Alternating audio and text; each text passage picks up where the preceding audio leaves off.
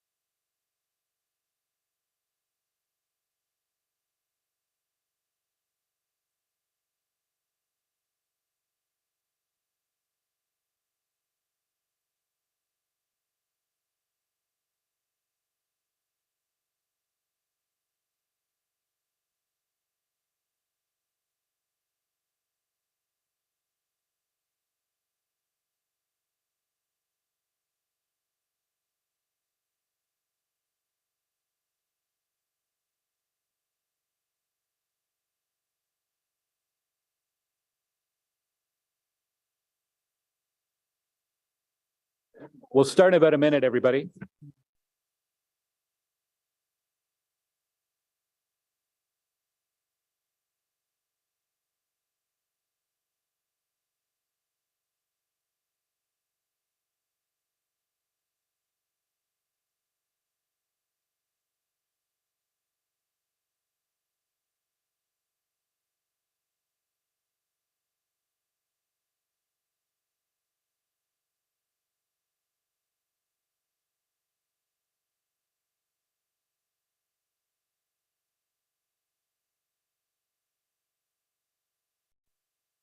Looking good, Glenn.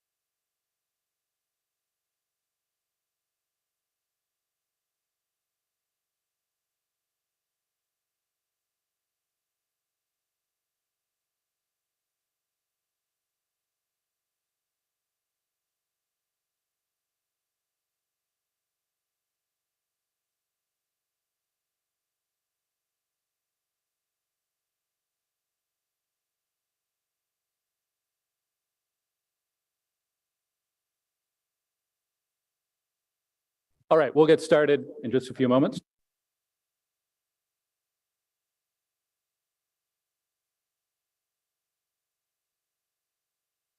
Good morning. Bonjour. This is our first official meeting. We had a special meeting a couple of weeks ago, so it's good to see a lot of people here this morning. We acknowledge that Ottawa is located on unceded territory of the Algonquin Anishinaabe Nation, whose culture and presence have nurtured and continue to nurture this land.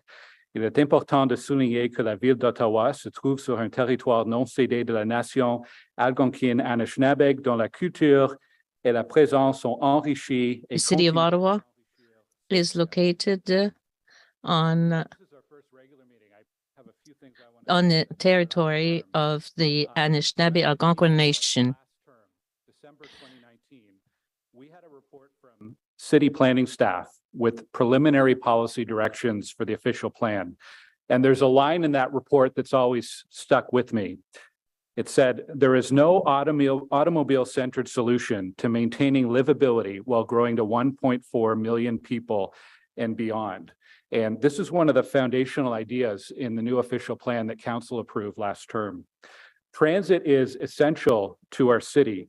Without transit, this city does not work, and I'd argue that it's as important as water and electricity to keep Ottawa functioning day to day. Plus de 3,000 employés, opérateurs, mécaniciens, nettoyeurs, agents spéciaux. Over 3,000 employees, operators, red vests, and thousands of people must move around every day throughout the city. No real downtime ever. And in those few hours overnight when Transpo vans and trains and buses might be stopped, there's staff at the garage maintaining, cleaning, and inspecting the vehicles and getting ready for the next day of service. And I was reminded this weekend that OC Transpo does more than just mobility as well. We had an overnight fire in Stittsville on one of the coldest nights of the year, and an OC Transpo bus was on the scene providing a warming center for firefighters and first responders. OC is an essential service to so many people in our community. And we have a huge responsibility as members of this committee this term. When we're here, we have to take off our ward councillor hats and put on our city councillor hats. We'll use our experience as ward councillors and we'll listen to residents and customers from across the city, but we have to think on a citywide network level about how the city and OC Transpo can better serve customers. Au cours des 2 derniers mois comme président, Over the past few months as chair, I was witness of the commitment of Renée and her team toward our transit system. Our task as a commission is to provide them the support they need and our direction over the next 4 years. OC Transpo has the resources they need to serve our community. Alors, c'est parti. Let's go. So let's go. We'll start with the roll call. Eric, if you can help with that, please. Councillor Hill. Present. Councillor Tierney. Present. Councillor Leeper. See. Councillor Brockington. Here. Councillor Menard. Here. Councillor Carr. Morning. Councillor Lowe. Here. Vice Chair Curry. Here. Chair Gower. Here. You have quorum, Chair. Thank you, Eric. We have no regrets today, but I will note there is a police board meeting today. So two of our members will need to leave. I believe it's at 2 p.m. So just so committee members here are aware of quorum. If there's any other reasons to leave, please let me know. We'll try to manage that. Also, if there's any motions today, we have a really busy agenda. If you have yet to share your motions with the city clerk or the clerk's team, please do so as soon as possible. Also like to welcome, I think there's an Algonquin class here today who's observing our commission. So welcome and thanks for being here. Are there any declarations of interest this morning? Okay, I'm seeing none. Confirmation of minutes. We have two meetings to confirm minutes. The first is for September 14th, 2022. Are the minutes confirmed? Confirmed. Confirmed, thank you. And for January 27th, 2023, are those confirmed? Confirmed, thank you. We have two responses to inquiry. There's one on Herdman Station and one on emergency intercom buttons at Confederation, on the Confederation Line train. Any requests to hold those items or read those items? Councilor Brockington? Chair, yes, I request that we pull the Herdman Station response, please. The Herdman Station. So we do need 2/3 of members in agreement. Would members agree to pull that item for discussion? Agreed. Agreed. We will come back to that. I just want to go over the agenda and how we're going to run today. So we'll come back to Chair, it's Councillor King. Councillor King. Yes. I'd also like to have the inquiry around the emergency intercom button held if possible. Okay. So with the concurrence of 2/3 of committee, can we hold that item as well? Okay. Thank you, Councillor King. Thank you. Item 5.1 is the transit terms of reference, and we do have speakers for this, so we will hold that item. Item 6.1 is a OC Transpo update for rail, bus, and para Transpo. We have speakers on that in a presentation from staff, so we'll hold that item. Item 6.2 is the report on the Line 1 service disruption in January. We have a presentation and speakers on that, so we will hold that item as well. Item 6.3 is a zero emission bus infrastructure update, and there's a staff presentation. I'm actually going to propose with the will of committee that we move 6.3 ahead of 6.2. I think it just will flow a little more naturally. So we'll go 6.1, 6.3, and 6.2 if everyone's okay with that. Nodding heads. Okay, thank you. After we're through those three items, we will take a short break because item 7.1 is the budget, and there are a number of speakers for that. So we'll take a short break before the budget item. Item 7.2 is delegation of authority, contracts awarded for the period of January 1st, 2022 to June 30th, 2022 for Transit Commission. Staff is available to answer questions on this. There's no speakers registered. Would the committee like to hold this item? Anyone on committee or council?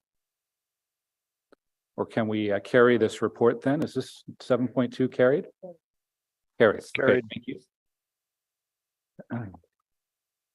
Okay, so that's the agenda. It'll be a busy day today. So let's go back to the first item that we held. This was item 4.1. It was a response to an inquiry on Herdman Station. We actually have two speakers who had registered for this, should it be lifted, and it has been lifted. We have John Reddens and Miranda Gray. Eric, are John and Miranda online or in person today? They're online. They're online. Okay, so we'll bring John into the room first if he's available.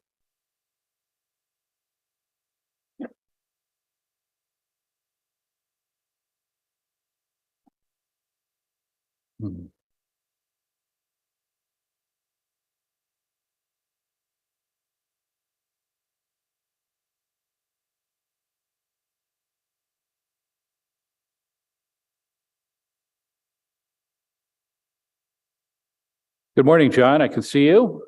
Oh, finally joined in. Good morning, everyone.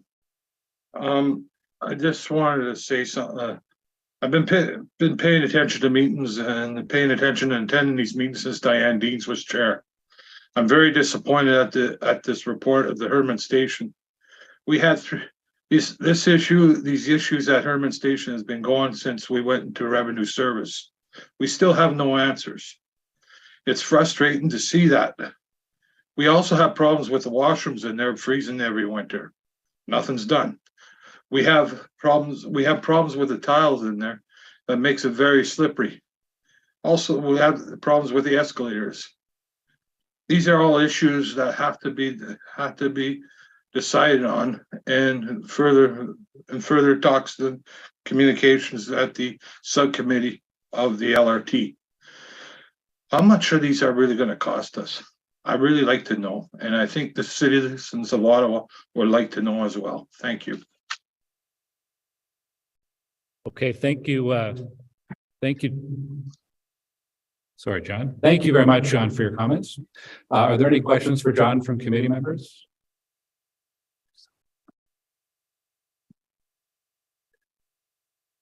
Councillor Menard. Thanks very much, Chair. Just briefly to John. I guess, John, what is it that you want to see ultimately at Herdman? I know the issues that have come up, obviously working bathrooms. I know I've been seeing they haven't been working. They've been frozen over. It's frozen pipes or other issues where the bathrooms aren't working regularly.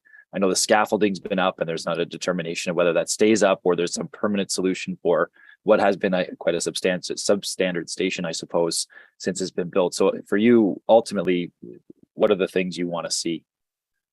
First, I want to see respect to the customer. Secondly, I want to see safety.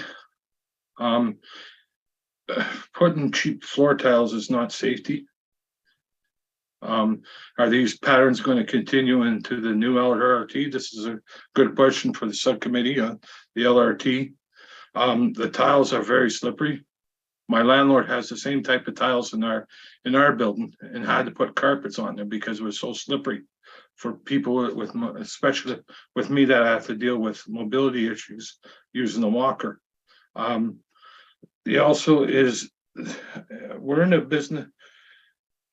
You say we're a service, but we also provide a business. And we're not providing a business if we can't provide the service of helping our customers basically enjoy their comfort. I'm new to Ottawa still. I consider myself, I've been in Ottawa for 20 years, almost 20 years now. I started coming in here in 1985 when my brother was going to Carleton University, and these stations were welcoming. They were. We can count on good transit. And a good welcoming station. I've also heard in the last year that Herdman's going to be outdated because our communities are growing. We're going to be building more buildings not too far from Herdman. So the size of that Herdman station is now outdated with the long-term building plan. So you have to look at that fact as well. Thank you. Thanks. Thank you, Chair. Okay, thank you. Any other questions for John? Okay, I'm seeing none. Thank you, John, and I know we'll see you later this morning as well. Our next speaker on this item is Miranda Gray. Hello, can you hear me? Yes, we can. Good morning. My name is Miranda Gray. I've been using Herdman Station for 30 years, so this is my third major configuration of the station. My comment on the inquiry response is that it is disingenuous. Nothing substantive has changed about that station since it opened. It's not like the wind directions have changed or the weather, our climate has suddenly become moderate.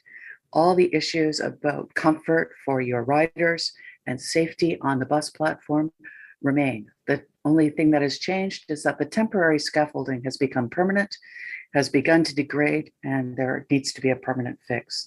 So I did not find this response very helpful in that it's really setting us back to where we were in 2019 when there were serious concerns about how that station had been built, maybe even 2018 when it first came into service in that new location. So it's lovely that you're going to do more work, but realistically that work could have been done at any point in the past 4 years. So to say that you're going to look at something is not very helpful. Thank you. Thank you, Miranda. Are there any questions for Miranda? Councillor Brockington? No? Okay. Any questions for Miranda? I'm seeing none. Okay, thank you, Miranda, for your comments on this. And I think we'll see you later on this morning as well on some of the other items. We'll move now to questions for staff on this item. Councillor Brockington, you asked for this to be held, so you're up first. Thank you, Chair. I acknowledge we have a busy agenda today and will not spend too much time on this item, but I guess the main point I want to stress for staff today is that our passenger experience at Herdman continues to be challenged. There are a number of concerns that continuously come up with the station. Obviously, we're not going to solve that today, but we need to have a better understanding. I think OC Transpo needs to have a better understanding of passenger experience at the station, and whether or not we do a blitz and you survey passengers at Herdman to try and better understand from a larger sample of passengers truly what the issues are.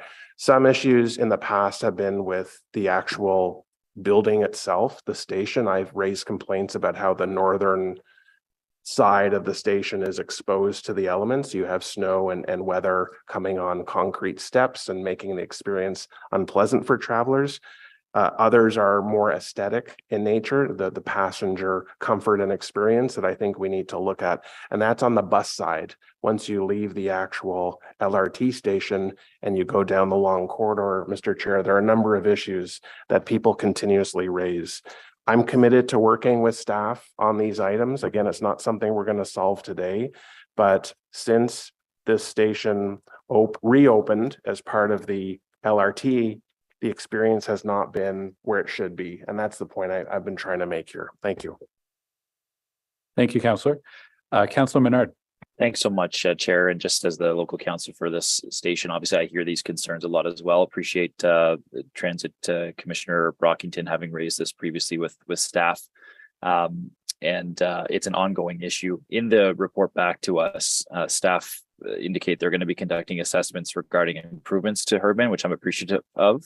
One of the items they talk about is installing permanent weather protection along the bus corridor. So perhaps I could just get a comment from staff on where some of these elements stand that the delegations raised around the bathrooms not working and not being operational and freezing, the floor, the tile, and then some requests for benches, as well as the scaffolding corridor, and what our timeline might look at to make something more, permanent, but improved permanence from what was there previously. If I can get a comment from staff.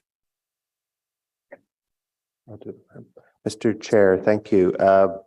Yes, as outlined in the response to the inquiry, we are planning to assess whether the number of benches should be increased, whether there's any ability to provide more sheltered waiting or walking area. There's a separate recommendation before you today regarding the temporary scaffolding that was installed in the winter of 19 and 20. If it's the desire of the Commission and Council, we could do a project and bring back a cost estimate for any other enhancements to this or any other station on the line for consideration in future years' capital budgets. I'd like to turn it over to my colleague Troy Charter, who can probably speak better than I can about the maintenance of the station by our contractor. Thank you very much, Mr. Chair. I believe everyone is aware that the RTM, the group that we work with, they're our maintainer of the line, the systems, the stations, and we're working very, very closely with them on making some improvements in terms of the washrooms and just general cleanliness in the general cleanliness. One of the things that we are working on them right now is that there have been a few occasions where some vandalism has caused those washrooms to be down for extended periods of time. So we have a project where we're going to be implementing some changes in terms of the infrastructure in there to help prevent some of the downtime with those washrooms, and we think that'll have a positive impact. So that's one of the things that definitely has impacted our customers is those. We know that those washrooms being down for periods of time. So we're working closely with our team on getting that rectified. Okay, thanks very much. And Chair, I think I will just give direction, if it's okay with you today, that staff do come back with suggested improvements and the costs for those in future years on the capital side. So exactly what Mr. Scrimger was saying, I think it makes sense for us to get an estimate to what those would cost, and see if it makes sense for future budgets to install those. If I can give that direction for staff to come back, it would just be an information piece for commission to consider. Does staff accept that as a direction? Yes, Mr. Chair. Okay, thank you. Thank you, Councillor. Councillor Carr. Hi, thank you. When I read the inquiry, I was also surprised about the fact that there's been no determination on making the scaffolding in that area permanent. As someone who is a regular, Herdman Station is my transfer point. And back when the LRT, when that station opened and LRT came into effect, 2019, that row behind the bus where the scaffolding is did not exist. So when you would exit Herdman Station, the only way to get to the very far stations was to walk either where the people were waiting for the bus stops, or we would all walk in the busway. And so it's not optional for that to be made permanent. And it is disappointing after three and a half years that it is not being made permanent. There's lots of other issues at Herdman. I mean, even where the scaffolding is, the vinyl colored panels are falling apart. My colleagues have spoken to the other issues, but I do believe that scaffolding issue needs to be made permanent. There's no way you can do without it. The station is so long. And I would also just say from my point, if you keep the same configuration and you make that scaffolding permanent, I'd also recommend putting a defibrillator along there, because it is a very long run when you get off the Herdman to the end of the 44. Thank you. Thank you, Councillor. Councillor Leeper. Thank you very much, Chair. I wouldn't normally do this during an inquiry, but the issue of scaffolding has come up, and I thought I would address it during the budget discussion. But my understanding is that staff are proposing to remove the scaffolding at Tunny's Pasture Station as well as one of the efficiencies measures, and I'm concerned about that. Councillor Menard has provided direction to staff to take a look at station improvements at Herdman that would include presumably some kind of permanent shelter for the people who are making that long walk, and we have the same dynamic at Tunny's Pasture Station. I'm wondering if staff would be willing to broaden the direction that came from the chair and Councillor Menard with respect to finding a permanent solution for scaffolding at Tunny's as well. Staff accept that as a direction? Yes, Mr. Chair. And will when you're presenting on the budget, will there be more discussion about the Tunny's scaffolding? I'm seeing nodding heads. Perfect. Merci. Thank you. Councillor Brockington. Just on that note, and I don't speak for my colleague here, Councillor Carr, but I think when she said maintain the scaffolding at Herdman, what we really want to see is a permanent structure. Scaffolding should be a temporary solution. There's nothing pretty about scaffolding. Scaffolding was never meant to be used for a covered walkway. But the ultimate goal is, because the length is so long and people are exposed to the elements, is to have a permanent structure in place that blends in with the look and feel of the station. Thank you. Okay, thank you, Councillor. Are there any other questions on this item? Okay. Since this is not a report or a recommendation, we don't need to receive or carry this, so we will move on to 4.2, which was also held. 4.2 is the response to the inquiry on the emergency intercom button Confederation Line train. There's no speakers on this one. Councillor King, I believe, held this item. Councillor King, you have questions for staff or comments on this? I do. Thank you, Chair. I'm appreciative of the response to the inquiry, but I just wanted a number of clarifications. So I'm confused as to why the emergency button was perceived to have failed by customers on that affected train, even though the operator in the report is said to have responded within 30 seconds. So I wanted some clarification from staff on that. Thank you for the question, Mr. Chair. We had to, following a review of that incident, we did have to follow up with and make some adjustments to our training curriculum. Previously, the curriculum had indicated to our operators that to respond to the PEI when it was safe to do so. And I believe in that specific case, that inherently resulted in a bit of a delay in the operator's response to that occurrence. So we estimated that it was approximately about 30 seconds, but I recognize customers on a train then when they're observing, a very distressing event such as that, 30 seconds is a very, very long time. So we've adjusted our training curriculum to ensure that operators are aware that, unless there's an immediate safety need, that they need to respond to that PEI as quickly as possible, almost immediately. And then I think that will give the customers the comfort and knowledge that someone is responding and is aware of the situation. Well, thank you for that. So I suppose what we're hearing is that as part of lessons learned, the emergency intercom procedures have been updated, and operators must now immediately answer all of those calls. So what was the timing before this process was updated? What was the expectation?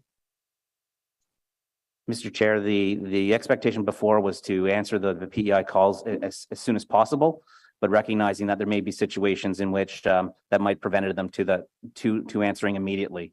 We provided clarification through our training program that there's very, very limited number of circumstances that would prevent an operator from responding in a very, very short period of time. And one of the primary examples is if that train is coming right into the train platform, like it's literally about to pull up to an area where there's potentially hundreds of people waiting for a train, that would be an appropriate time to wait the 5 seconds or so until the train came to a stop, because we want to make sure that the operator is watching for people on the platform. But in all of the circumstances, that operator should be immediately picking up answering the passenger emergency intercom button. So effectively taking away some of the subjectivity to it and ensuring that, it's an immediate response. Okay, and I just have one final question, and maybe that could be submitted in terms of a written form, I guess with the will of the committee. But I was wondering if you could share the fully updated instructions for operators, which go beyond answering immediately. I think that we heard very clearly from residents that there's an expectation when the button is pushed that there would be rapid response in emergency situation. So I would feel more comfortable if both council, the committee, and the public have a good sense of what the instructions are for operators. That's a great question, Mr. Chair. We'll follow up with our chief safety officer, ensure that it's okay to provide that information. But maybe one other piece that I could share is that every year we do hundreds of exercises and drills where the passenger emergency intercom is part of that drill and exercise. So we're not only assessing that the intercom is properly functioning, communicating with the operator, and the operator can communicate back, but also as well that the procedures are understood with our operating staff. So I just share that with additional information to provide some comfort that we know that our maintainer checks the intercoms every day, but in addition to that, we're doing hundreds of checks with our operators as well to ensure that communications are understood and that the equipment is functioning properly. But we'll follow up with the chief safety officer, and we can provide that information hopefully. I appreciate that. And just one quick final question. My understanding was that every time the emergency button is pushed, there will now be an internal review. Is that correct? Yes, that is correct. Thank you. Thank you, Chair. Okay, thank you. Councillor Lowe. Thank you, Chair. And I appreciate the dynamic nature of a lot of these situations where the operator kind of has to juggle a lot of different things at once, whether it's operating the vehicle, answering a call, etc. So given this new change in policy, what would happen, or I guess training, what would happen if the operator does answer the call and, unfortunately something does happen? Like will that jeopardize the safety of the vehicle, the people on the platform, the guideway itself? Yes, Mr. Chair. Our operators have access to our transit operations control center that works 24/7, 365 days a year. So we want that operator to immediately respond to the occurrence, find out what the nature of the occurrence is. That may require stopping the train immediately and attending to the person. But first and foremost, we want that operator to communicate the information to our control center, who have access to all the other emergency response providers, whether it be fire, paramedics, and police. We're very much connected with them. We get great response times from our partners. And that operator is the eyes and ears there, and they can ensure that they get the necessary support. That's obviously in addition to our frontline staff that are trained in things like first aid and CPR, and they can attend to various situations as well too. And we're a lot of times we're one of the first ones on scene, and then followed up by our emergency response personnel. So it really is, as to your point, it really is a dynamic sort of situation. It can change quite a bit, but we want that operator to immediately respond, assess what the situation is, notify the control center so we can get whatever help is needed. And we can relay the accurate information to that response personnel. So when they arrive, they know exactly what to do. Thank you. So if I'm interpreting that correctly, they kind of like bus operators would, if unsure, stop, basically, the vehicle. Yes, Mr. Chair, they have that ability to stop the train wherever. Ideally, it would be, best to get to a station because that's the quickest for our emergency response personnel to get, but they do have the opportunity, the ability to stop the train at any point in time. Okay, thank you. Okay, thank you. Any other questions from councillors on this item? All right, then we'll conclude this item 4.2 and we will move to item 5.1, which is the Transit Commission terms of reference. There's no presentation. We do have one speaker registered. That's Miranda Gray. We'll bring Miranda back into our room here.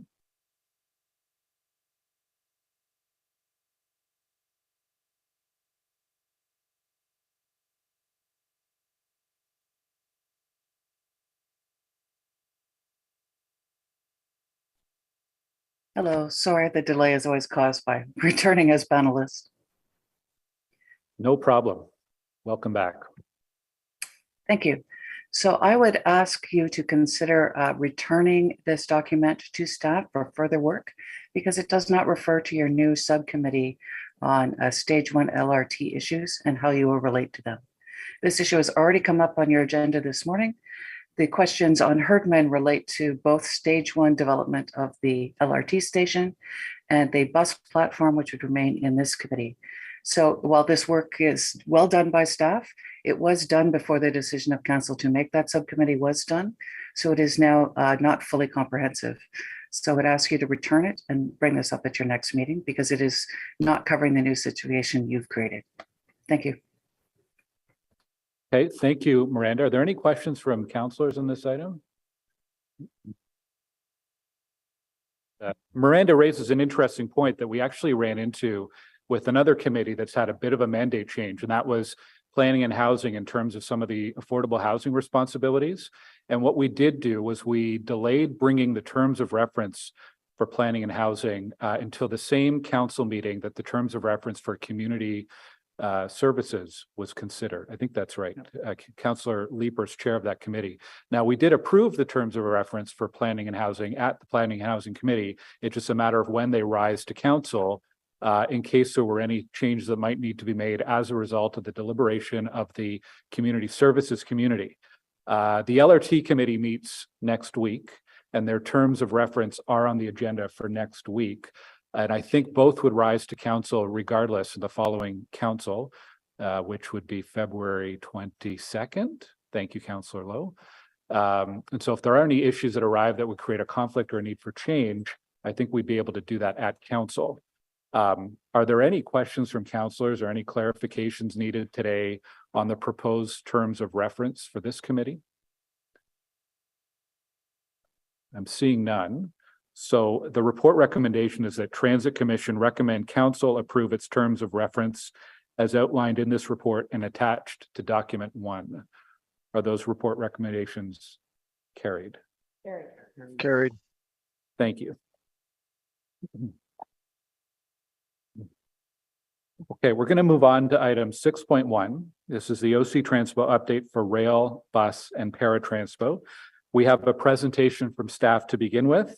We have one speaker registered, and councillors will now have an opportunity for Q&A with that speaker, and then Q&A with staff after that. So turn things over to Renée Amilcar. Bonjour. Merci beaucoup, Monsieur le Président, Madame la Vice-Présidente. Thank you very much, Mr. Chair, and all commissioners, and hello to everybody. It's a great pleasure for me to be here with you this morning. Eric, maybe you can start sharing, please, to put the deck. So I'm very happy to be here, as usual, and this is our second Transit Commission meeting of this term of council. It's a pleasure to work with you, Chair Gower and Vice Chair Curry, as well as the commission members. We have an exciting 4 years ahead of us.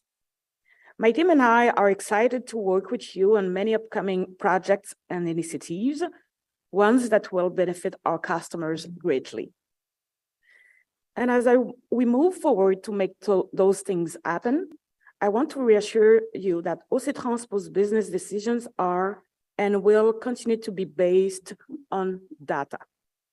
My commitment to you is that we will manage and improve our service for our customers by measuring data. That means we will use key performance indicators to track our progress. Together, I know we will do great things over the next 4 years. At every Transit Commission meeting, I will provide an update on new and important OC Transpo initiatives. My team and I will also give an update on our many lines of service. We will then, of course, be pleased to answer any questions you may have. Next slide, please. As you know, more federal public service employees have started returning to the office. We have more than enough capacity on our system to welcome back new and returning customers. December ridership data shows that we are at 60% of pre-pandemic ridership level. We expect to see that number increase in January, with more federal workers returning to transit. We have a communications campaign aimed at public servants returning to the workplace. The campaign will help educate new and returning customers about how to use the system and how to plan their commutes.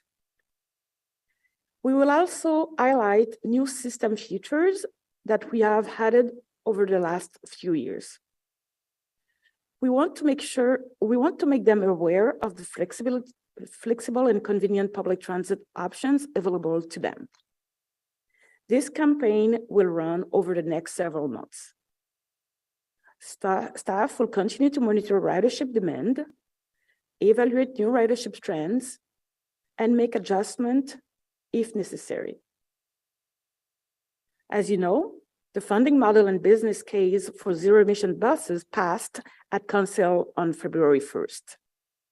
I thank you for the opportunity to brief you on this file at our Special Transit Commission meeting 2 weeks ago.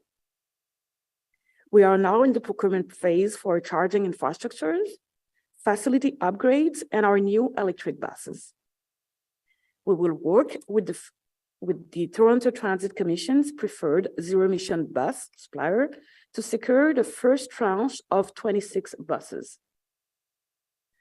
The switch to zero-emission buses will move the city closer to achieving its greenhouse gas emission reduction goals and will help transition Ottawa into a clean, renewable, and resilient city. This is exciting news for our city and for sure for OC Transpo. Last year, our bus operator recruitment campaign was a huge success. Thanks to our incredible team, we met our ambitious goal and hired 290 new bus operators. This year, our goal is even more ambitious, and we aim to hire another 3,060 operators by the end of this year. In fact, 60 will start training this month. The reason for this recruitment push is largely due to stage 2 train preparations. On top of hiring more bus operators, we'll also be hiring additional para-transpo operators, customer service representatives, mechanics, and apprentices. Our recruitment goals are directly tied to our service reliability goals. We hope the more we can be prepared for upcoming operational changes, the better our customers will be supported through those changes. As you know, this past fall, we developed a severe storm schedule pilot to prepare our bus service to severe winter storms.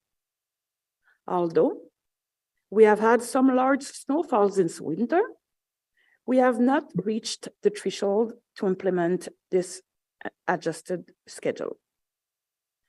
During some storms this winter, we did replace articulated buses with 40-foot buses and some double-deckers. We saw both the reduced number of stuck buses in the snow and also an improved return to service time, which has improved service delivery. We are pleased with the results of our pilot so far, but we will continue to monitor throughout the winter and determine if it will become permanent. Next slide, please. It's very important that we hear from our customers so that we can make adjustment and improve our services. Customer feedback is critical to our continuous improvement.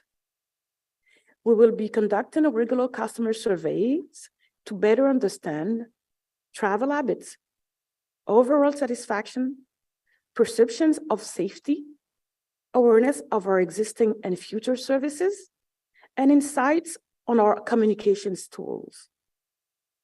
Feedback will help us better understand that adjustment we can make to improve service for our customers.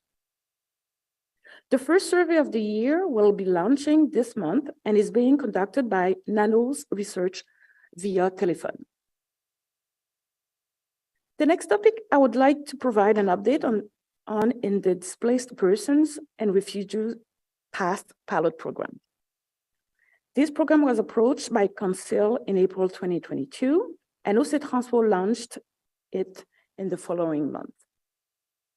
This pilot program provides no-charge 6-month transit passes to displaced families and individuals coming to Ottawa. The passes are provided to various agencies and the Community and Social Services Department, who then distribute them to their clients. As of today, over 3,200 passes have been distributed. To help address concerns from clients wondering how to get a transit pass after the 6 months are up, OC Transpo held Train the Trainer sessions with over 30 staff from 9 settlement agencies in Ottawa. At these sessions, OC Transpo provided information about our reduced fare options, including the KPIs and Community Pass. The agencies are now equipped to share transit information with their clients. Implementing this program was quick and has been very successful. This program has been included in the 2023 draft budget, and so, if approved by Council this afternoon, it will move from being a pilot project to being a regular part of OC Transpo's system. This past December, we launched a live texting service for Transpo customers. This new service allows customers the option to receive information about the estimated arrival time and their Transpo vehicle, make a direct cancellation for an upcoming trip, and ask questions about Transpo. The launch was smooth, and the new service has been well received by our customers. I would now like to briefly speak about our travel training. We have a dedicated and passionate group of employees at OC Transpo who deliver our travel training program to school boards, hospitals, day programs, and a variety of agencies who serve people with disabilities.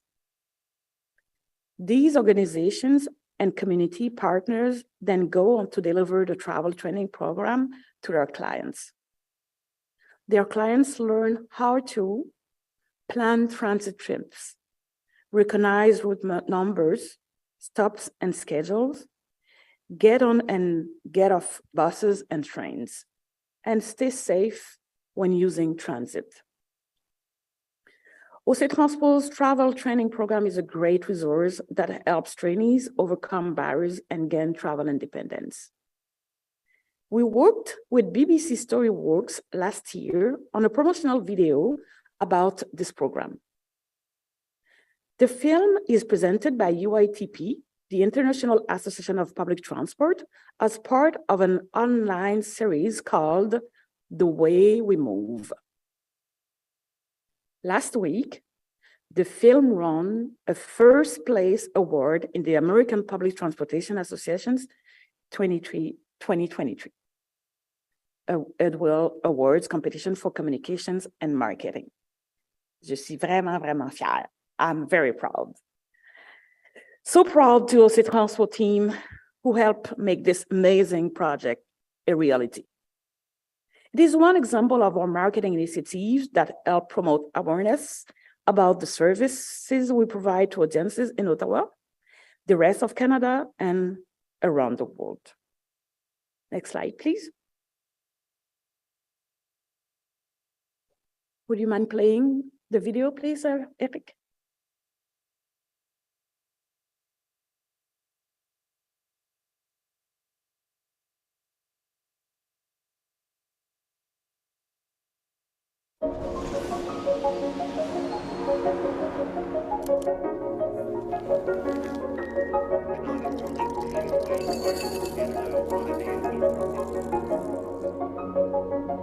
I love Ottawa.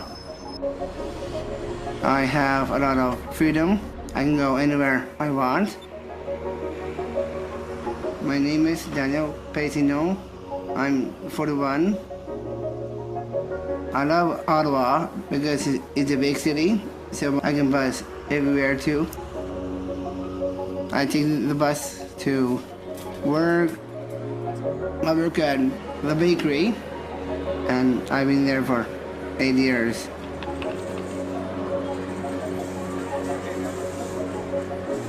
My girlfriend is Laura. She's a person with a disability also, but she also has Down syndrome, like same as I do. She knows how to bus herself too, so we can bus together, drink together, and bring her back safely on time. Initially, when Daniel moved to Ottawa, he lived with me and my family for about 7 years. So he was sort of dependent on me to sort of help him to plan his voyages and his trips. Daniel's sister first contacted me 10 or more years ago when Daniel moved here from a smaller community. She took on some responsibility when his parents were aging. He came here not knowing anybody, not having any type of a social circle. We introduced him to travel training and taught him how to take transit. The travel training program pairs people with disabilities with professionals in our community who then teach them how to take transit, and it just enhanced his life. And it got to the point, with the travel training program that he no longer needed me to help him to sort of know when to leave the house and where to catch the bus and where to make the connection. He was able to do all of that on his own. And so that makes us really happy. And I know it makes him really happy too.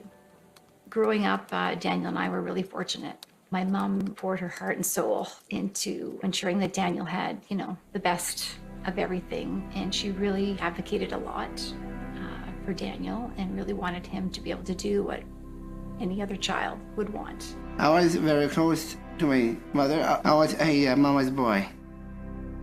So that was close, very close.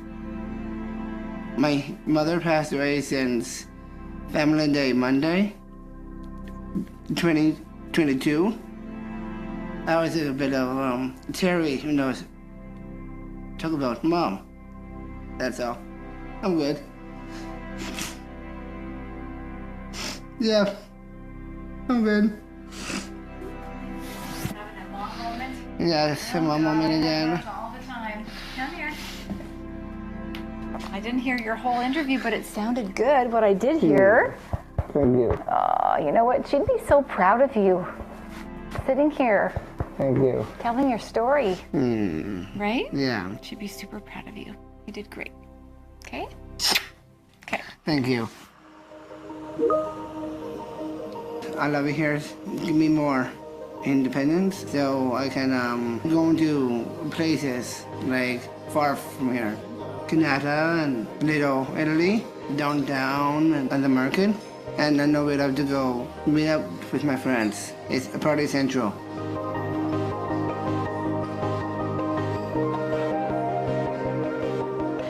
wasn't for the travel training program, he wouldn't have the independence that he has today. So it's really opened up, his entire world. Even after a few years, he was able to move into his own apartment, independent of his sister. And now he's free to just travel the community. I just hop on the bus and I know where to go.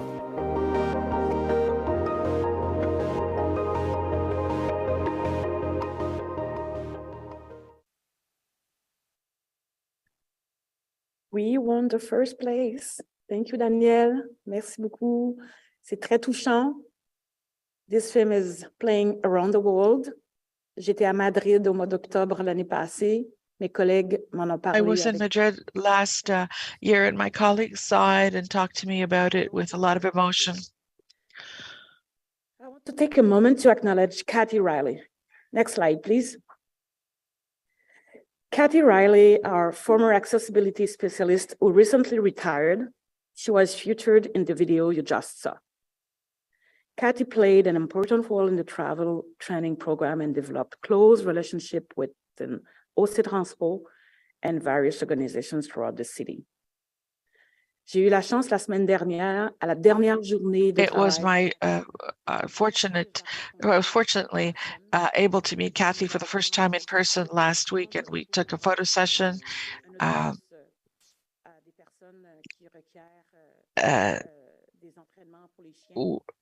with people who require special training for people who have dogs. And Kathy was there as usual. She's so present. I was so happy to see her. She's such an engaged person. And even though it was her last day, she was still fully present. Next slide, please.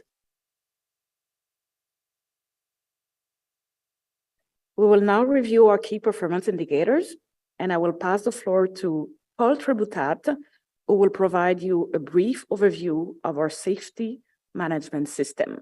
Paul, please. Thank you, Renee. Good morning, members of the Transit Commission. I'm Paul Trebutat, the Chief Safety Officer at OC Transpo. OC Transpo's, perhaps change to the next slide, please. Thank you. OC Transpo's safety management system is a documented demonstration of our commitment to the highest levels of safety.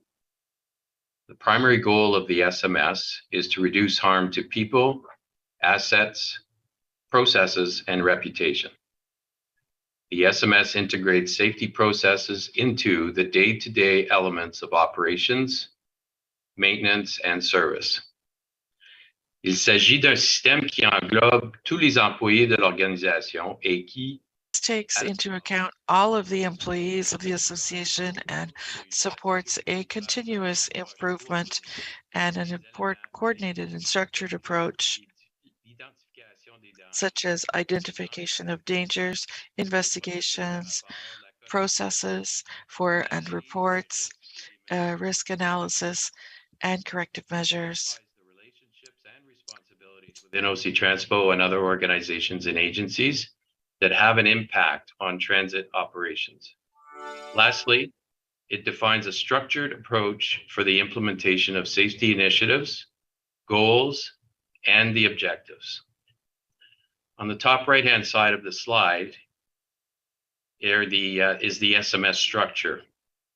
Le SMS est basé sur 4 piliers. Our SMS is based on 4 pillars, and this allows us to have a structured and integrated approach for security and the management of risks.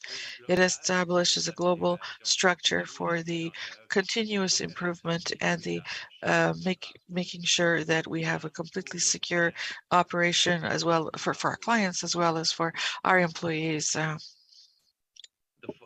4 pillars are, the pillar 1 is the SMS policy and objectives. This identifies many of the key safety leadership elements and processes that are vital to creating a safety environment and culture across the organization. Pillar 2 is risk management. Risk management involves taking action to minimize the risks to safety. Informal and formal risk assessments along with analysis of occurrence data, contributes to preventing reoccurrences and improving overall safety.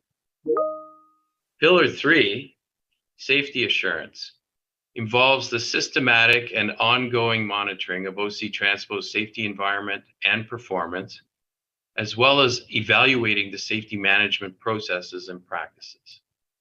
And finally, Pillar 4, safety awareness. OC Transpo aims to increase organization-wide safety awareness through position-appropriate training, safety-related communication, and employee participation in safety program development.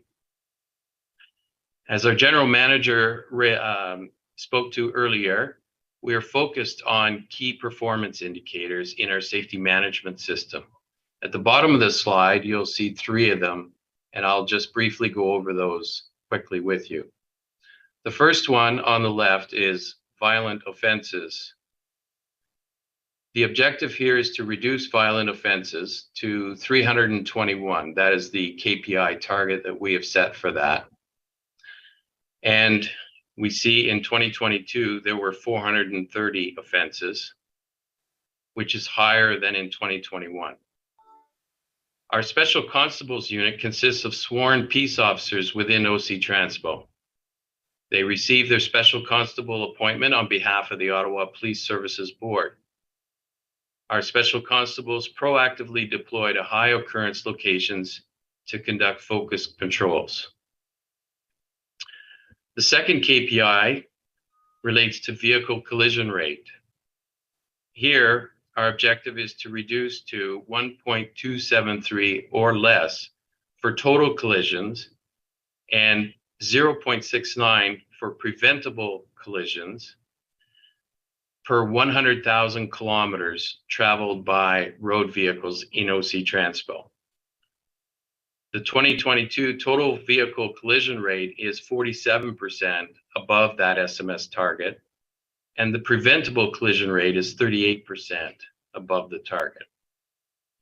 Every accident, every collision is investigated, and it is reviewed by a committee composed of bus trainers, safety investigators, transit supervisors, and the City of Ottawa's Fleet Safety Unit. Lastly, customer injuries. Our KPI there is to reduce to 1.036 or less per 1 million trips. The customer injury rate, it's important to note, is calculated on a basis of 1 million trips and is defined as requiring the attention of emergency services to transport a customer to a hospital. Although the customer injury rate for 2022 is less than the one in 2021, we still haven't been able to meet our SMS target. We've observed that on a fairly consistent basis, the top 3 customer injuries are: 1, injuries from hard brake events resulting from bus operation; 2, falls by customers while the bus is in motion; and 3, slip, trips, and falls, such as falling on stairs, escalators, or while a bus is not in motion, that is, while embarking or disembarking. So this concludes.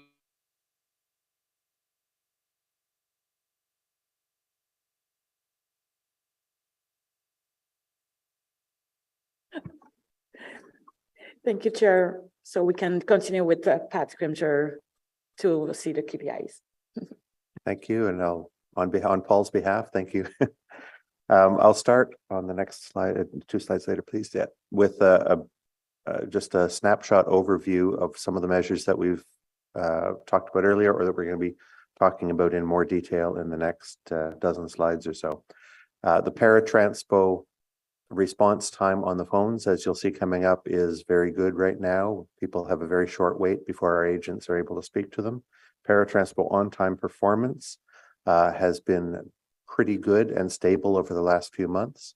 I'll show you more. Paratranspo ridership, very high and approaching pre-pandemic levels.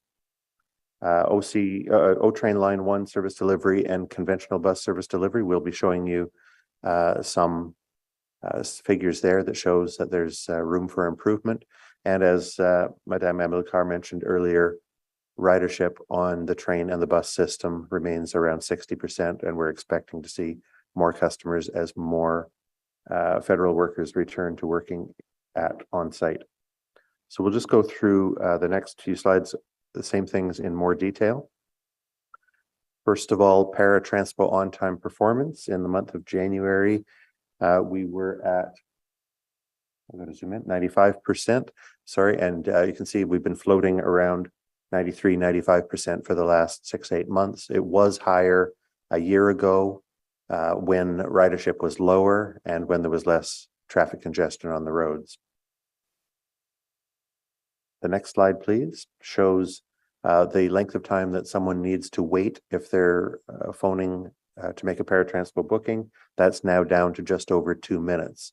And you may remember, some of you may remember a few years ago, we had strong direction from council to bring that down to under 15-minute wait. And so now we're down to about a 2-minute wait. So that shows that the large investment that council and the commission made into technology solutions and increased staffing levels in our call center has really made a difference for our customers.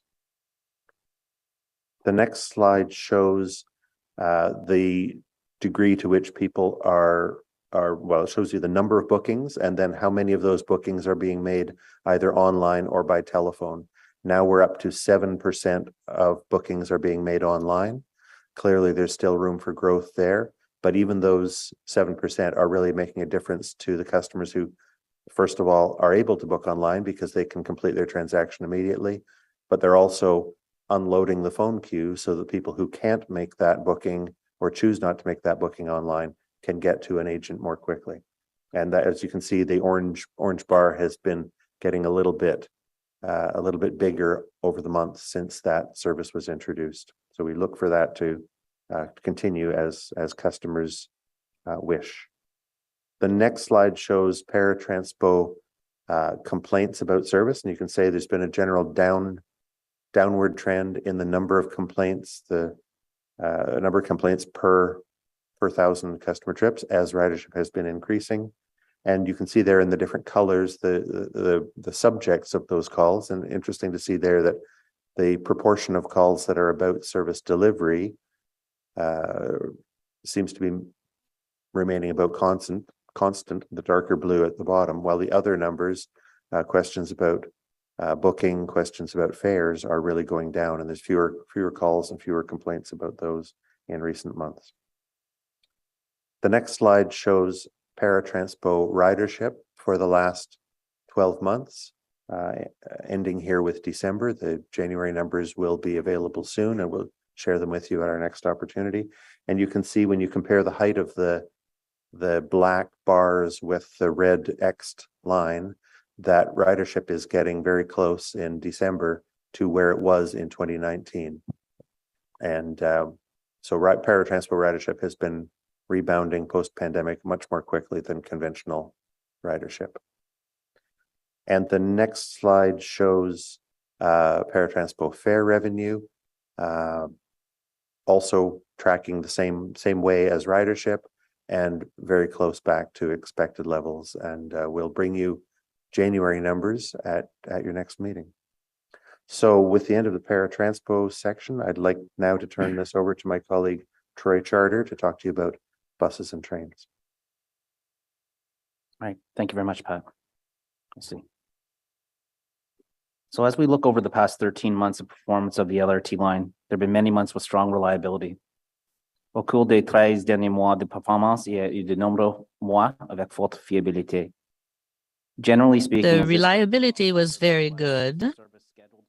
Actually delivered. We want this graph to be, as flat as possible, and obviously as close to 100% as well. The flatter the line, the greater the consistency in reliability for our customers. Since March of last year, 8 of the 11 months are at or above 98%, And looking at 2022 as a total, and if we exclude that the lightning rail event, service delivery is approximately 98.4% for the year. Depuis mars de l'année dernière, nous avons réalisé 8 mois. Since last March, we had 8 months at 98% performance, and generally speaking, the reliability is improved month after month. January service delivered was impacted primarily as a result of the freezing rain event.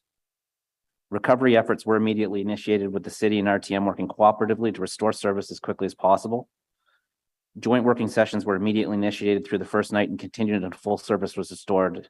In total, over 30 working sessions were held between the parties, demonstrating a commitment to work collaboratively together to share information, to coordinate efforts, all with the ultimate goal of a safe and sustainable return to service resumption.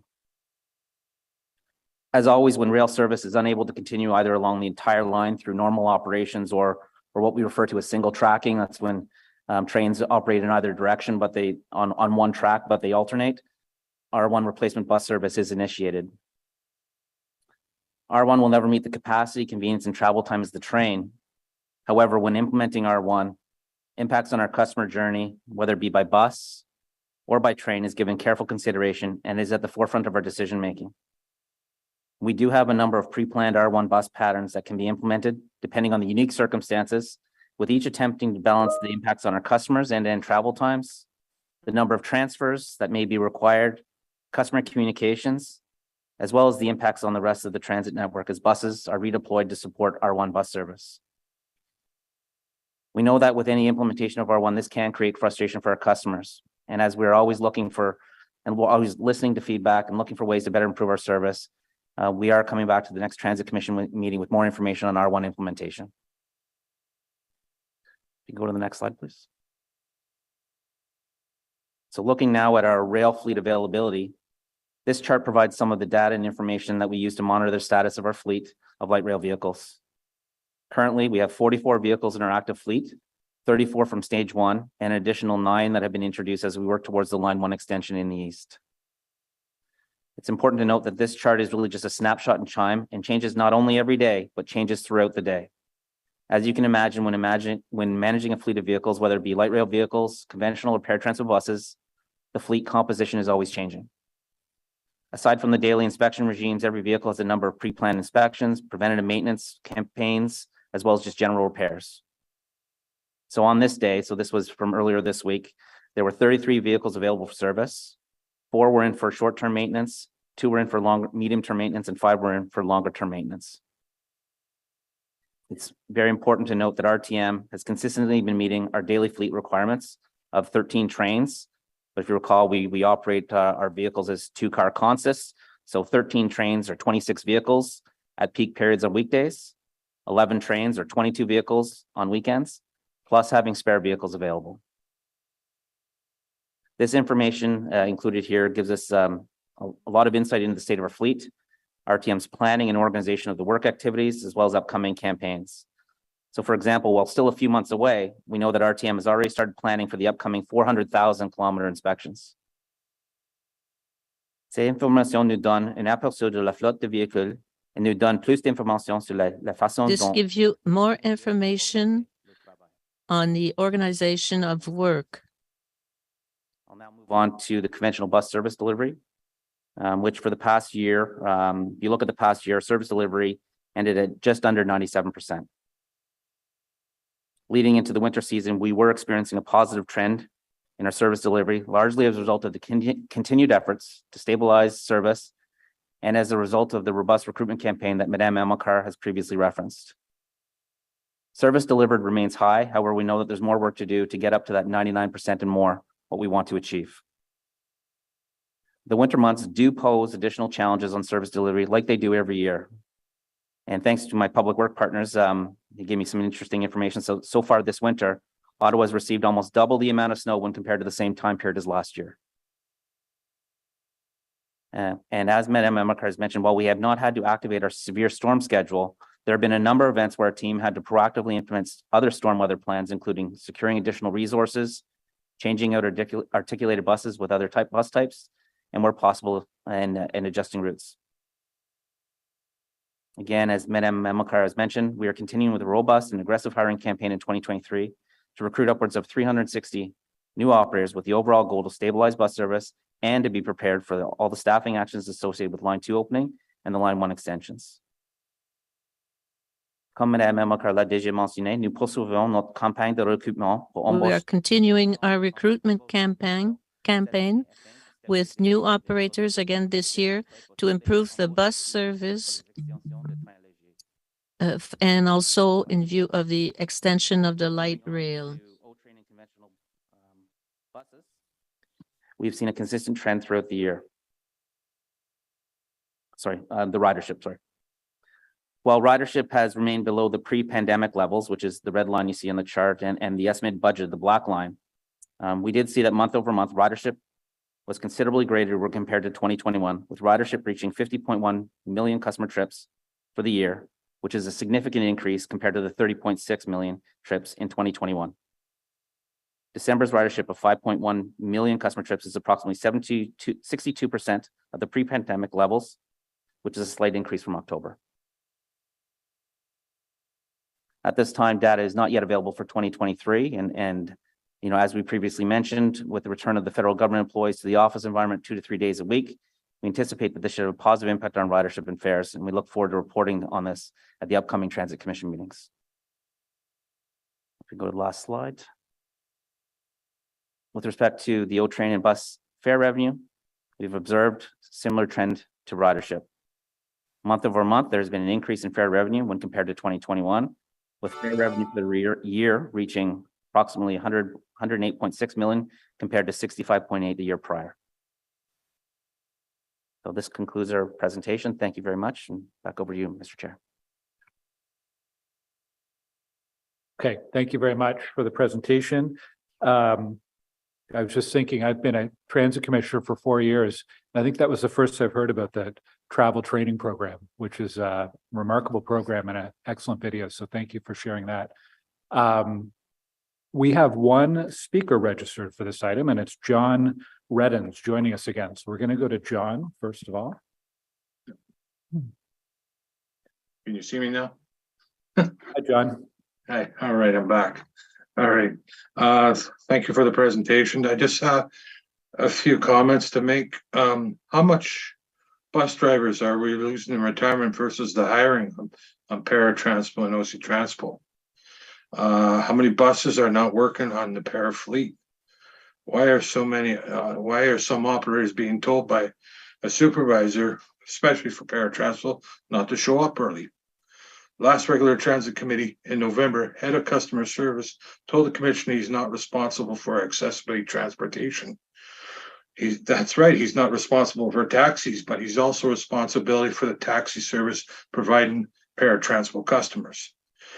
When is RTG going to buy into our city? This is one thing that, if you want to work in relationship with our city, they have to start buying in the community. I know last term,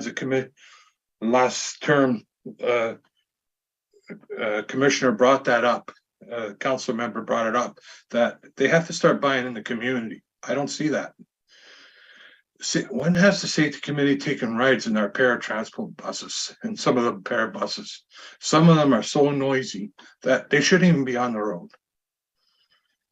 We see number one, and one other thing too is, one thing that you don't see the figures is the number of complaints going down, because some people, some of my colleagues using para Transpo feel they're not being listened to. And that's where the surveys come into point. We should have a separate survey for para Transpo customers. Thank you. Okay, thank you, John. Are there any questions for John from councillors? I see a lot of hands up, but I think it's for questions to staff. John, you've raised a few points, and I'm sure some of our colleagues here will raise those with staff during the Q&A. So thank you for raising those. Thank you. Okay, we will turn to questions for staff, and I'm just going to go in the order I see hands on my Zoom screen here. Vice Chair Curry is first up. Thank you very much. Thanks for all of that excellent information. Very helpful.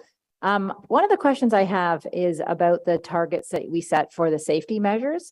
And, you know, when I ask you this question, I'm not actually expecting you to say that you're going to just do this, but why did you not set them all at zero, like a zero tolerance for any serious safety measures? And I say that because at hospitals, we set them at zero, not because many times we really expect that we'll get to zero, but just because when you set it at zero, you have different conversations. What would it take us, you know, for us to get to zero? Safety, zero violence, zero everything. The opposite being, why not 100% for another measure? It means that you sometimes have, you know, red. We at hospitals, we go red, yellow, green for how we're doing.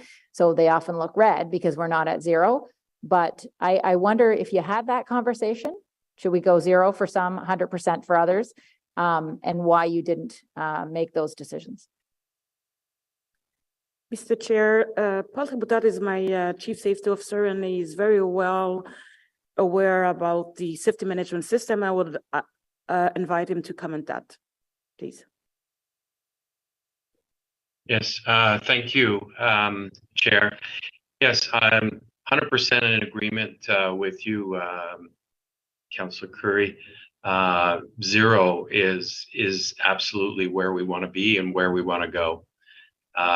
Coming into this role back in April of 2022, these were targets that were set prior to my time here at OC Transpo. That's not to say that I necessarily condone them, but I think we can see that we're not achieving the targets that we set out to achieve, even though they are above zero. And we have a number of programs in place where my organization is attempting, within the framework and construct of the safety management system, to influence culture, safety culture at OC Transpo, around creating that as a very high priority. We have a monthly safety campaign related to various facets of the Highway Traffic Act. As a case in point, myself, I take public transit to and from work 2 to 3 times a week, and I will take that opportunity to make observations when I see behaviors by our operators that are consistent with our safety goals and objectives. I go and I speak to the operator and say, you know, give them the positive feedback and try to create an environment where there's encouragement that's provided. As well, we have a number of other programs where we are aiming to advance safety within this organization. But to cap it off, zero is where I want to be. Zero is where we want to go. Thank you very much for that. And I'm only one person, but I would encourage you to think about that, only because I think as commissioners, then we understand what would it actually take? What would it mean? Maybe it would mean considerably more funding, totally doing things considerably differently. But anyway, it's something that changes the conversation, I will say, when you set your targets at 0 or 100%. The other second question I have, and I only have 2, is I had a lot of the emails from people asking about the threshold for taking articulated buses off the road. And I was back and forth with Pat in email there, and I can't remember, I think it was 31 centimeters of snow, or I think that's the number. And I wonder if there's any consideration given to lowering that number of centimeters. I understand we can't go with none because we don't have enough buses, but is there any thought about changing that target to a lower number of centimeters? Mr. Chair, we set that threshold on the basis of what we had seen for snowfall and poor service delivery in connection with snowfall from the last couple of winters. We just, you know, we expect we'll be moving that threshold up or down as time goes on, depending on experience with it. We haven't got to that level yet, and I don't think we've needed to get to that level with any of the snowfalls yet this winter, because we haven't had. I mean, the main purpose of keeping the articulated buses off the road is to keep buses moving through the day. The cost of taking articulated buses off the road is that we must reduce service because we don't have enough buses that aren't articulated buses. with the snowfalls that we've had this year, though there's been a lot, as Mr. Charter mentioned, a lot of total accumulation, each snowfall has been to some extent manageable. And we've never had days when there's been, not this winter yet, where we've had a lot of buses stuck in deep snow. But if we need to move that threshold down or up, that's something we'll be reviewing continuously. All right, thank you for that. Sure. Councillor Hill. Thank you, Chair, and thank you very much, Madam Melkar and your team for the presentation. It's insightful, certainly for me as a new commissioner here to get this State of the Union here. My question specifically is on slide 2.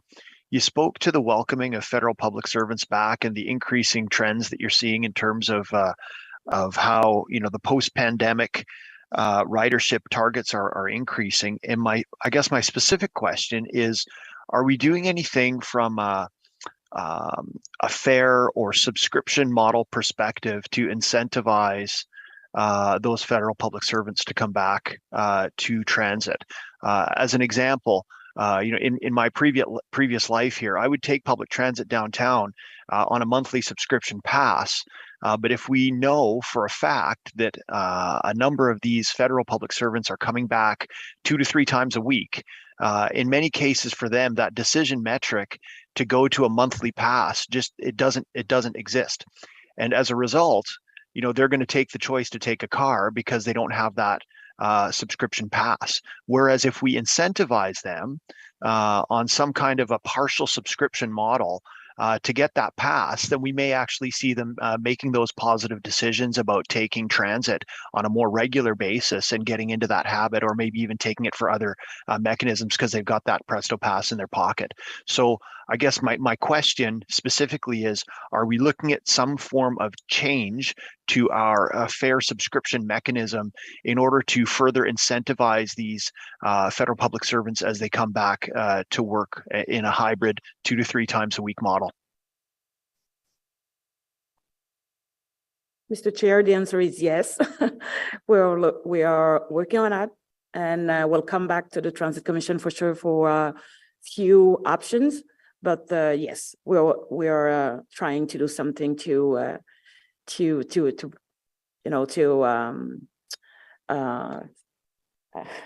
don't find the word. Pour les inviter à rester puis les encourager à venir. Merci. To invite them to come back to transit. Thank you. Ask for clarification. 2 things. When should Commission expect to see any recommendations around that? And 2, I hope it's not just for federal public servants, because there are a lot of people beyond federal public servants who are returning to work more frequently. Yes, Mr. Chair, we're continuing to work on it. We don't have anything to recommend in the budget today, so we think we'll come back with something a little later in the year, certainly before mid-year, we hope, with some initial conclusions, some affordability, where such discounts might be funded from. And as with all of our fares, they would be available to any customer, not depending on what their job is or where they work. Thank you. So before mid-year, and there are some other models other transit agencies have explored, so hopefully we can learn from experience there. Councillor Hill, I think that was it from you. So we will go to, thank you. We will go to Councillor Lowe. Thank you. And I echo your sentiments for Kathy Riley. I had the pleasure of working with her for about 2 years before I was elected. And no, there's nobody else who puts in the same vigor and care for standing up for accessibility needs for the transit system. So there's going to be really big shoes to fill there for sure. I have a few questions about the service delivery numbers.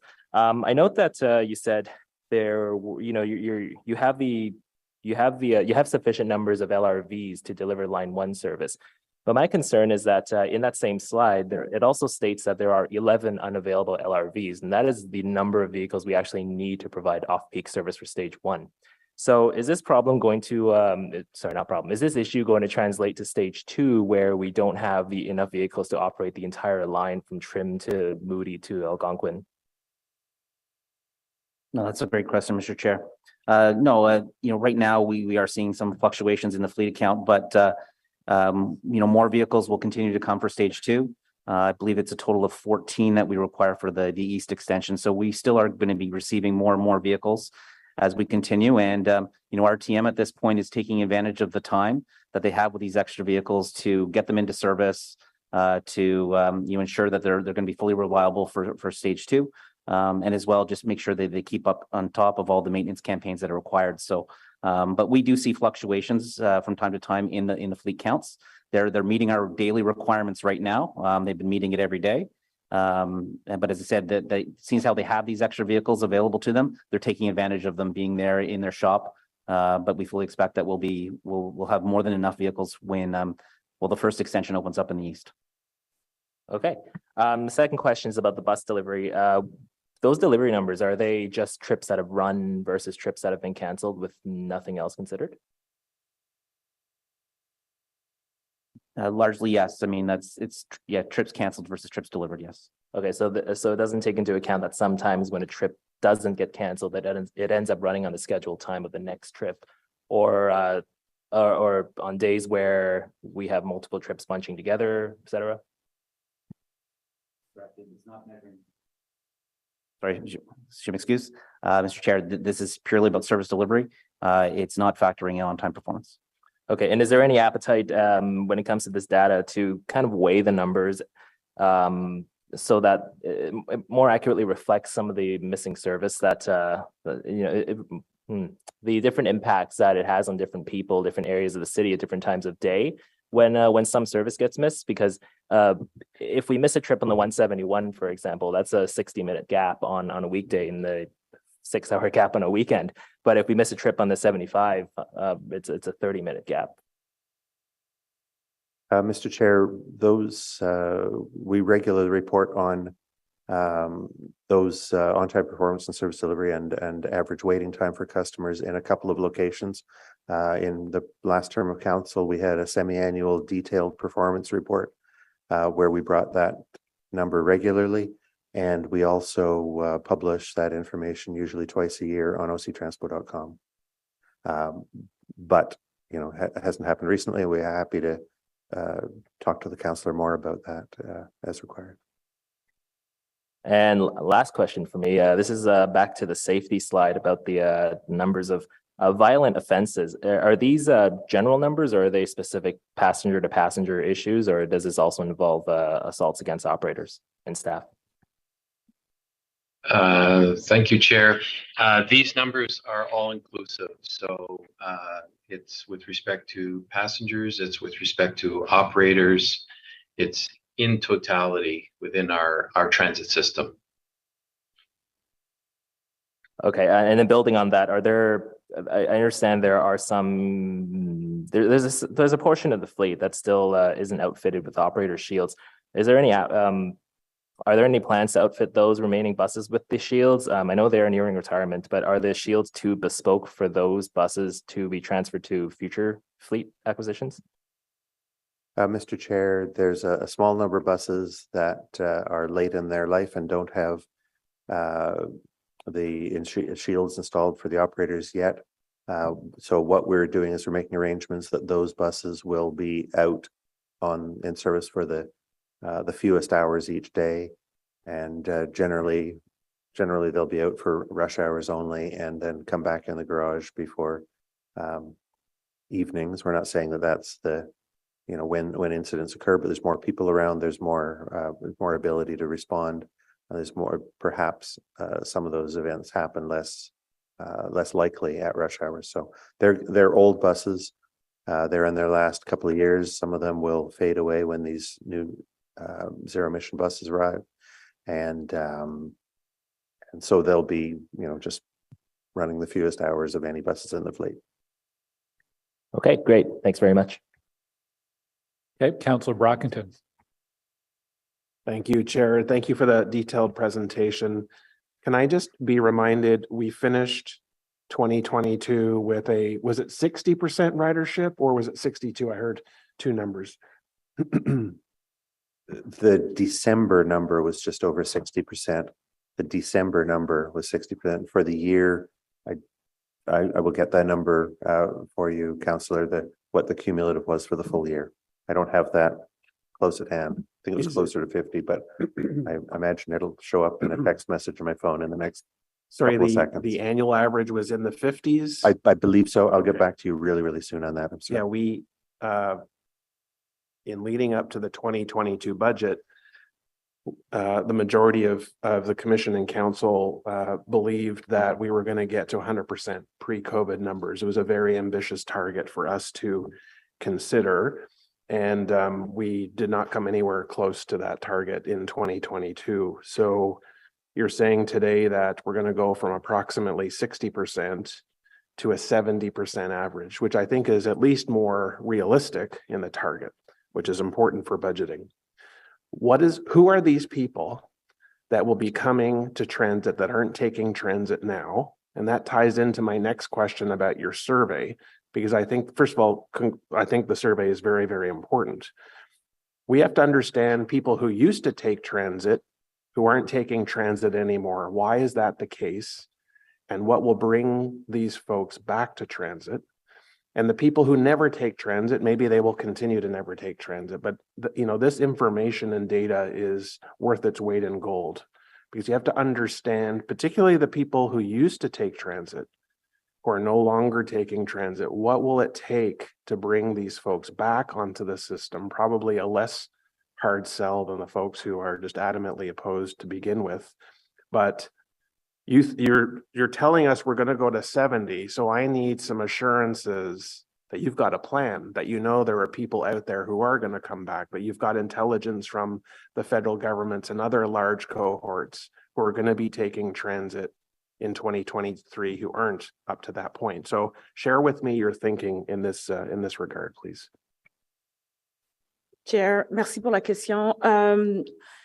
Premièrement, c'est une discussion que nous allons avoir Thank you for the question. This is a discussion that we will have when we share the budget. We don't have the information yet, but I can tell you that last year, when it was time to prepare for the budget for this year, we listened to the suggestions carefully that you gave us during the budgetary preparation for last year. So with our team, with Pat, we carried out a survey with our users, and we asked them a lot of questions like, are they users of this OC transport? And since COVID, were you using it?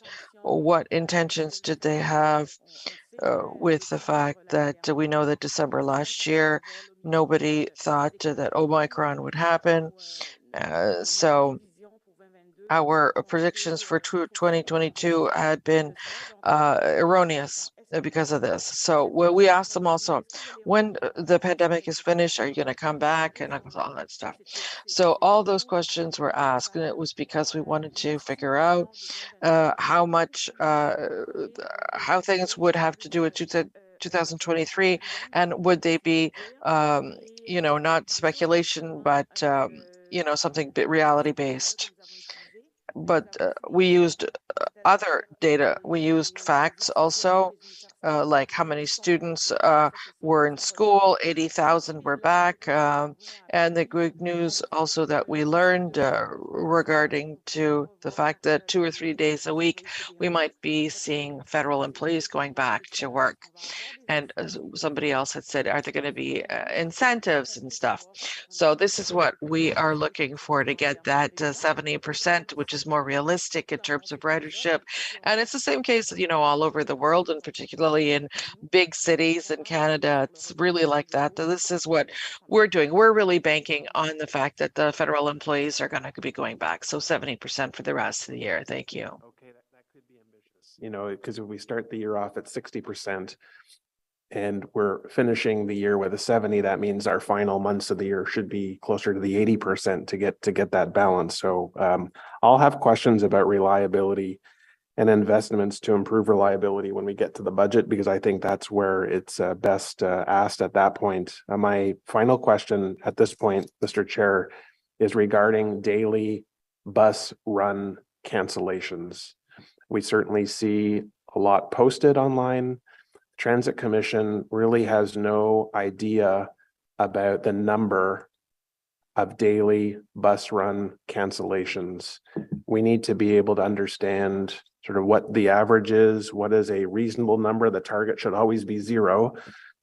What are the factors influencing these cancellations, and whether that's something the Transit Commission can influence, or whether it's construction projects, traffic issues. So can you give us an idea, a sense, on average, how many bus run cancellations exist? Comment on that number, and what's our goal to continuously reduce the number of bus cancellation run cancellations? Merci beaucoup, Chair.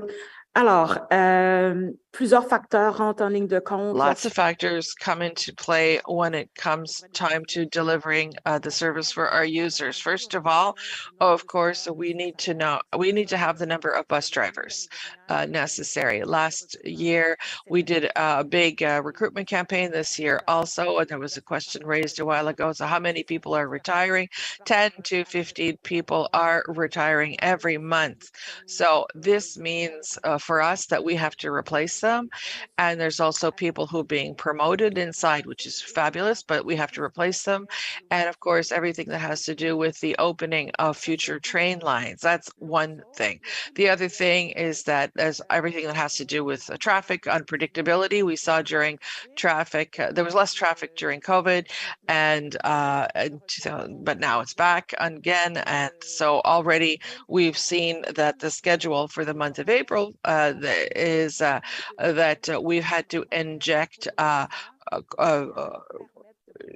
different methods to allow the bus drivers to be on time. So these are things that we do. We do this as long as we have the data. The other reason, as you know, is that we had to implement the CLC bill, which allows us to give we have to give them 30 minutes of pause after 5 hours of driving. So this has changed working conditions for the drivers, which means that we have to have more people doing relay on the same routes. And we've had an increase in the number of people who are not being relieved.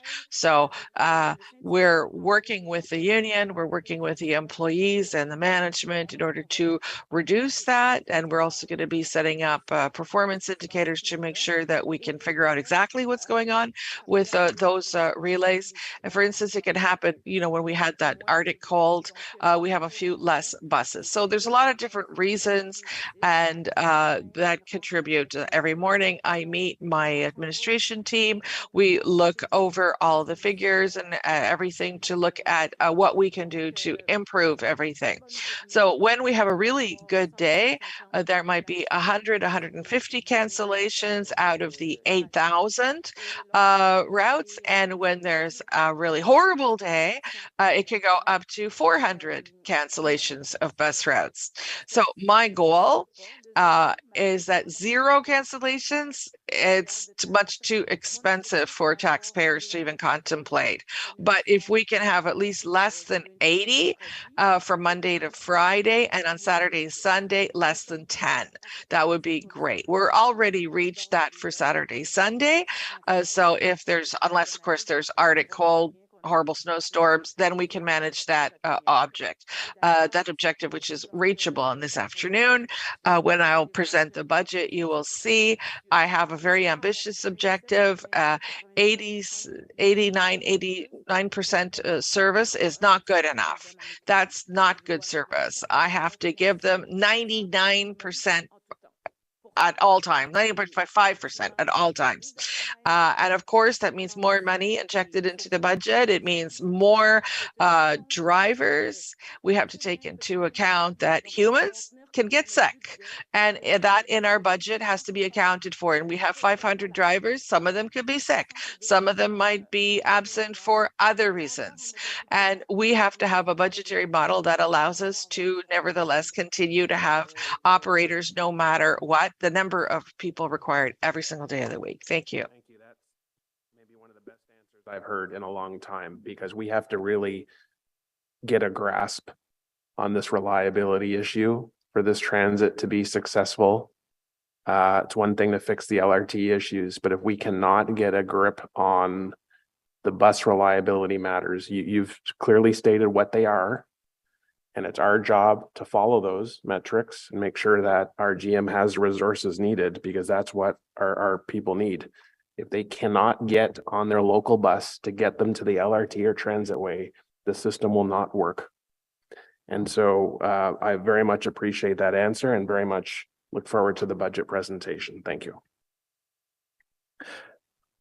Councillor, Mr. Scrimgeour. I've got an answer to a question that the councillor asked earlier. In 2022, for the full year 2022, our ridership was 52% on the conventional system of what it had been in the year 2019. Okay, thank you. Councillor Leeper. Thank you very much, Chair. Et merci, Madame Amilcar, pour cette réponse. Thank you so much for your answer. It's like my colleague said, it was a very comprehensive and complete answer. Thank you. I'm actually going to pose the question now that I was anticipating posing during the budget discussion. In order to have a reliable bus service, fewer than 80 cancellations per weekday seems like a reasonable number. We have to keep in mind that on many routes, when the bus is canceled and it's half an hour until the next one comes, and your experience of the transit system is such that you don't actually trust that that one in half an hour is going to arrive on the half hour, or if it's going to be 10 minutes late, you drive. You find an Uber, you find some other way of getting to work. And we're not going to get our ridership back until people trust the system. And they simply are not going to trust the system when there are, thank you for this statistic, 400 cancellations sometimes on a bad day during the week. That's thousands of passengers who are being affected. You mentioned more drivers. We need equipment that is reliable. Does the budget that is proposed today give you the resources you need to get to a target of 80 cancellations per day? Mr. Chair, the answer is yes.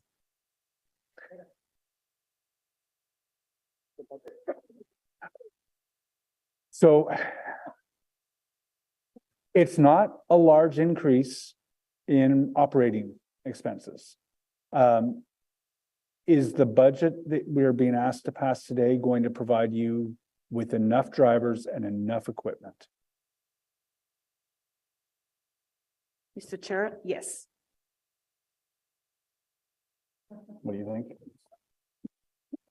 No, and that's, I appreciate the straightforward answer. It's difficult for me to imagine when the system is running as poorly as it is today, that a relatively minimal increase in operating funding is going to fix it, to bring it from 400 cancellations on a bad day to 80 consistently, or less than 80. Your goal is obviously zero, taking into account the drivers do get sick, and there are issues in the city sometimes.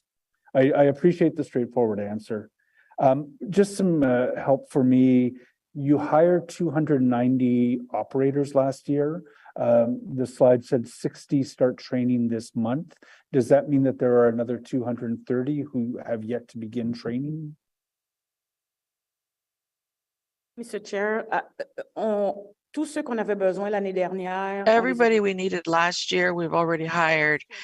We even have a graduating class yesterday. 33 drivers graduated yesterday. And we have another one that is going to begin next week with 60 drivers.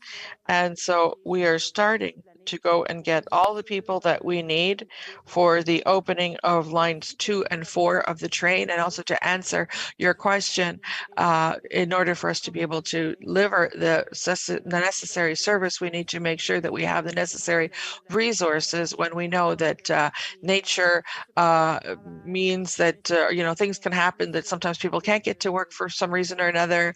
And sometimes we have drivers who become supervisors, so we lose them.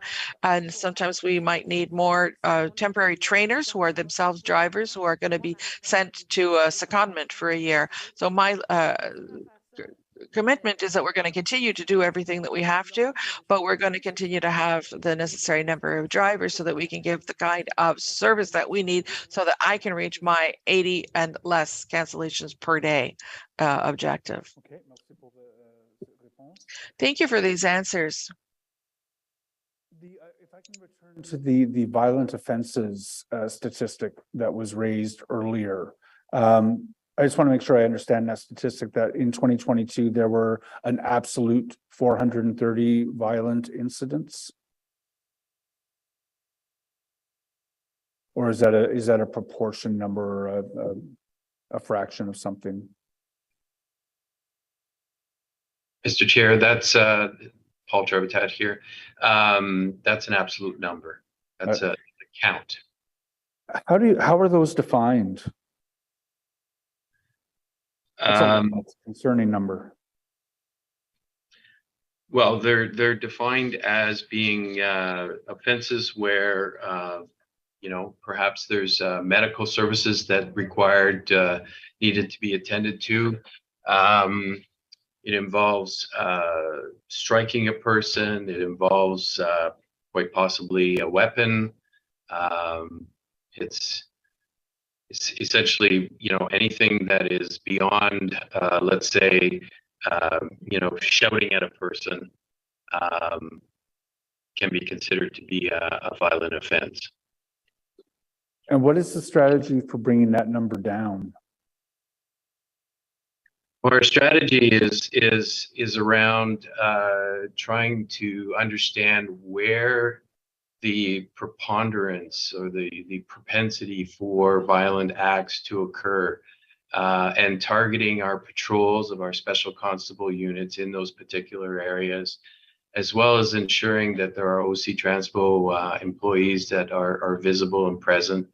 It's around creating a deterrence so that if a violent offense does present itself, that we have the best opportunity of being able to respond to it effectively and to minimize the potential for harm.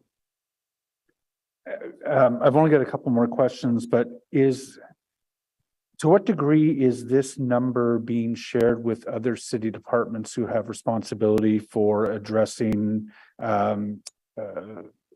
vulnerable people in the city? Like the spike from 2021 at 242 to 430 in 2022 speaks to a city that's not okay. And the answer can't just be enforcement and deterrence. How is this information being shared with, for example, our Human Needs Task Force? Or is it? Thank you, Mr. Chair. We are also engaged with our other city partners, trying to get a better understanding and grasp of other ways in which we can create an effective deterrence. For example, downtown station, Rideau Station, we know that we have a persistent set of challenges there. And we are working with the Rideau Center, their security details. We're also working with the community engagement team.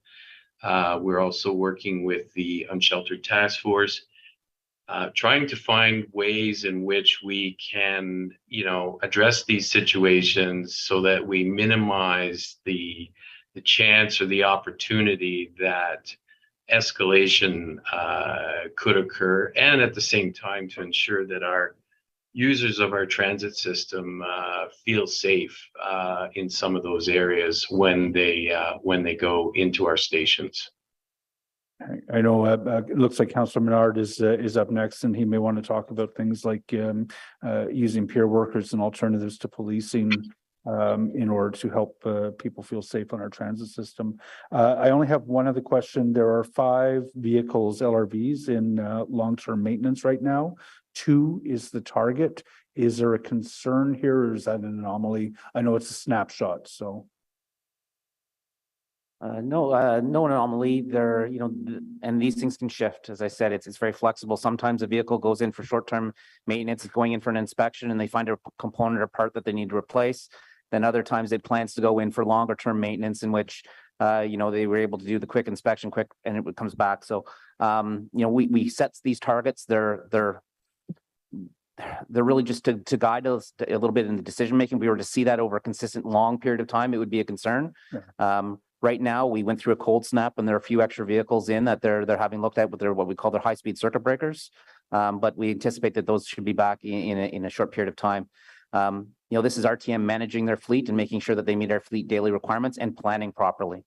We don't want them to put a vehicle on a hoist and take up that hoist space for 3 or 4 or 5 days and then miss service when they could have put 3 or 4 other vehicles on that hoist and got those ones out. So It's about planning the service, nothing to be concerned about at this time. But we do see those fluctuations from time to time. But a lot of it right now is just a result of that cold snap that we received and they just have a little backlog of some work they need to get caught up on. Okay. I appreciate my colleagues' indulgence in a number of questions. I'll leave it there. Thank you, Chair. Thank you. Councillor Menard. Thank you very much, Chair. Thanks to staff for the presentation. A number of questions I'll run through with you. On the LRT shutdown that happened 37 days ago for about 6 days, is there a substantial root cause analysis that's been produced? Mr. Chair, yes, and we'll have a deck in a few minutes on that. Okay, that's coming up. Sorry, Chair, that's in the next segment. It's actually, we're going to do 6.3 and then come back to 6.2, which is the report you're looking for. Okay. Chair, I have other questions about LRT, and I think they're on this section, but you just tell me if I need to wait to the next section. On the root cause analysis for other previous incidents, not the one 37 days ago, is there a chance that Transit Commission can get a full analysis of sort of the core infrastructure issues we're looking at? My concern is around not just maintenance issues we've been seeing with the operator, but on what core infrastructure issues may be pervasive in us having issues on the line, whether it be track, laydown, overhead catenary, some of the other issues that we've seen with major infrastructure issues, not just the maintenance. So is there something like that can be produced for Transit Commission that provides us with more information on the actual infrastructure issues, not just the maintenance side? Mr. Chair, yes, it's possible because this is something that I'm doing with my team. So I can have a summary of those situations and then we can bring it at TC. Okay, that's very appreciated. Thank you for that. I think that'll be helpful. On the train availability, because I've been seeing the numbers of percentages come back. Are we measuring the train availability based on the 15 trains originally in the project agreement, or are we measuring it based on the 13 peak trains when needed? Mr. Chair, the percentages are based upon the schedules that we're running now. So 13 train peak periods right now, and then on weekends it's 11 trains, primarily throughout most of the day. Okay. Okay, thank you for that. And I'm just on does the monthly contract get adjusted to reflect the change to the train availability? So, obviously original project agreement had the 15. And I guess I'm getting at, whether this is affecting missed train availability, our run kilometers, service intervals. Do we adjust the payments based on the change to the project agreement for that percentage of availability of train vehicles? Mr. Chair, la réponse est oui. La nuance est... Short answer is yes, but there's a nuance compared to the last answer, Councillor Menard. What we're asking RTG every day are 15 trains, but as to the ridership, we need ridership for 13 can only be used, but we measure out of the 15 that they're supposed to deliver every day. And we pay them on the 13 that they are actually driving. So at no time are we going to be paying for services that have not been rendered, but we want to keep the maximum amount there because we want to prepare ourselves for stage 2 and also potentially for all federal workers to come back at 100% if that should happen. So 15 trains would be necessary per day, and we then manage that just fine. And we only use actually 13 in the morning and 11 outside of peak times. Okay, thank you for that answer. That's appreciated. On the slide about the trains that are out of service, Councillor Leeper mentioned this. The more surprising stat to me was the trains in the longer term and medium term out of service. So I guess just the question is, how many do we have vehicles that were intended for stage 2 being subbed in now for those stage 1 operations? Is that what's occurring, and that we're able to run this fleet based on stage 2 vehicles that were delivered in advance that we're using for stage 1?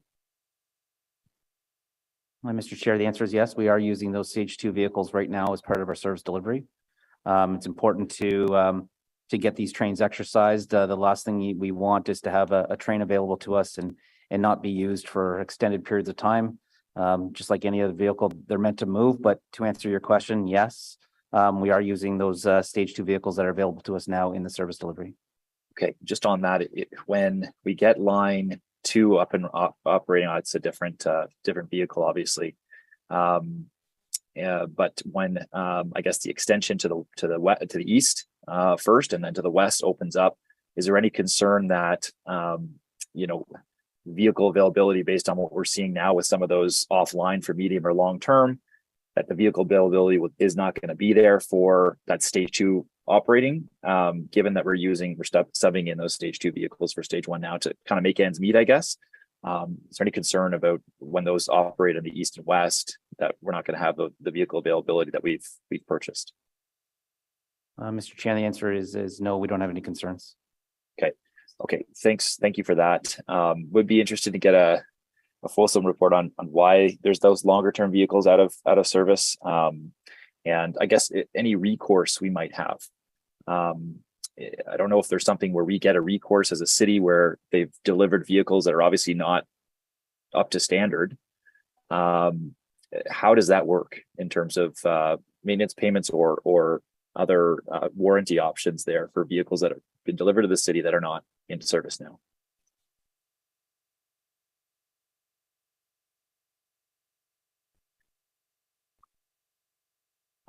Mr. Chair, it's an all-in service contract with our maintainer.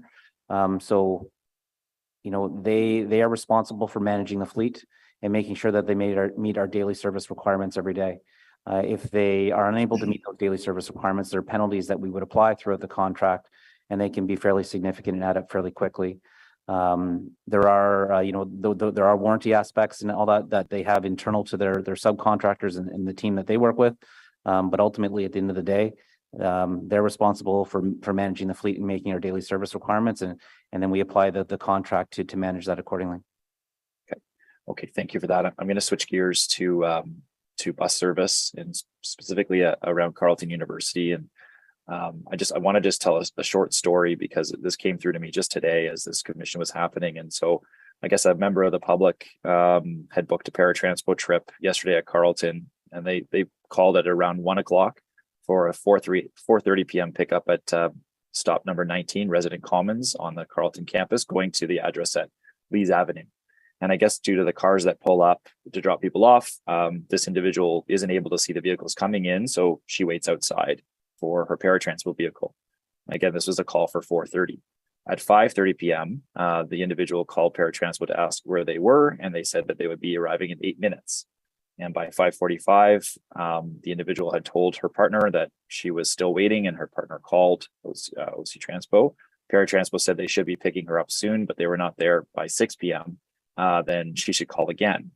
By 6 p.m., her cell phone had died, and the paratransport picked her up at the end of the day at 6:11 p.m.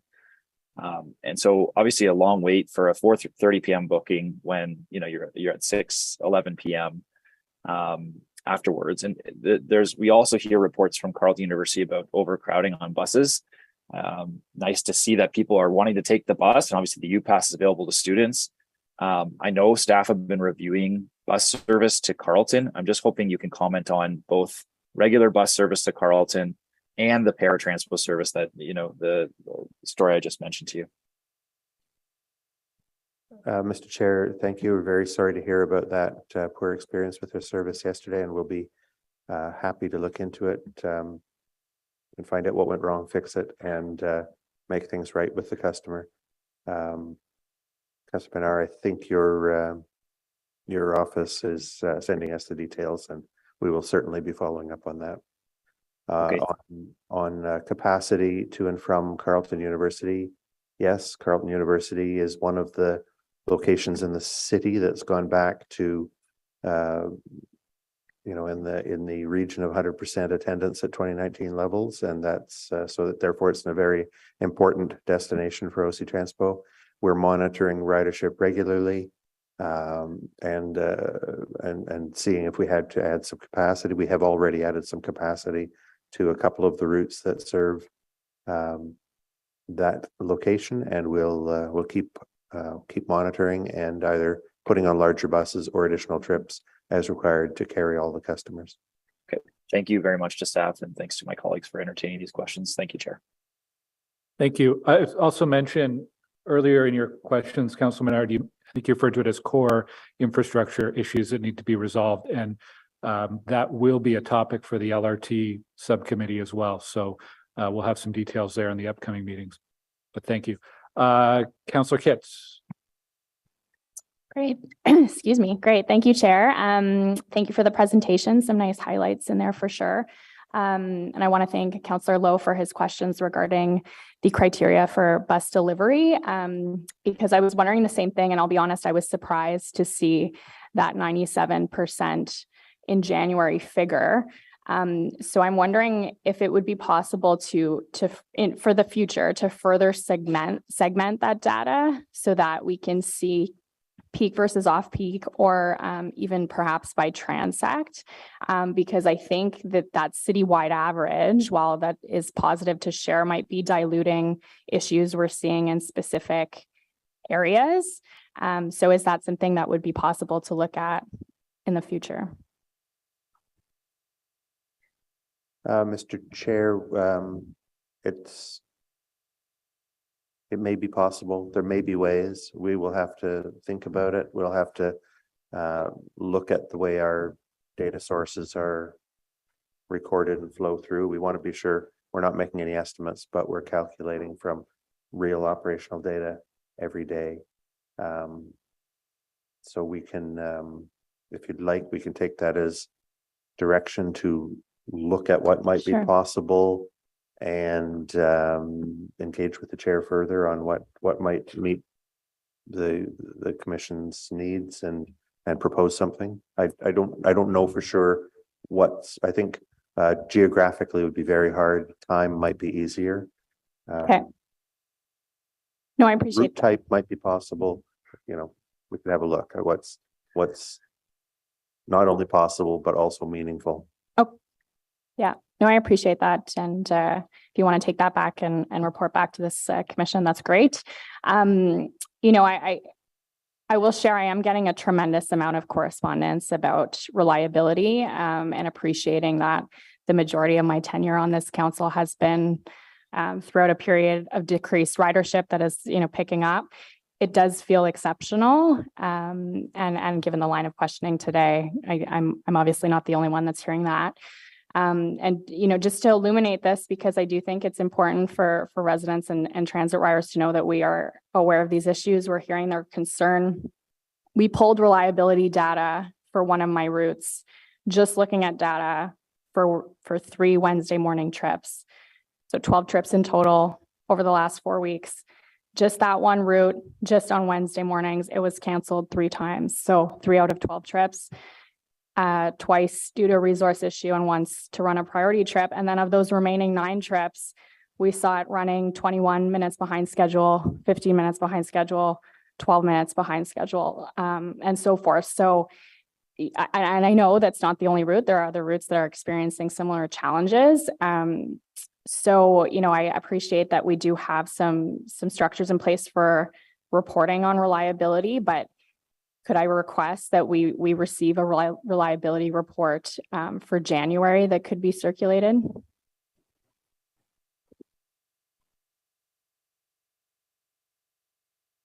Yes, Mr. Chair. Okay, wonderful. And again, maybe to take back that perhaps segmenting the data in different meaningful ways might be helpful there as well. And then lastly, so when councilors' offices are submitting. Councillor Kitts, just wanted to give. Chair, si c'est possible, je veux juste être transparente aussi avec les gens. I just want to be transparent with people. The 97% in public transit is not good. So it's normal what you hear from your residents. That's why I said it. The objective is 99.5%. I know that when we were at school, we got 97%. It was good. But for buses, the service delivery, it's 99.5 minimum. And that's what we're working out on right now. When we reach our objective, then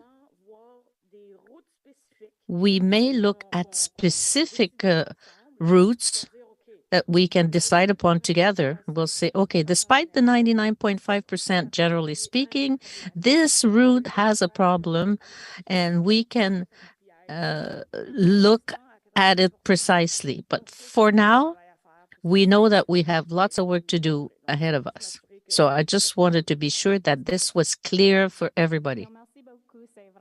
Thank you very much. It's really appreciated. I find this very encouraging for the commission, and it's nice to hear these comments. We know that you're working really hard, but it is a priority for us and for council. But it's really good to hear these comments today. When councillors are submitting these concerns through the OC Transpo Councillor Inquiry, and I have to say your staff is really good at getting back to us with a lot of detail and responding directly to residents, so thank you. But is there a tracking system for issues on a specific route? And at what point would those be escalated perhaps to senior management to say, we're hearing a lot of feedback about this route and we're concerned about the reliability here? Mr. Chair, yes, they're all tracked, all comments from customers, whether they come from councillors' offices, whether they come directly from customers. In addition, observations made by supervisors working in the control center or on the street, and operators and any other data source. And it all comes in, it is all tracked, and it is all discussed regularly. Every route is discussed by a team that gets together every week. Wonderful. Okay. Thank you very much. Thank you, Chair. Councillor Carr.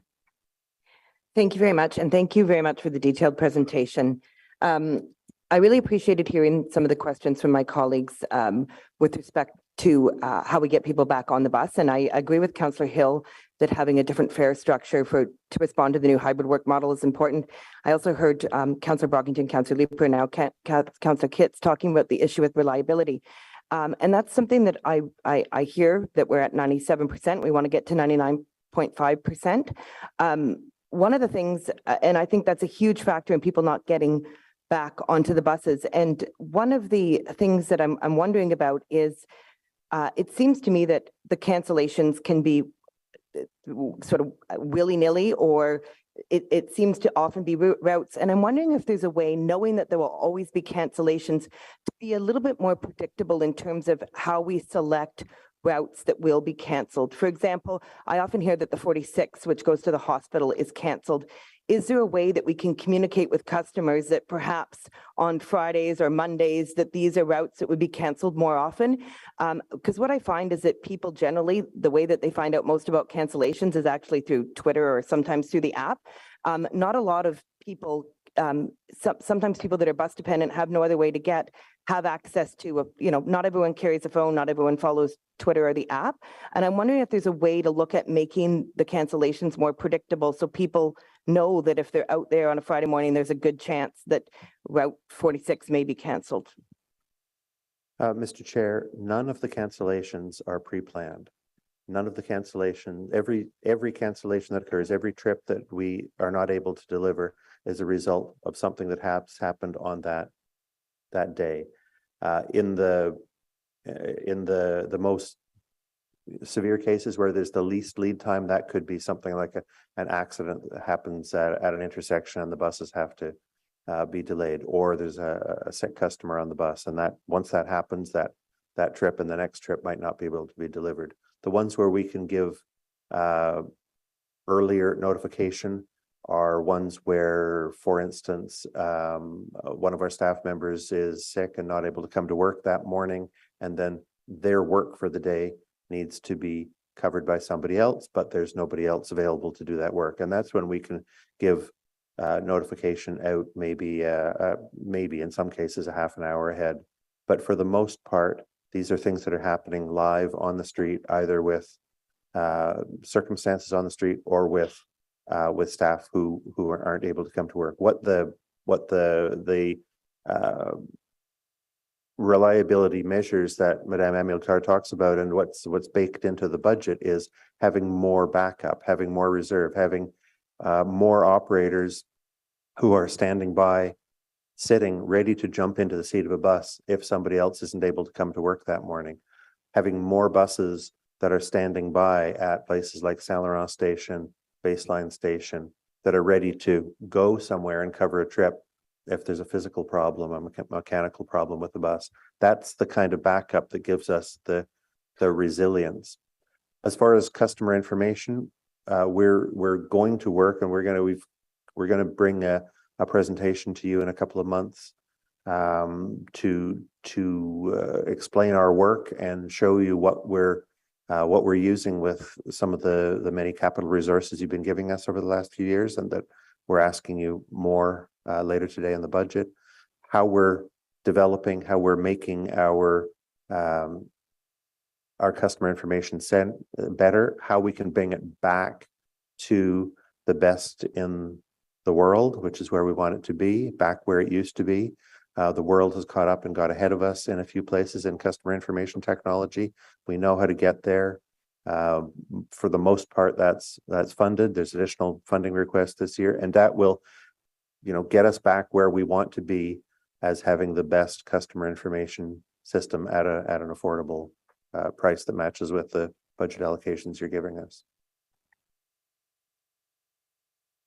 Sorry, if I could just add into that a little bit, Mr. Chair, just a little bit more information. Pat had previously mentioned, we do have a working group of supervisors and planners and schedules that are tracking all these issues. But the also thing to keep in mind is that our control center does work with those resources that we have to try to fill in those gaps where some cancellations occur. But we also do prioritize certain routes, first and last trips of the day, school trips, or trips in which there's very few options for customers, are very infrequent. We try to prioritize those as much as possible and deliver those ones because we know we have as much bigger impact to a customers than a route that's running every, say, 3 to 5 minutes.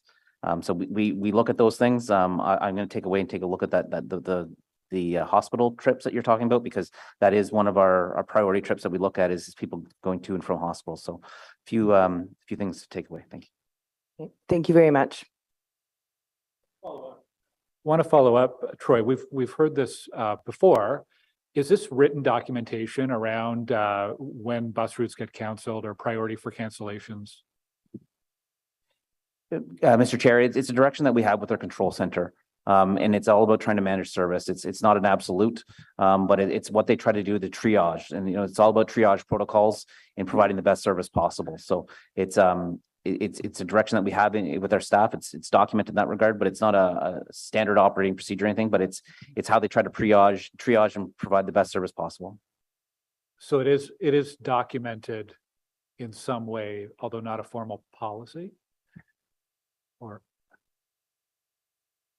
Mr. Chair, yes, that's correct. It's something that, we go through with our training with our controller staff.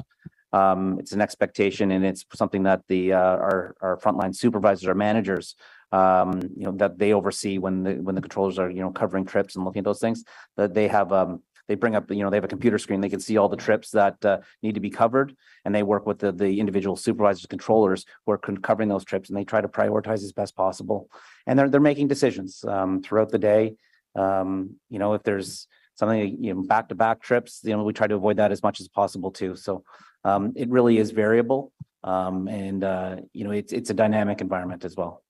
It's something I think as a commission, we need to be sticklers on in terms of documentation of procedures and policy and making sure you have it in place. So I'm glad that you do have that documented as part of the training. But I'm sure this is going to come up a number of times today and in future commissions, that making sure we as a committee, as a commission that has oversight, that we're confident that these things are documented and it's not just ad hoc practice. So I'm glad to hear that. Councillor Carr? Yeah, so I just wanted to correct myself. It's the 45 that goes to the general, sorry, the 46 goes to the Pearly Hospital. So it's the 45 that concerns have been raised about. Sorry about that. Thank you. Okay. Wait. Faut juste qu'on fasse très attention parce que chaque jour est unique dans le transport en commun. We have to be careful because every day is unique in transit. There's no perfect day. We'll tell OCC what's going on around the hospital, the schools. We'll try as much as possible never to cut those routes. But we know that the service is every half hour. So we don't want people to wait an hour. So there are criteria to be taken into consideration, but the formula may change every day because we have to adapt. Another thing that's important, and I said it earlier to Councillor Kitts, is we want to reach the 99.5% service quality. Once we're there, it will be a lot easier for us to put in place what we call like a bus with a driver in it in strategic locations where we know that there are often issues at these locations. So when there's a problem, we will have a bus and a driver in there that are ready to go. Instead of cutting the whole route, the whole trip will cut maybe a small section. We're not there yet, but that's what we're aiming at. And to give OCC a chance when they have to deal with several things at once, if they have less cancellations during the day, it will be a lot easier to make the right decision. But sometimes, unfortunately, there's so many issues that happen that this doesn't work. So we're working on that to improve. It will always happen with transit. There's always problems. There's always issues, but we're working as best we can to be where we have to be and to be proactive. So because we know that every day we have to be proactive. Thank you very much, Mr. Chair. When we're talking about route cancellations, and I'm liking some of the conversation here, but one of the main routes, the old 2, which got split into the 12, it's kind of the workhorse for the east end of the city.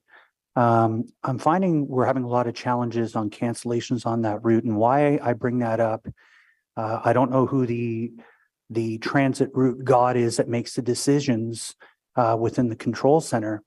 But I remember when we added on Route 15, which is a relatively new route, it almost mirrors what the 12 does. But I've been watching time and again, Route 12 get canceled, which actually services the Mulford Hospital. I have a lot of RNs that require that bus. It services the Jasmine Cressman area, which is these people actually need that transportation. Is there no checks and balances to say, look, cancel Route 15. It's almost a mirror of 12. 12 is required. How do we ensure these kind of things get fixed? Mr. Chair, I'll just a couple of preliminary words, and then Troy might be able to speak more to the decisions within the control center. Just at the current moment, Route 12 is not a mirror of Route 15 because it's still on a detour that was put in place for the Montreal Road construction. So because Route 12 right now doesn't go through to downtown, but only goes as far west as Saint Laurent. It has had considerably lower ridership than it would normally. It's very important, obviously, for Jasmine Crescent, but less important along Montreal Road than it would have been in the past and than it will be in the future. In about the third week of April, it's going back to its regular route, extending through to downtown, making the 12 and the 15 sort of the pairs of each other, and they'll back each other up for that trip through to downtown. But Troy might be able to say more about priority setting within the control center. Yeah, no, Mr. Chair, I'll have to look into that one in a little bit more detail, aside from the, the criteria that I've talked about, first and last trips and trips with lower frequency. That's the guidelines that they follow within the control center. So I'll have to look into that one in a little bit more detail for you. Okay. And I understand the construction schedule, Pat, but this has been going on a long time. And I have a lot of RNs that require that bus to get to the mall for. And you've seen the emails. You know exactly the individuals that are emailing on a regular basis. I think there has to be, I understand the construction schedule. I find the similar, I always had concerns about Route 15 even going in the first place. And I think we're seeing where the problems lie. Onto the 200 series buses that have been all canceled, and I don't ever think they're coming back. I just want to ask about the planning for the future in the East End specifically, because we're going to be moving to Spoke and Hub. I know you guys don't always like that term, but I love it. Where we're going to see more consistent routes, probably the same operators going round and round, which is great. When are we looking at starting that public consultation related to that? Mr. Chair, we're furthest advanced on that work on for the O train extension to the south, because it's opening first. We're next furthest advanced on the O train extension to the east and the changes there. We're looking at a process to look at all our routes this year, and we've got a few benchmarks for consultation with councillors, with community leaders, and with customers through the sort of mid, I don't know the dates exactly, but we're sort of looking like a quarter of the way into the year, trying to wrap up some of this work by halfway through the year, so we can feed it into our recommendations for you for next year's budget, and so we can feed it into implementation details with the opening of the O train to the south. Okay. So, in that May to July window is probably when we'll be ready to talk to councillors. Okay, good. I'm just getting a lot of questions on that, and that's going to solve a lot of the issues we're seeing right now with routes in general, because it's going to be consistent. And Montreal Road Station will be the new home. And when people start seeing the testing of the trains in 2023, knowing they're going into service in 2024, we're going to get a lot more questions very quickly. So we're quite excited in the East. The other question, I understand that there's a plan to post emergency evacuation plans for people with mobility issues at the stations. Has that started yet? And when would that be completed? Councillor Tierney, I'll have to look into that. I don't have a timeline for you. I'll come back to you with some information on that. Okay, great. Thank you very much. Thanks, Mr. Chair. Okay, thank you. Councillor Desroches. Thank you, Chair, and thank you to staff for the presentation, and thank you for having a really detailed and I think comprehensive State of the Union or State of Transit, as Councillor Hill said. And I prefer this, and I think the public prefers this than the verbal reports. So I know it's some work, but I think it's well received. Certainly, I can say that. And I think it gives us, that broad perspective. I mean, we obviously hear from folks when things aren't working, but the report shows us that we are moving people on a daily basis, in an effective way generally. And, staff are working very hard every day. So I appreciate that perspective that we have today. Just wanted to talk about the O train, the old train being offline. And is that contributing to our ridership numbers, in the sense that as hard as we can to kind of replicate that service, we just can't compete, right? You can't replace a rapid transit service with a not rapid transit service. It's the buses are in traffic, they're they're exposed to all, the potential delays that come with that, whether that be traffic light outages or in an accident. And I'm just wondering if I know it's hard to quantify and it's not a science, but do we believe that part of our ridership challenge, at least in that South End, is just because the O train is offline and it's really hard to compete with taking a rapid transit line off. It's just like when we have an LRT delay or an outage, the R1 can't compete. You can't replace a rapid transit system with a non-rapid transit system. So I'm wondering if we think that's happening there, and once we open the north-south Trillium line, that we'll see that resumption of traffic and ridership, especially around Carleton. Thanks. Mr. Chair, yes, we do think that's happening. That's been happening in different parts of the city since 2015, as different sections of the rapid transit network have been closed for conversion. First, it was the transitway to the east. Right now, it's the transitway to the west and O Train Line 2 to the south. It does two things. One, it does one primary thing. It increases travel time and decreases reliability for customers traveling along those corridors. What do then customers then do? Some of the customers who are going to travel, some of them will go through that longer travel time or the higher inconvenience on that path. Some will choose another path. For instance, coming up from the south, they might take the transitway where they'd prefer to take the O train. Coming in from the west, there's very few other choices. And then will some of those people choose not to take transit? It's possible. They might choose to stay home work another day remotely. They might choose another mode of travel. They might choose to carpool or something like that. So it's definitely one of the costs, one of the prices of converting the rapid transit network to a higher state.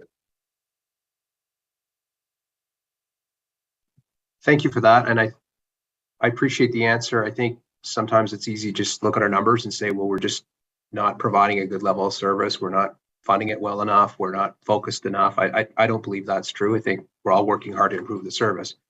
But some of this is hopefully temporary as a result of what we're going through with the conversion. So thank you for that. That's all, Chair. Okay. Councillor Lowe. Hi again.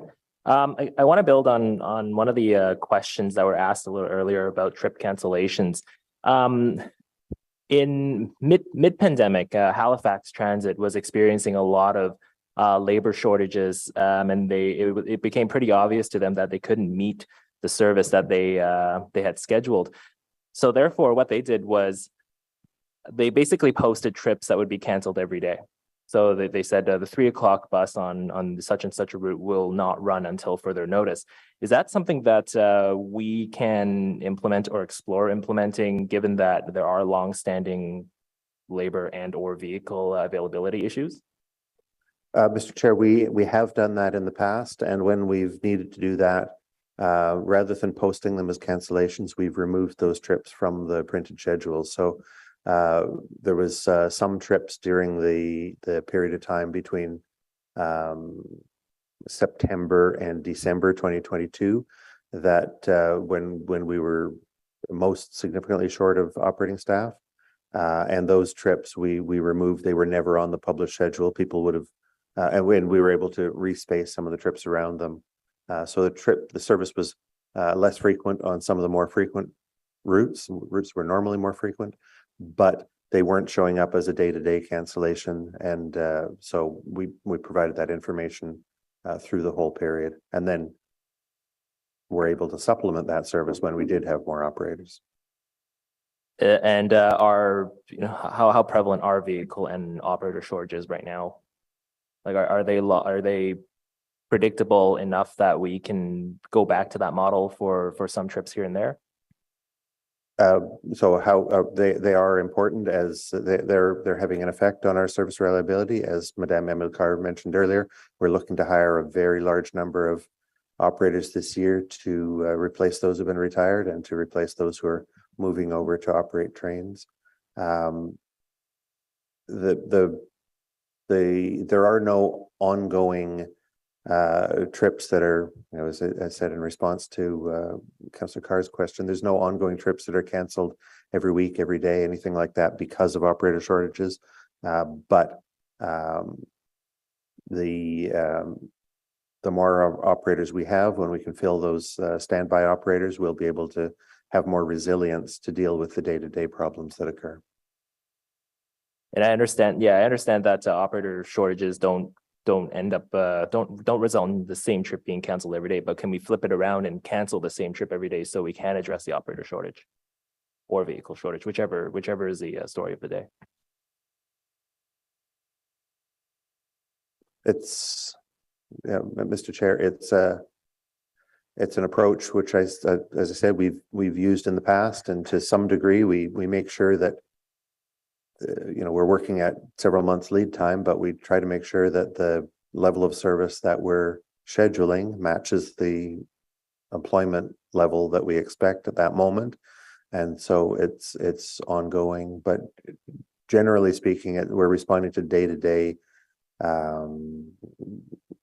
When people can't come to work, it's not the same person every day that doesn't come to work, but it might be the same person every day who covers that work when their colleagues can't come to work. So we're usually dealing with it on a day-to-day basis.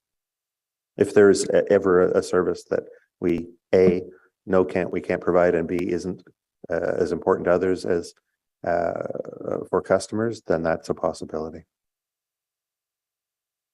Okay, thanks very much.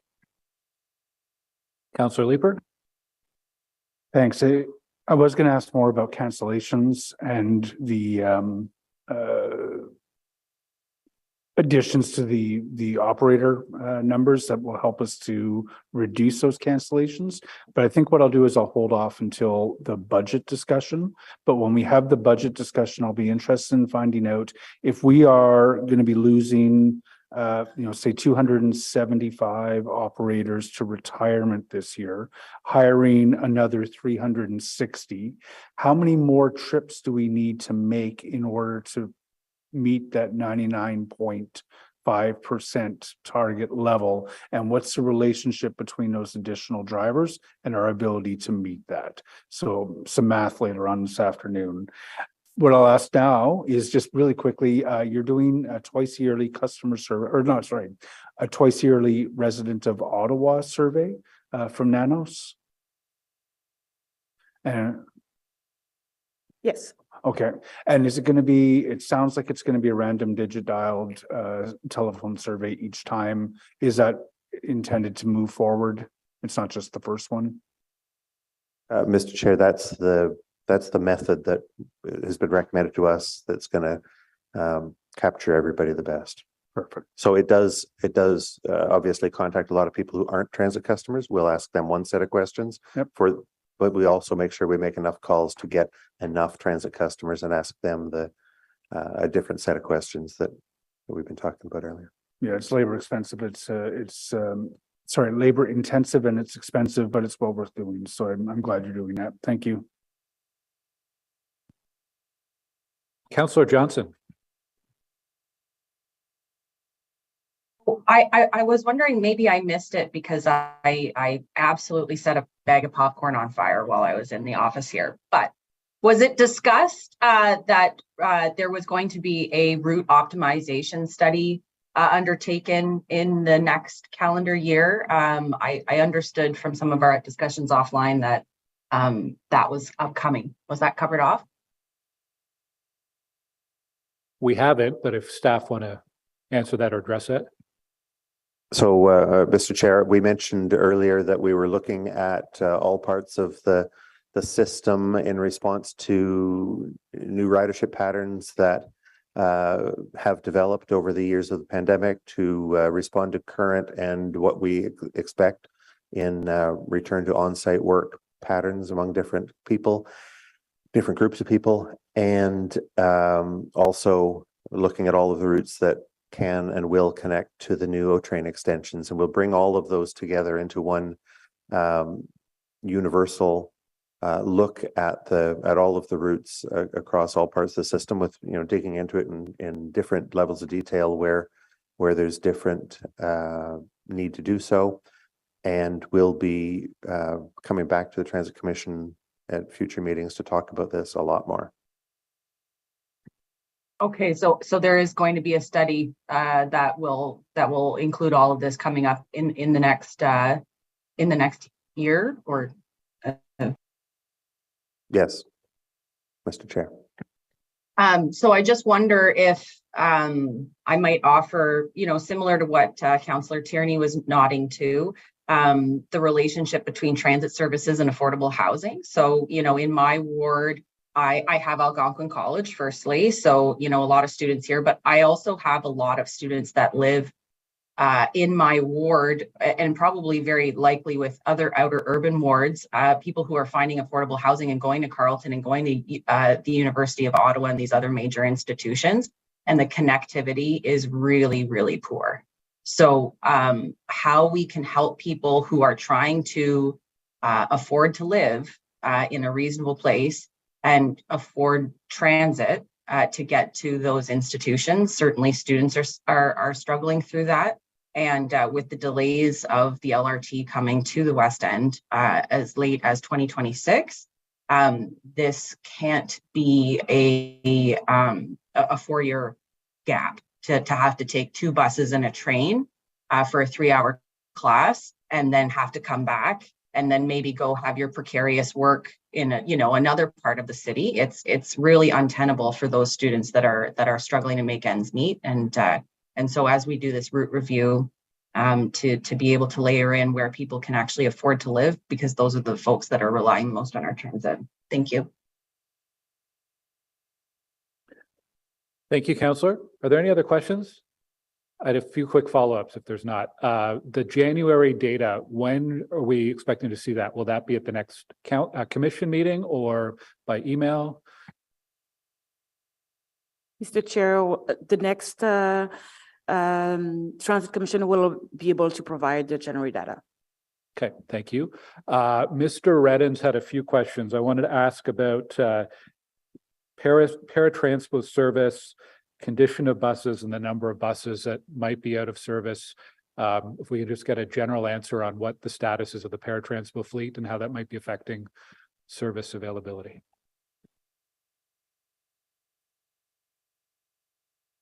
Mr. Chair, I believe we're still getting all the buses in service every day that we plan to. We can check this detail. The buses are getting closer to the end of their life, and you will see in later on today in our budget recommendations is a request for an allocation of funds to buy a replacement fleet of paratransport minibuses. Thank you. The customer surveys that are being done, do they include paratransport customers? Mr. Chair, yes, they because as Councillor Lieber asked, they're calling random digit dialing. We're calling everybody, and among them, we expect there to be some paratransport customers. We're also looking at what's the best way of serving, concentrating on paratransport customers directly, but that's not part of the calls that we're making right this month. This month is a general, which will include everybody, including paratransport customers. On the safety statistics and KPIs, that was very helpful to see. In the future, is it possible to get, not necessarily with a monthly update, but at some point, where we stand compared to other Canadian cities as a benchmark? I think that'd be helpful data to have. Is that possible? Absolutely, Mr. Chair. Okay, thank you. Are there any other questions for this item? Eric tells me we do not have to carry or receive this. We can conclude the item here. Let's take 5 minutes just to give our staff a chance to take a bit of a break before we move on with the next item. 6.3 will be up next and 6.2 after that. So 5 minutes, back at 12:13 p.m. Yeah, good job to you too.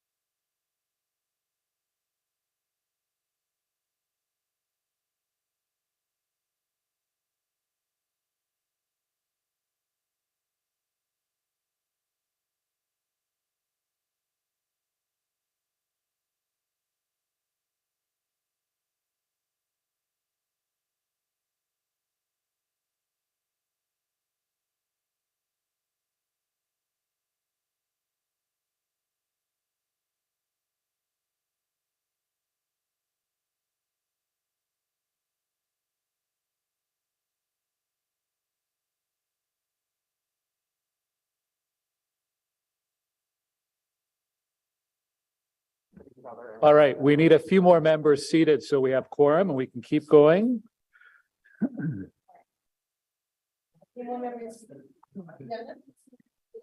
Or close to their desks. Thank you, Councillor Brockington. Yes. We get our, I'm not doing roll call.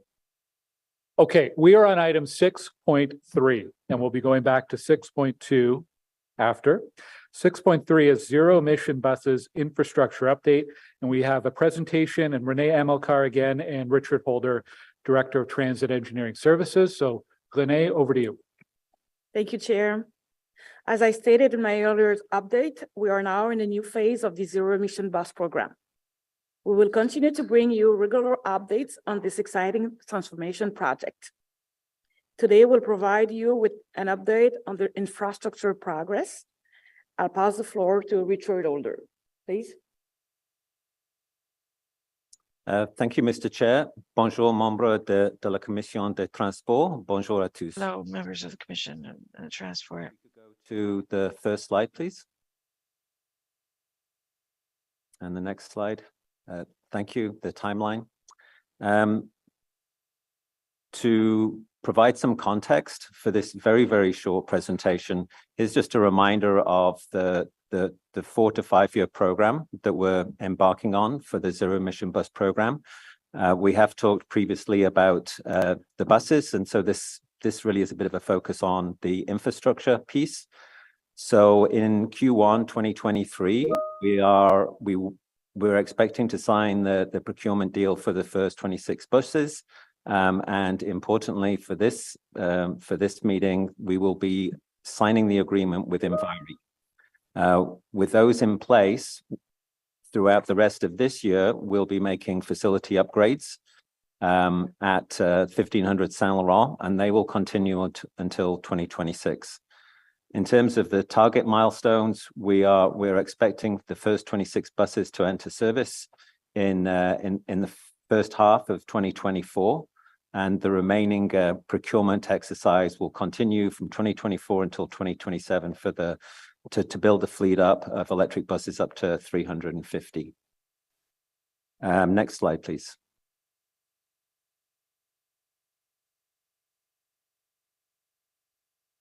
More detail on the infrastructure piece. En juin 2021, le Conseil a délégué à directeur the Council delegated authority to transit services to be able to conclude an agreement with Hydro Ottawa. Supply and the operation of the charging infrastructure. This includes on-site and off-site electrical systems, upgrades within the facilities, new transformers, generators, and bus chargers. On February the 1st, 2023, we received budget authority for the ZEP program, so that allows us to move forward with the agreement with Enviri. And throughout, well, over the last several months, and expected to be concluded within the next few weeks, we will finalize the negotiation with Enviri for the design build contract agreement in collaboration with City Legal, Procurement and Infrastructure Services. In terms of the status of that agreement, the contractual and administrative portion of it is at about 90%. What remains are the commercial conditions that are currently being finalized.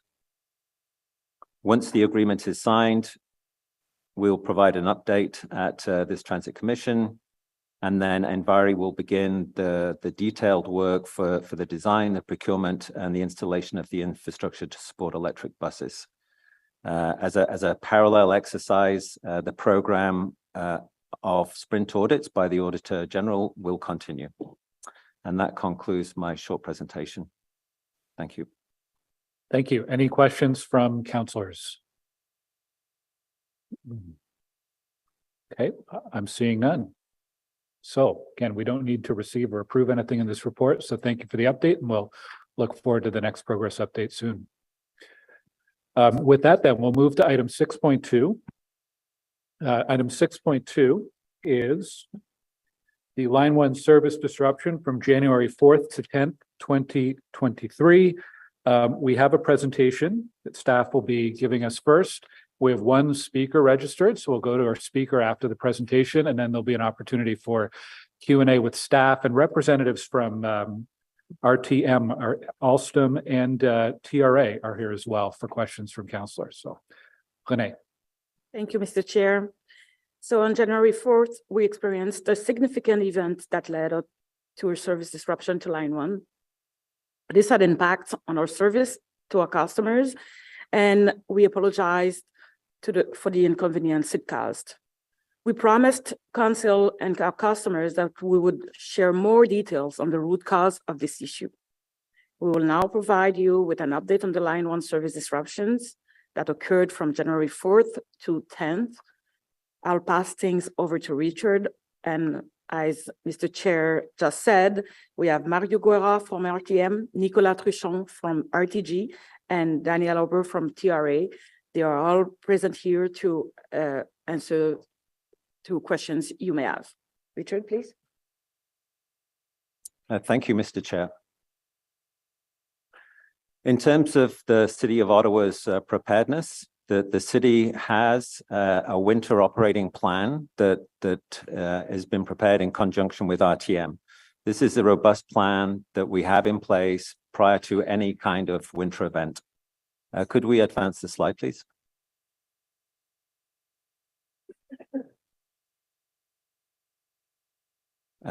Quand il y a une tempête d'hiver, nous sommes prêts. When there are winter storms, we are ready. There is specialized equipment which is on standby. We have extra staff. We have an overall mitigation strategy for dealing with accumulation of snow and accumulation of ice on the OCS, which is to run trains throughout the night to keep the rails and the contact wire clear. In addition, we install snow fencing in those areas which are susceptible to blowing and drifting snow. And we have proactive arrangements with RTM where extra resources can be brought in to deal with the extra work that's required to keep special track work open and clear of snow and ice, such as the switches. Next slide, please. In terms of the system design, the project agreement that was signed with RTG back in 2013 had a number of protections for the system. Le système est conçu pour des conditions de gel. The system is made specifically for freezing rain and others, but there are limits. To be built to withstand up to 5 millimeters per hour and 30 millimeters per day of freezing rain. Now that's a requirement of the vehicles. And so that has led into the design of how the doors operate, how the windscreen wiper operates, how the batteries on the vehicle operate. That's a requirement specific to the vehicles.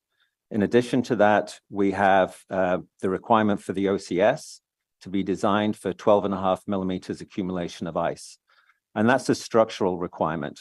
So that means that the cable itself of the contact wire is designed structurally, as well as the masts and all the support systems for that contact wire. They're designed for that additional weight from 12.5 millimeters ice accumulation. From 2019 to 2022, we've had over 50 days of freezing rain events. And we can confirm that there have been 0 ice-related OCS issues. So the introduction to this presentation is really to provide assurance that we have plans in place and up to date, we've done a good job in those freezing rain and ice storm events. Next slide, please.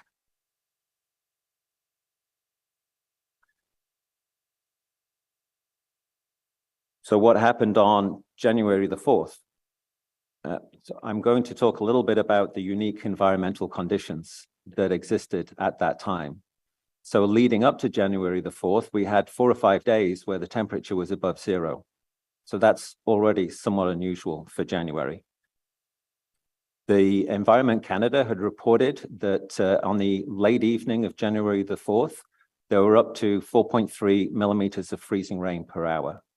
So we were already getting close to the threshold of our design in terms of accumulation. On that particular day, the temperatures were much higher than we would normally experience. So the averages around that time are from -5 to -14 degrees centigrade. And maybe I'll jump to the photo on the right, which is a photo of the contact wire with the accumulated ice. And in the background, you can see the Rideau River. So the Rideau River was clear at that time, which was another unusual environmental condition for that time of year. With the accumulation of ice on the OCS, we ended up with trains being immobilized just to the east of Rideau River. In this area, adjacent or in proximity to the Rideau River, the ice buildup during this event was more significant than elsewhere. We believe that this is in relation to the specific environmental conditions at that time, that we had an ice-free river, we had high humidity, high moisture content in the air that led to further accumulation, not just from the freezing rain event, but also humidity condensing as ice on the contact wire.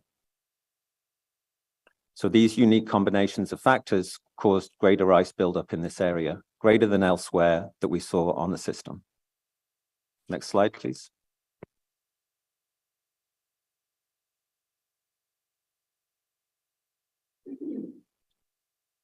While we had unique conditions around the Rideau River, so between Lees and between Herdman, elsewhere in the system that were exposed to this freezing rain event, they maintained service. So in the East End and the West End, we were able to maintain service throughout this period.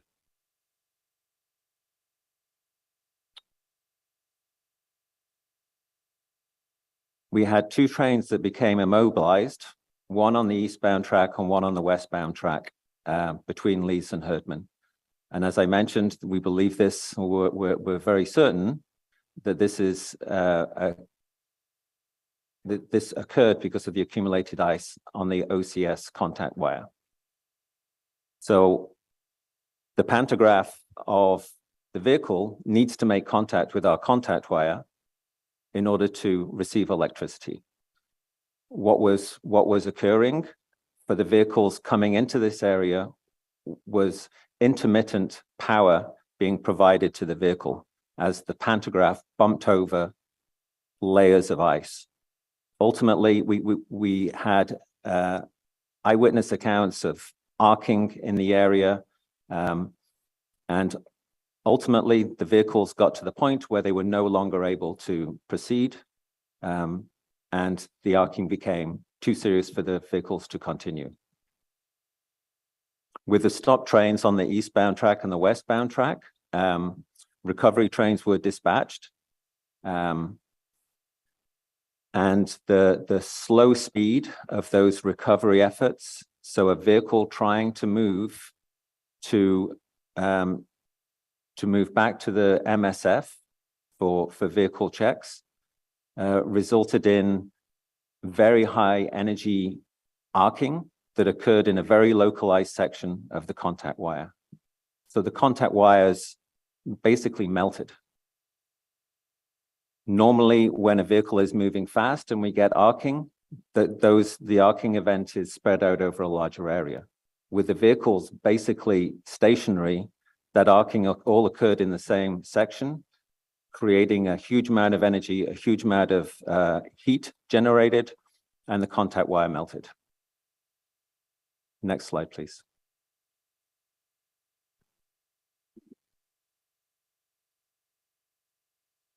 So I want to talk about some of the factors that contributed to the extent of the service interruption. So we had the initial incident with the vehicles that were immobilized. So that was January the 4th to 6th. And as part of the attempts to recover those vehicles, we ended up with downed OCS wire. The OCS wire failed. The initial recovery efforts were meant to utilize the electric vehicles themselves, and that was unsuccessful. So, and the reason that was unsuccessful was because of the severe accumulated ice over that whole area. So it was necessary to break off the ice by hand over around 5,600 meters of OCS from University of Ottawa all the way back through Herdman to Tremblay. So that breaking of the ice, and when I say by hand, it is literally somebody in a high rail vehicle on a bucket breaking the ice off by hand. That took from January the 6th to the 10th. As a parallel activity, once an area of ice had been cleared around where the OCS was damaged, the repair of the overhead wires took place. The actual repair of the overhead wires was an activity that took 4 to 5 hours. What took a long time was the full inspection of the OCS. So as part of our safe return to service plan, we knew that the OCS had been impacted by the severance of the contact wires. So to be completely assured that that full section of OCS was not compromised, RTM completed a full inspection from pole to pole to pole, checking all the bolts, all the suspension equipment. That in itself took several days. But it was only at the point where we had full confirmation that the inspection had been completed and that no further issues had been discovered, that we were able to then test the OCS and finally put the system back into service on January the 10th. So it became an extended service shutdown, unfortunately. Next slide, please.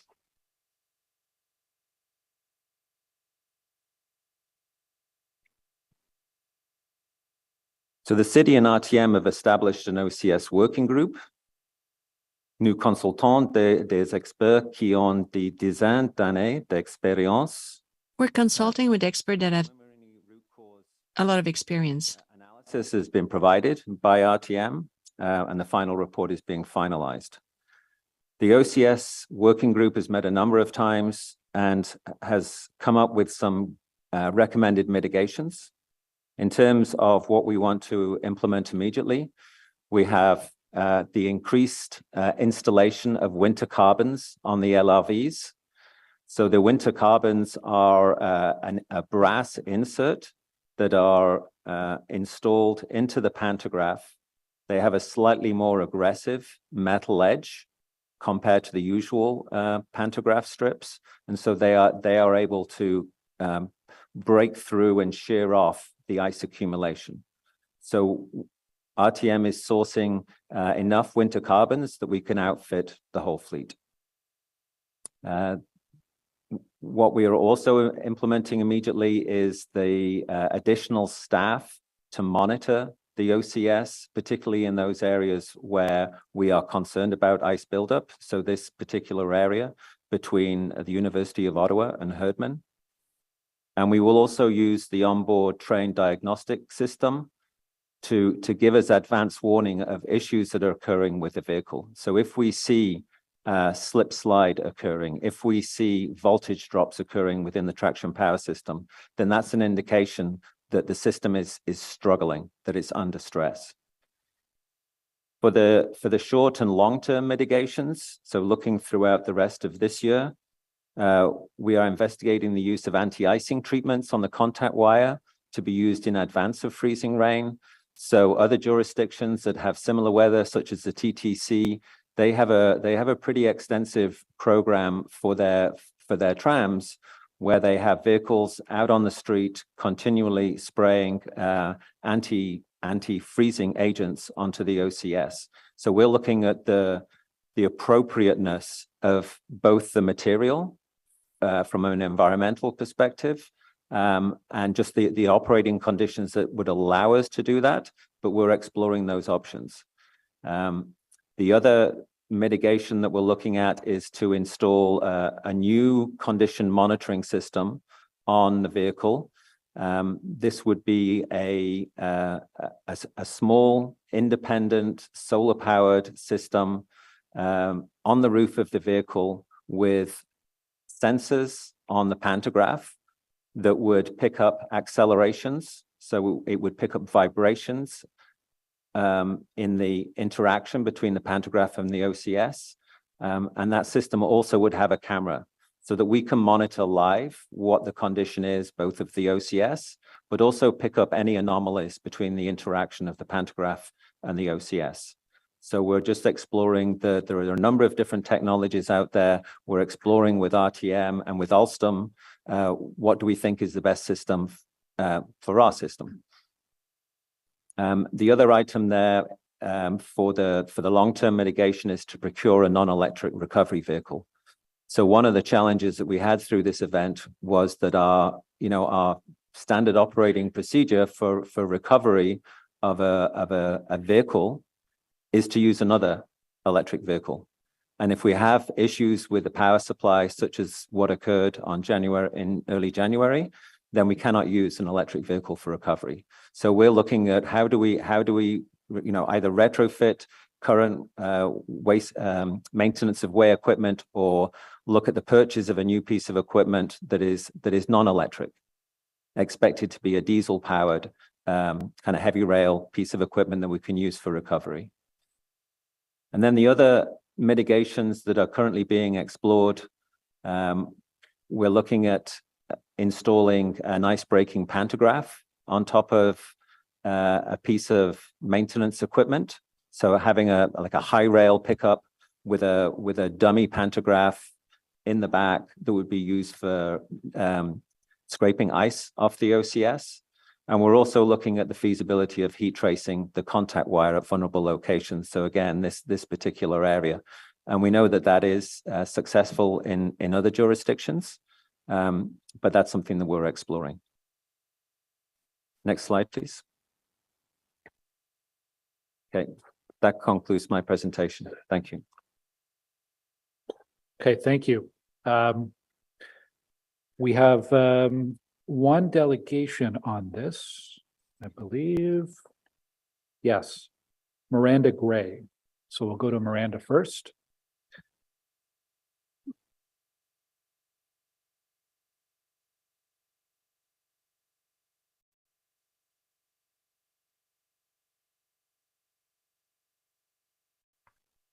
Hi, can you hear me now?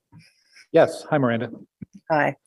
So my first is sort of more like a point of privilege. To make sensible delegations on this, we actually, and for councillors to prepare, we actually need to see material in advance.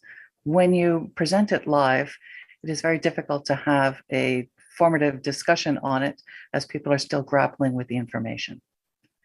So my two comments are, there's no cost figures in this presentation, which tell us how much this incident cost us in terms of providing R1 during the outage, or the costs of the mitigation that is proposed.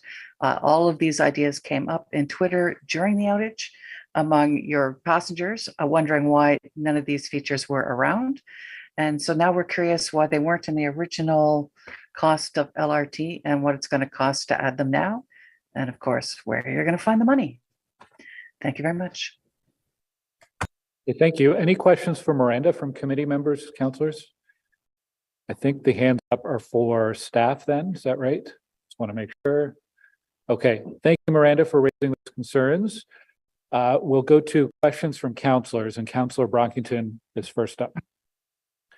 Thank you, Chair, and thank you to staff for the presentation, for providing us details as to the cause of this situation and some of the mitigating steps that will be taken going forward. I appreciate that. One thing that we learned was the design specs of our carriages and the infrastructure, the OCS infrastructure, and basically what were the specifications that they were built towards. Will the mitigation plan that you've proposed not only address what we've built, the carriages and infrastructure to withstand when it comes to freezing rain, but also the above average. We're going to get more freezing rain going forward, and we want to make sure that the system runs smoothly in all types of storms. So is that plan intended just to address average that we're built towards, or all types of storms? Thank you, Mr. Chair, for the question. So the intention of the mitigation plan, both short-term and long-term, is that we are much better positioned to deal with the extreme events. And it's certainly the expectation that we will have a lot more of these extreme events, both in quantity of snow, big fluctuations in temperature as occurred just very recently, which demonstrated that the system was able to deal with some of these extreme events. So that is certainly the intention, that we will have mitigations in place for those events that have occurred and predicting what may come in the future. Okay, and it's my understanding you do not believe that building any type of overhead infrastructure, kind of like what we talked about at Herdman Station, where we want to see a permanent covered path to protect pedestrians, but I take it it's not necessary to build any type of structure to protect the overhead cantonry system from the elements. Is that correct? Thank you, Mr. Chair. So we have looked at jurisdictions and how they deal with concerns around freezing rain. And so there are some jurisdictions that will that install caps that sit on top of the contact wire at specific locations, so particularly around stations, and the caps prevent freezing rain from dripping around the side of the contact wire to the underside of the wire. So they are able to between the pantograph and the contact wire. However, they're used in very localized situations. So for when we considered that option, looking at 2,000 to 3,000 meters of OCS between Herdman and the University of Ottawa, the concern would be that those sort of installations, those caps, even though they're small and they're plastic, they themselves then are a surface to accumulate ice. And we then start to kind of challenge our criteria around, well, how strong is our contact wire? Mm-hmm. How much weight can it sustain? So unless we put a complete cover over the whole system, which is, very much cost prohibitive, mm-hmm. we have considered making, providing minor protective measures just for the contact wire. But at the moment, we're not moving forward with those considerations right now. Okay, so we know that freezing rain is going to continue to be an issue, probably in greater frequency and quantities. So the intent would be to make sure that the system that we have can withstand and sustain those types of weather events. How do we apply this to phase 2? The Confederation line in the east end may have unique big fields. The Ottawa River is maybe not right next door, but in the vicinity, west side, much closer to the Ottawa River. How are we taking what we've learned from this experience and making sure that this doesn't happen with phase 2? Thank you for the question, Mr. Chair. So the consideration for stage 2 certainly applies to the procurement of extra winter carbons that can be attached to the pantographs. So we would be looking to ensure that Alstom, the vehicle maintainer, had sufficient quantity of those as we extend out to the east and the west. The other operational response in terms of running more vehicles more frequently would be something that we would consider as well, and that would be applicable to stage 2.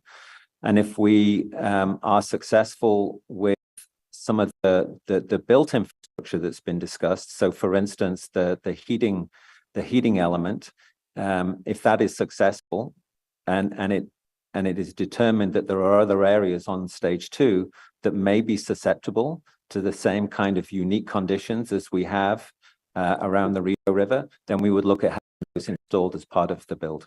Okay, and Mr. Chair, just my last question is, according to your timeline of events between for that period that we were down those 6 days, on January 10th, we were still fixing the line. On January 10th, according to your words, we were recovering trains still on January 10th. We were inspecting the line on January 10th.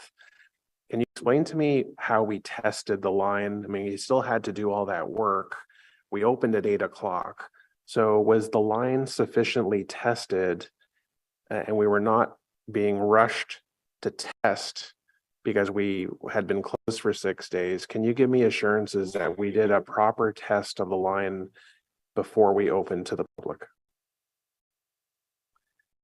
I spoke about, thank you for the question, Mr. Chair. I spoke about the return to service plan, and this was discussed with city staff, with RTM, and also with external consultants, both engineers with experience of the OCS system and also safety experts. So as has been the previous situation for last year, the city has a TIA involved in the process, provided expert advice on return to service matters. So one of the key pieces of return to service was this inspection that RTM undertook. Just as a reminder, it wasn't just a visual inspection; it was physically somebody talking bolts, checking every single fitting on every piece of OCS. So that was the first part of that recovery program. All those records that were created as part of that inspection program were reviewed by the city, as well as reviewed by Alstom to pick up any anomalies.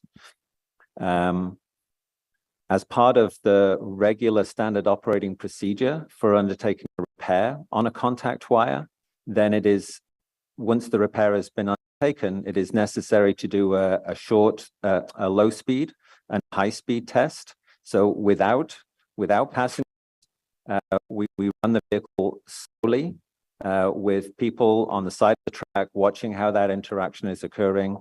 Once we're satisfied with the slow speed test, we then do a high speed test. So that's all kind of that's standard procedures for return to service around an OCS break. In terms of your question, how did this all happen at the same time? The timeline that I provided is quite general, and there is a lot of detail in there. So we had to fix track 1 first, get that up and running. So whilst we were doing some testing on track 1, there was the work happening on track 2. So it was the very final test that was the final part of the return to service program, which was a stress test of the system. So between Herdman and the University of Ottawa, we had 2 trains on each track, so 4 trains, and we moved them from the east end of that section to the west end of that section as per normal service.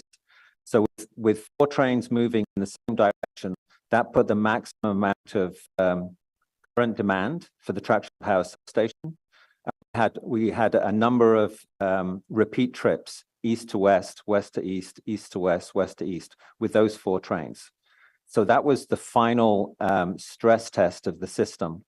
Both not just it, so testing that the contact wire was integral, testing that we had no issues with the pantograph and contact wire interaction, and also testing the traction power substation that's supplying the electricity as well.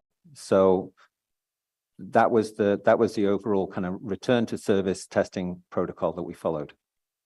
Chair, sorry, Chair, if I may. C'est important, c'est une question très, très, très pertinente que conseiller Brockington a posée. Est-ce que j'aimerais... Very good question, but I would like to add on.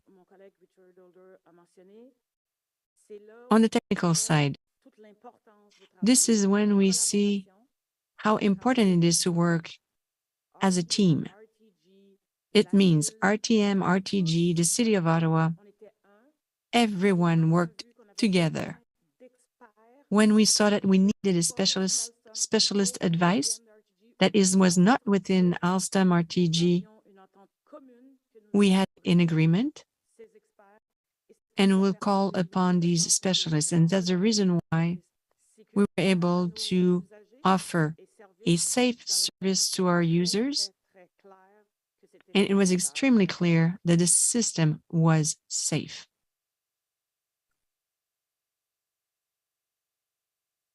Okay, Councillor Curry. Thank you for letting me go ahead here. I have to go to Police Services Board. First of all, I just wanted to say thank you very much for this report. It's very helpful, very thorough. It gives me a lot of assurances that everything was done properly and that there wasn't a rush, to Councillor Brockington's point, due to media pressure or anything else, that it was done properly and thoroughly. I also wanted to say thank you very much for all the responses during that time. I had residents writing in and saying, hey, have you ever thought about covering all the wires? And a response was given right away.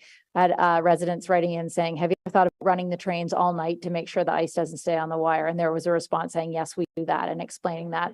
There was another email that asked about what about snow and how is it cleared? And the responses came with photos of the equipment that is used. And I just want to say that goes a long way to giving people more confidence in the system when you respond that quickly and with that much information and with photos. And so thank you very much. One of the questions I have is, when I hear about the camera that might be on top of the trains, and I'm assuming I guess it would be on top, a lot of the video footage you give us on the LRT system is by drones. Can some of this not be done with drones to just continually check to see if there are other areas that may be acquiring a lot of ice? Thank you for the question, Mr. Chair. That's something that we can also consider. It hasn't been considered up to date in our discussions to use drones. There are a number of different types of camera surveillance that have been discussed. So the one that I mentioned earlier on, which would be able to monitor the system all through the year, which we think would be very, very useful for us to understand are there any issues coming up with the contact wire pantograph interaction? But the other consideration for surveillance is to have a camera mounted at the MSF that would be focused on the trains as they're returning to the MSF in the evening to check the condition of the pantograph. So there is an issue around installing these winter carbons. So they are brass. If there is arcing, if there's an arcing event, then they get bruised and scarred. And so they themselves can then cause damage to the contact wire. So we're certainly very keen on not trying to solve one problem and creating another one. So a camera installed at the MSF yard would allow us to check the condition as the vehicle coming in. So we've considered that. The idea has not been discussed yet, but I will add it to the list. So thank you for the suggestion. Thank you very much. Councillor Hill. Thank you very much, Mr. Chair, and thank you. I'm certain, a great deal of appreciation, certainly from my residents that I've heard that this issue was managed in the timeline that it was, and it didn't get drawn out to, a 2 or 3 week event.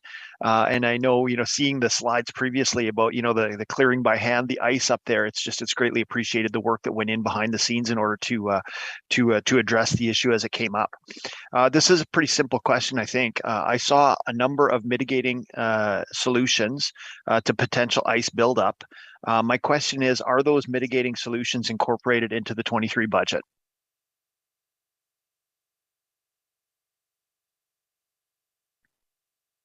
Thank you for the question, Mr. Chair. The condition monitoring equipment, which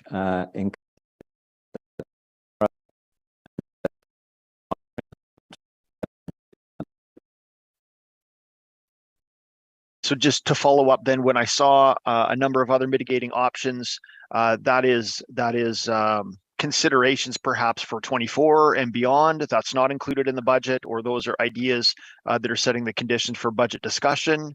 I just want to understand what this means in terms of cost potential and where we're at in this subsequent budget discussion.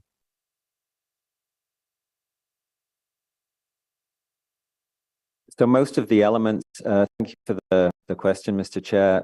Most of the elements for the mitigation recommendations would be for RTG to implement. There is a major cost associated with the purchase of a diesel recovery vehicle. That will be something that it's not included in this year's budget in terms of any consideration for any support from the city on that. That would have to come back to future budget discussions. Thank you very much, Mr. Chair. I will hold that line of discussion then for after our external representatives have their opportunity to speak. Thank you very much. Councilor Leeper. Thank you, and forgive me, I've got some questions just to make sure I understand what happened. The ice, I guess, accreted to more than 1.25 centimeters, 12.5 meters. There was greater accumulation on wire than that in that section? We don't know exactly, because it was not measured, how much ice were accumulated. From reviewing the photographs that were taken, we're looking at 7 to 9 millimeters of ice. Okay. And then when the how much barrier of ice can there be between the pantograph and the overhead catenary before the steady supply of power becomes challenged? Any amount of ice accretion on the underside of the contact wire is going to impact that interaction between the pantograph and the contact wire. What occurs when that accretion of ice is very, very thin is that the pantograph itself will scrape off that ice, or the arcing that occurs also destabilizes the ice. And so we're in a situation where there is a certain amount of ice that can accumulate on the system, provided we have vehicles running regularly with the strips, then we don't experience major issues, as has been demonstrated like over 50 times over the last 3 years. What is the precise number when the vehicles stop? I guess we tested that, and we got there in January. So when we got up to the 6 or 7 millimeters, it just became unsustainable for vehicles to do what they normally do, which is to shear off the ice, break the ice, create enough arcing that destabilizes the ice. Okay. And then when that arcing is occurring, the train stopped. Was it the driver who stopped the train, or was it physically incapable of going any further because it's no longer receiving power? Well, we had the situation where vehicles were stopped. They were immobilized, and there were faults that occurred on the vehicle because they'd lost power. Technicians were dispatched to the vehicles. They checked the vehicles out. They did a reset. And then as part of trying to move that vehicle on, the vehicle drew power, but there was too much ice accumulated on the OCS. We had massive arcing because the vehicle is trying to move from stationary to a very slow speed. And in that moment of the massive arcing, that caused the intense heating of the contact wire, which ultimately melted. Okay, and I wanted to make sure I understood that one properly. It's not moving at slow speed. In this case, there's an accretion of too much ice, and so when it's moving at slow speed, that's causing the arcing, which caused damage to the wire. Ordinarily, if there were no barrier between the wire and the pantograph, slow speed would not create a problem, right? Why did the trains stop?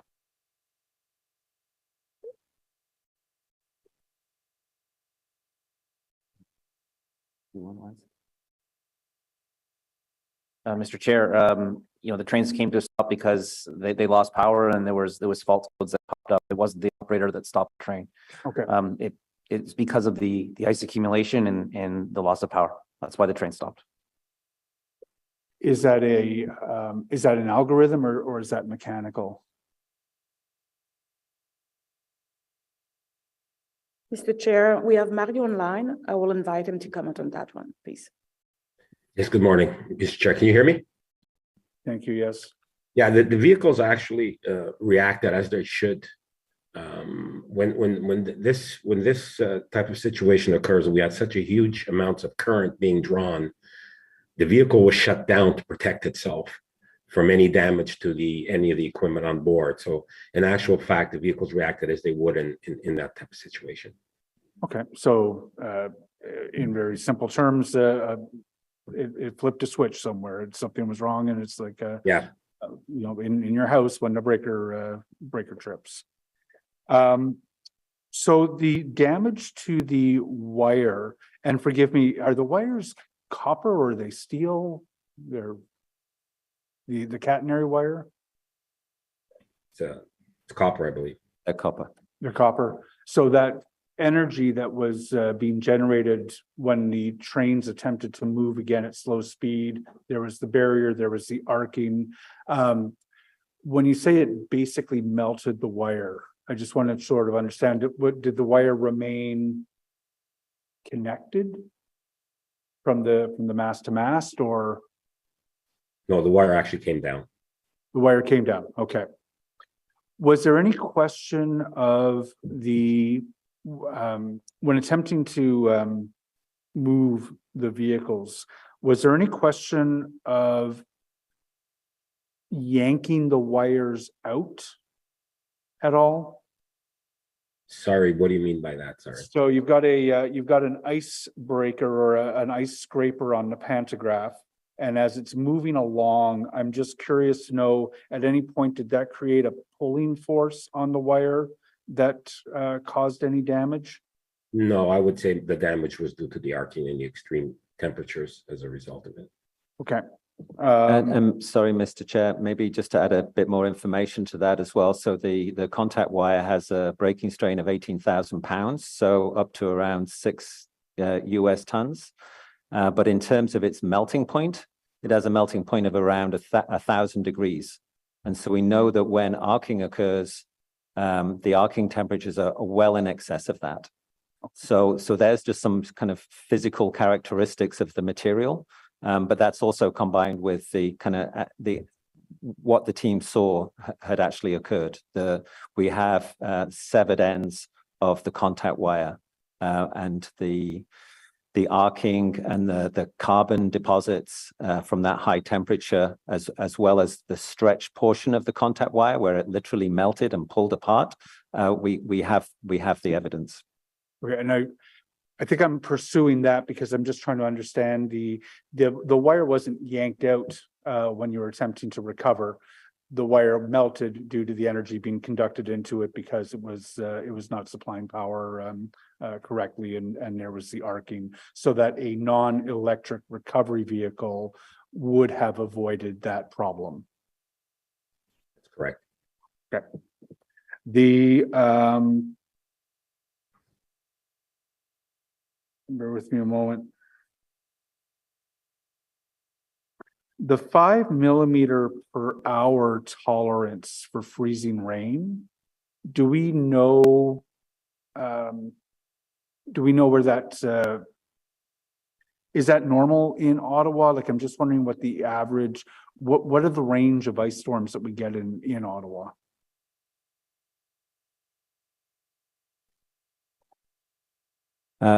Thank you, Mr. Chair.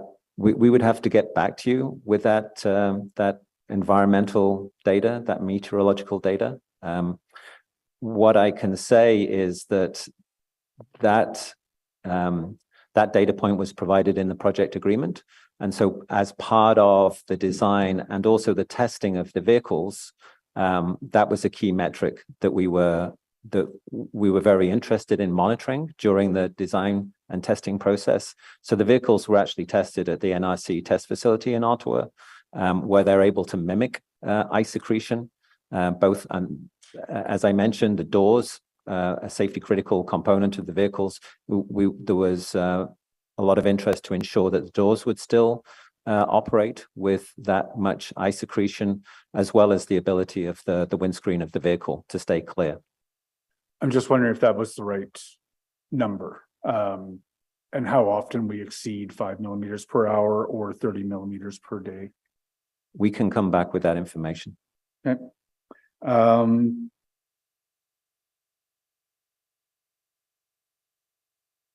Those are my questions. Thank you very much. Councillor King. Thank you, Chair. And I wanted to build on what Councillor Leeper was asking about concerning assessments of the wire. I'm just wondering if that's part of the project agreement, whether we are doing assessments of the high tensile strength properties of the wire. It is. It's part of our preventive maintenance and inspection regime that we conduct regularly. I appreciate that. I'm just wondering if those assessments are bearing out whether this type of wire is the correct one based upon the changing climate, based upon the weather conditions that we have in Ottawa, that we'll see more ice storms. And I'm hoping that obviously those assessments would inform the next stages of LRT. If this is not the appropriate wire to utilize, obviously in the next stages, we want to ensure that we're using a different product, a different alloy that would be stronger and would withstand the challenges that we're seeing. So I'm just wondering if there's any commitment to that. Well, I mean, certainly we do look at, and we are actually in a process of conducting our biannual review. We believe that the wire was appropriate for its use, but it may be a little early in the project to determine that. Even in light of the storm, I think we need a few more years to determine what the life cycle expectancy of the wire might be. Mr. Chair, as well, if I may just add some more information to my colleague Mario's answer. So maybe just back to the context, this is the first time it's happened in 3 years. We've had over 50 freezing rain events without issue. In terms of the particular wire that is used, the contact wire, we're at the upper end of the range of the wire gauge that is used across OCS systems across North America. I'm not even sure, I mean, I can check, I'm not even sure if there is a heavier gauge. We're at the upper limits. And even if we were able to go to a heavier gauge, this incident was caused by arcing, causing high temperatures within the material. And those material properties would not change even if we went to a larger size, a larger gauge of wire. We would still have this issue of the temperature being exceeded and the contact wire melting. Well, I thank you for that answer, but of course, it's good that all areas are being analyzed, the strength of the wire, as well as mitigation techniques to ensure that there isn't that ice buildup that causes that arcing. So I just want to once again underline that if there are challenges with the wire, obviously in the next stages, we want to ensure that we're using the best alloy, the best products that can be deployed so that we can not have to just purely mitigate these issues as they come up, but that we ensure that we are doing our best in terms of preventative installation of materials and technology that would stop these types of issues. Thank you, Chair. Thank you. Councillor Tierney. Great. Thank you, Chair. Great presentation today. I'd like to see a lot of the new measures that are going to be put in place. The one that sticks out in my mind is the diesel tug. I think that's like I'm kind of shocked we don't even have one of those yet. So I just want to know, you know, you have this laundry list of things you want to do. I see that as a super high priority machine that could assist not only for this situation, but previous situations we've had. Is this something that you're fast tracking? You're looking to move this to the top of the deck and get this thing ordered like yesterday? Thank you, Mr. Chair. Maybe I'd like Mario to provide a comment on that, because that is, you're correct, that this is one of the high priority areas that's come out of the OC working group. Thank you. Yeah, we're already out looking for a unit. You can appreciate our system is unique in terms of the envelope. So it's going to prove difficult to get something off the shelf that would fit into our system, but we're actively pursuing and looking now. We also have some equipment here that we think we might be able to alter for that purpose. So yeah, that's definitely something that we're on right now. Okay, great. Thank you. Thank you, Mr. Chair. The R1 deployment, are there any lessons learned from the experience over this outage period?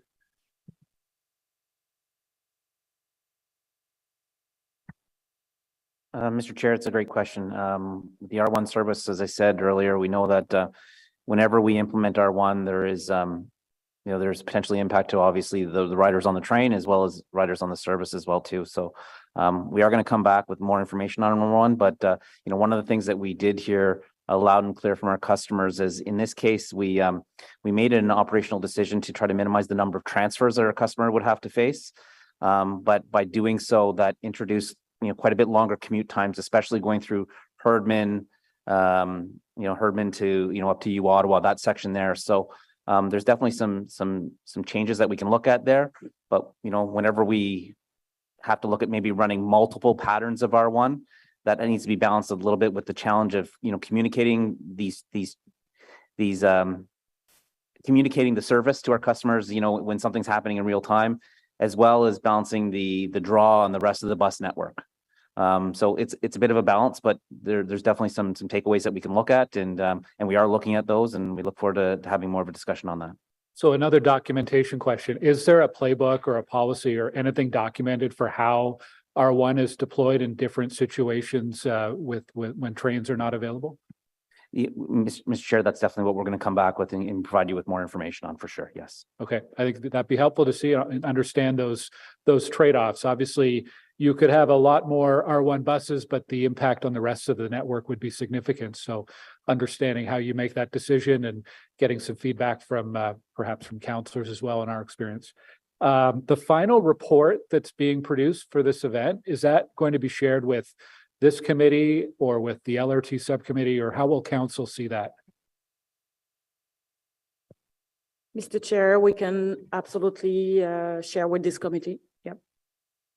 And is there any additional direction or resources that you need from the commission or council to move forward with any of the recommendations in front of us today? Mr. Chair, we believe it's no. Okay, thank you. Well, with that, that brings us to the end of this item. Thank you to everyone. And thank you also to Mario, Nicolas, and David for joining online and being available for questions. We do appreciate your participation as always. We are going to take a 20-minute break so that people can get some lunch and move around a little bit before our budget item. It is 1:15 p.m. So if we come back at 1:35 p.m., please, and we'll resume from there. Thank you.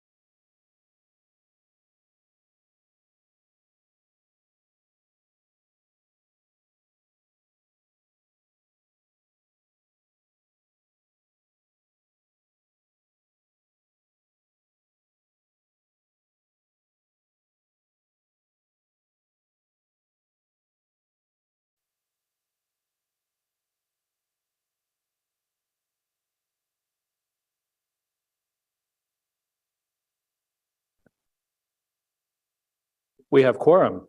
Isn't that excellent? We can continue. Okay, quorum, by the way, is 5 of committee members. So we'll have to watch for that as the afternoon goes on. We are on item 7.1, the 2023 draft operating and capital budget for Transit Commission.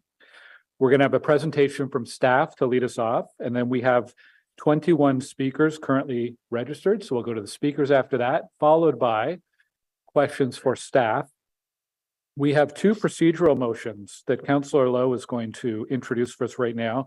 One is a motion to add budget documents, and the other is a budget roadmap motion. So we'll introduce those right away and come back to them at the end. So Councillor Lowe, the motion to add budget documents.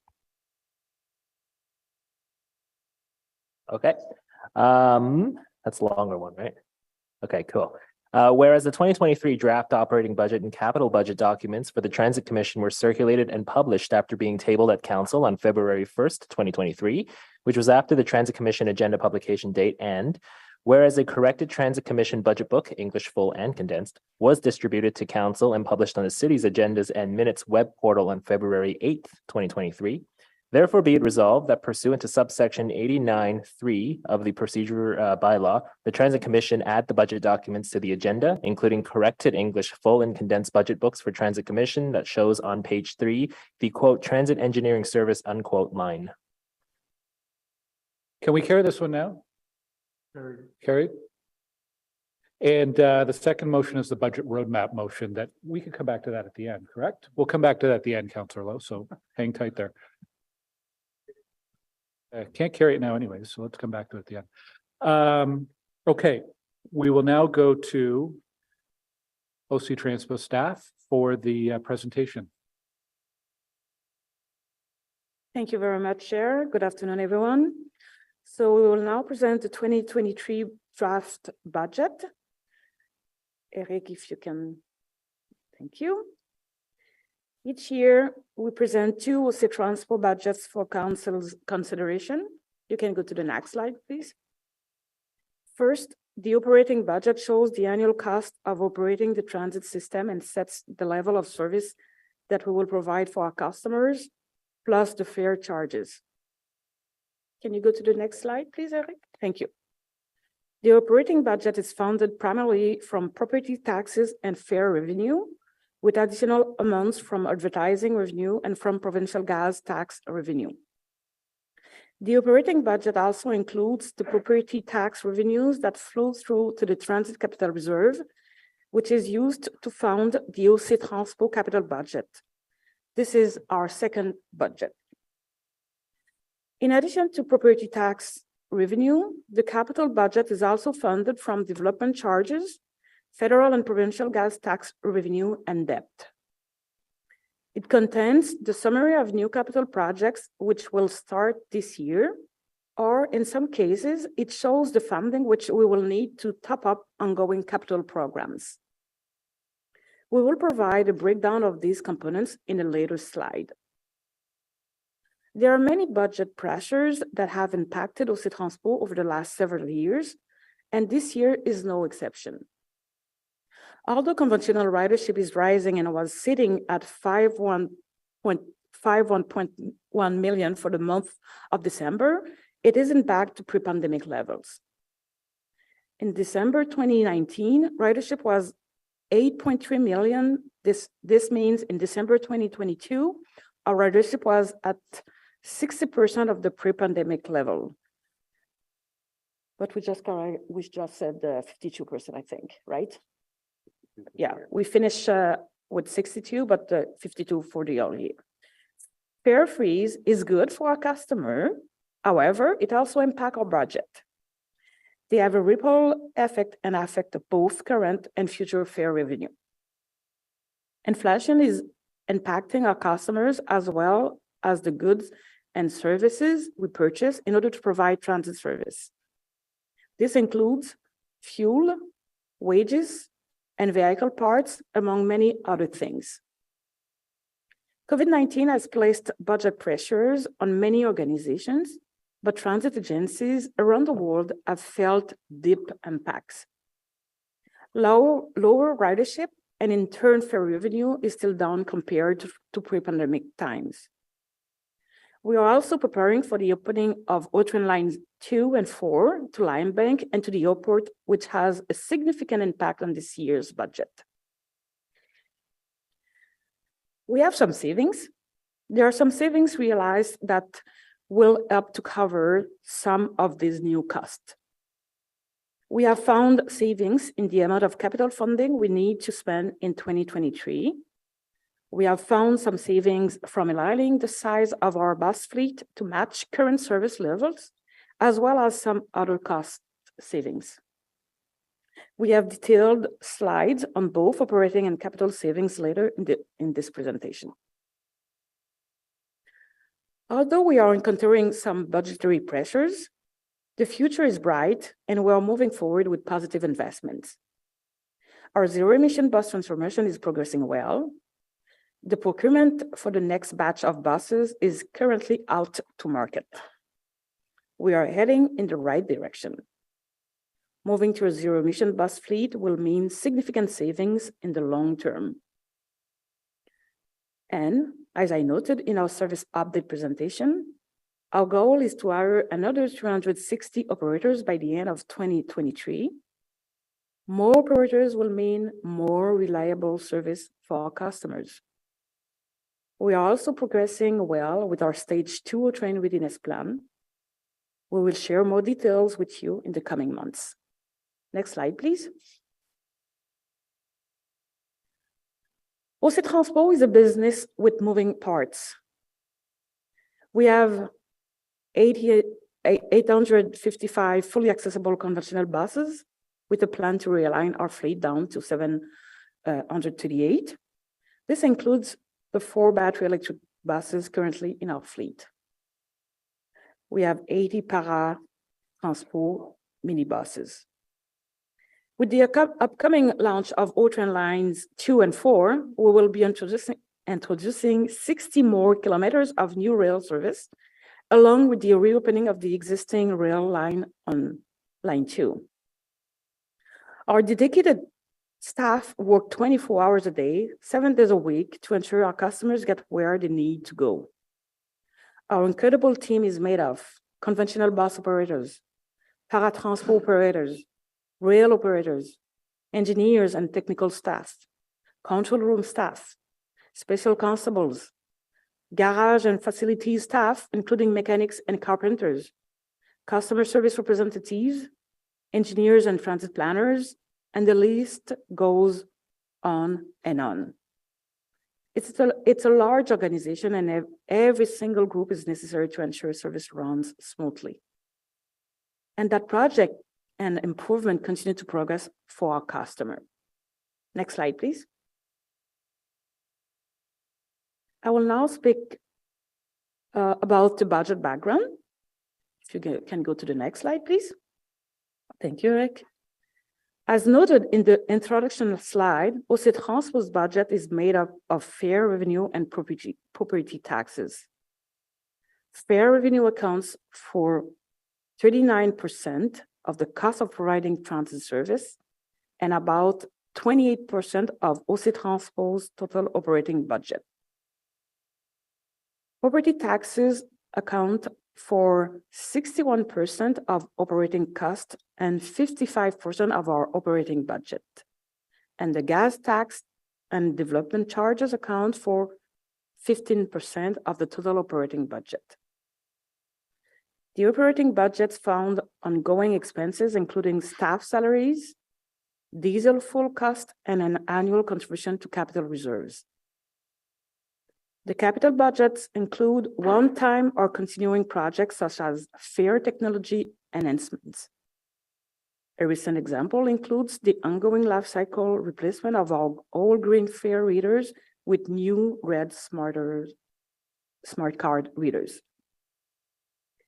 We also receive funding from other levels of government.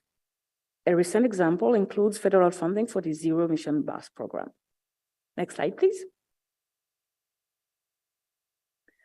The guiding principle in our budgetary process is that we want to ensure we are delivering what we promise.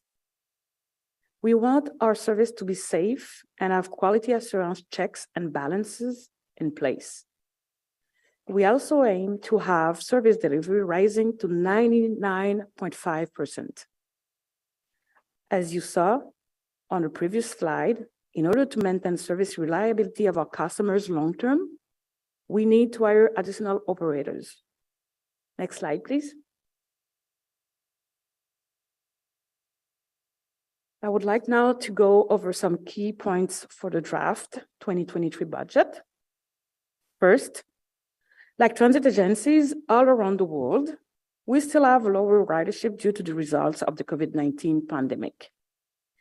Many people are still working from home. We are working hard to promote the benefits of transit and show people that we are ready to welcome them back. And hopefully we will see ridership growth as we move forward. As I mentioned earlier, Council has decided already that there will be no fare increase this year. This will hopefully encourage ridership, but at the same time, it will place budgetary pressures this year and in years to come. The city has told the province that we will need 53 million to replace the fare revenue we expect to lose in 2023 because of COVID-19. In this budget, we are counting on receiving at least 39 million in provincial Safe Restart Agreement funding. This funding is to help municipal transit system across Ontario address lost fare revenue related to COVID-19. We are now waiting on confirmation of the funding. Ocean line 2s and 4 are set to open later this year. Line 2 will run between Bayview Station and Limebank Station, and Line 4 will be linked to the airport. This is very exciting news and will bring much improved service to Carleton University and areas in the south part of the city. Inflation has impacted every person and organization in some way. Everything is more expensive and people have to be selective with how they spend their money. As I noted earlier, inflation has also impacted our department as goods and services we purchase to run transit service has increased in price. The majority of our employees are unionized, and therefore there are collective agreements as well as legislated and contractual increases each year. And this does have an impact on our budget. Next slide, please. We estimate ridership will grow from 65% in January to 75% by December, for an average of 70% this year in 2023. This increase is due to more federal government employees returning to office work 2 to 3 days per week. And high school and post-secondary students are back to in-person classes full-time. This means ridership will still be down by approximately 30% when compared to 2019 levels. This equals a fare revenue shortfall of approximately $53 million.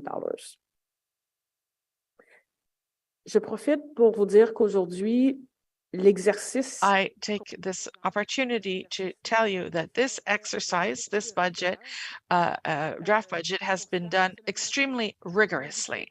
It's my budget because I was there the whole year with my team, unlike when I arrived in the fall of 2021. And this budget was thoroughly thought out. It is very honest. It respects our clients. And it is also a budget which forces us as managers to do even better with taxpayers' money. My colleagues are with me. Pat and Scott are going to go over with you all the numbers. There's a lot of numbers. We're going to go slowly. What's important here is at the end of this meeting, you will have a very clear and complete and honest picture of what the situation is, extremely transparent. We'll walk you through the details of our budgets. Merci. Thank you very much. Merci, Madame Amilcar. On the next slide, Thank please. you so much. We'll start by talking about the operating budget, and this I'll walk you through. This on your screens now is really a summary of what you see on page 3 of the big budget book, where the numbers are presented in more detail. What we're showing you here first is what was our budget in the year 2022, and then we'll show you what the changes are between 22 and 23, and then what that makes the 23 budget and how all these numbers add up. So just to walk through this page first, the 2022 budget had the cost of running the transit system at $539.5 million for that 1 year. In addition to that, passing through the operating budget were also $188.4 million from property tax going into the capital reserve, which adds up to what's called on the screen and in your book, the gross expenditure of $728 million. From that, then, some of the operating costs, $32.5 million, are actually funded from the capital program. In addition, there was $322.7 million in revenues, which are summarized down below. So when you subtract that 32.5 and the 322.7 million from the 728 million, you get to the net requirement of $372.7 million, which in 2022 was the amount of money that needed to be collected from property taxes. In the second chart on the screen, you see that the revenues were made up of 177 million in fare revenues and other and smaller revenues like advertising, 92.9 million in development charges and gas tax, and just under 53 million, which came from the provincial government as a special transfer through the Safe Restart Agreement to replace lost fare revenue and to cover some of our additional costs. So that adds up to 322.7, and you can see on the second last line of the top chart where that 322.7 fits. I'll go through the same pattern again in a few slides for the 23 budget. The next slide, please, Eric.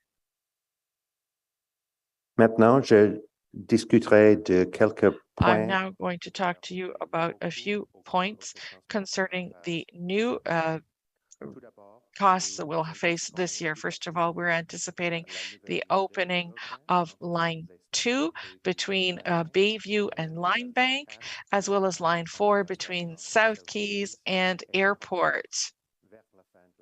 And that would be around the end of the year. We need to set up 7 new trains and 8 new stations. So the operating costs of the 2 new lines for 2023 will be around $16 million.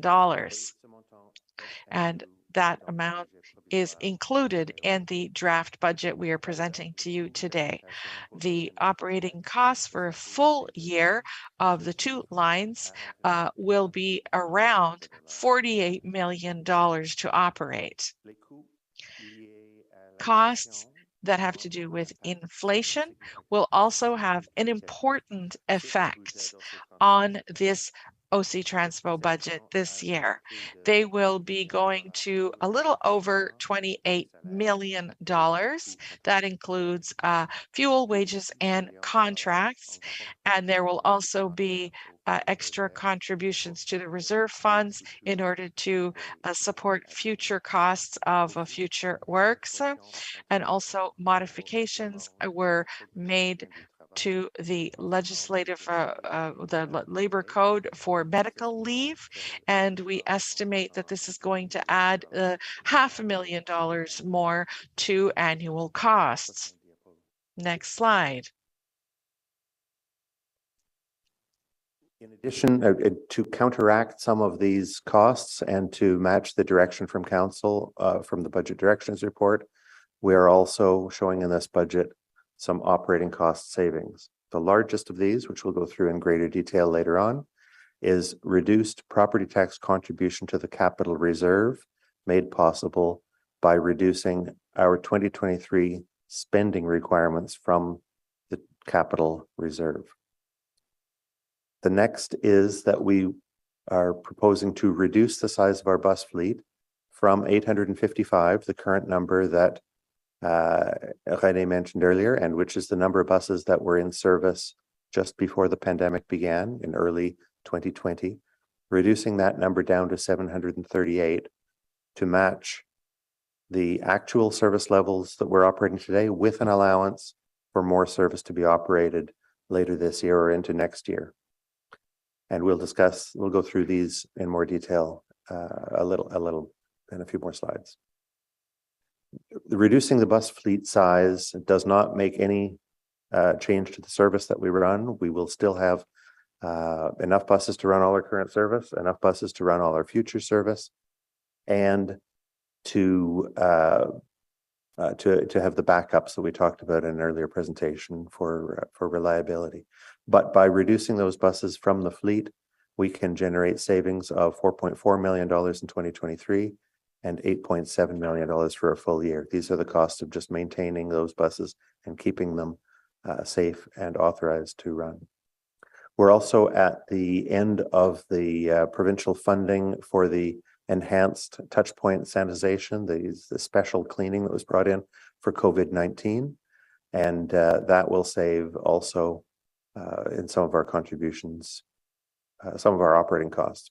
And we also will have some small savings by having lower fees payable for fare collection, primarily through the Presto system, to match the actual ridership level that we're expecting this year.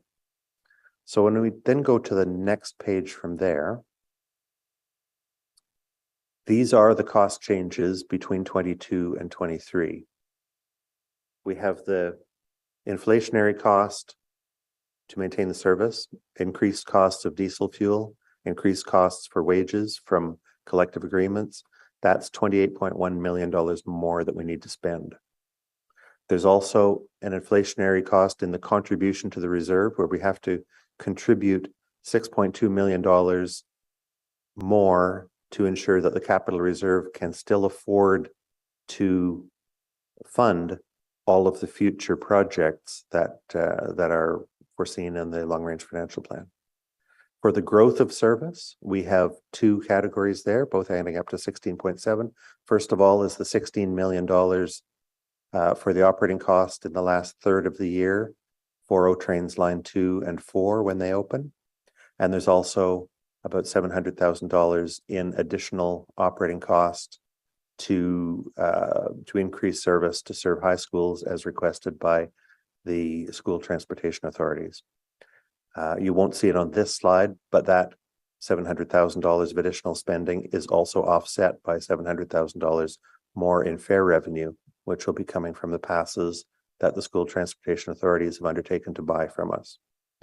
Finally, on our cost pressures, the legislative changes I mentioned earlier, the Canada Labour Code change will cost us about $500,000 a year. And then there's the operating cost savings. First of all, realigning the fleet size, the bus fleet size, down from 855 to 738, saving $4.4 million this year. And the end of the program on enhanced COVID-19 cleaning on buses, trains, and stations, saving $13.4 million. And as a point of explanation, that last year and the previous year was fully funded by the province. So that takes us on to the next slide, which is the comparison.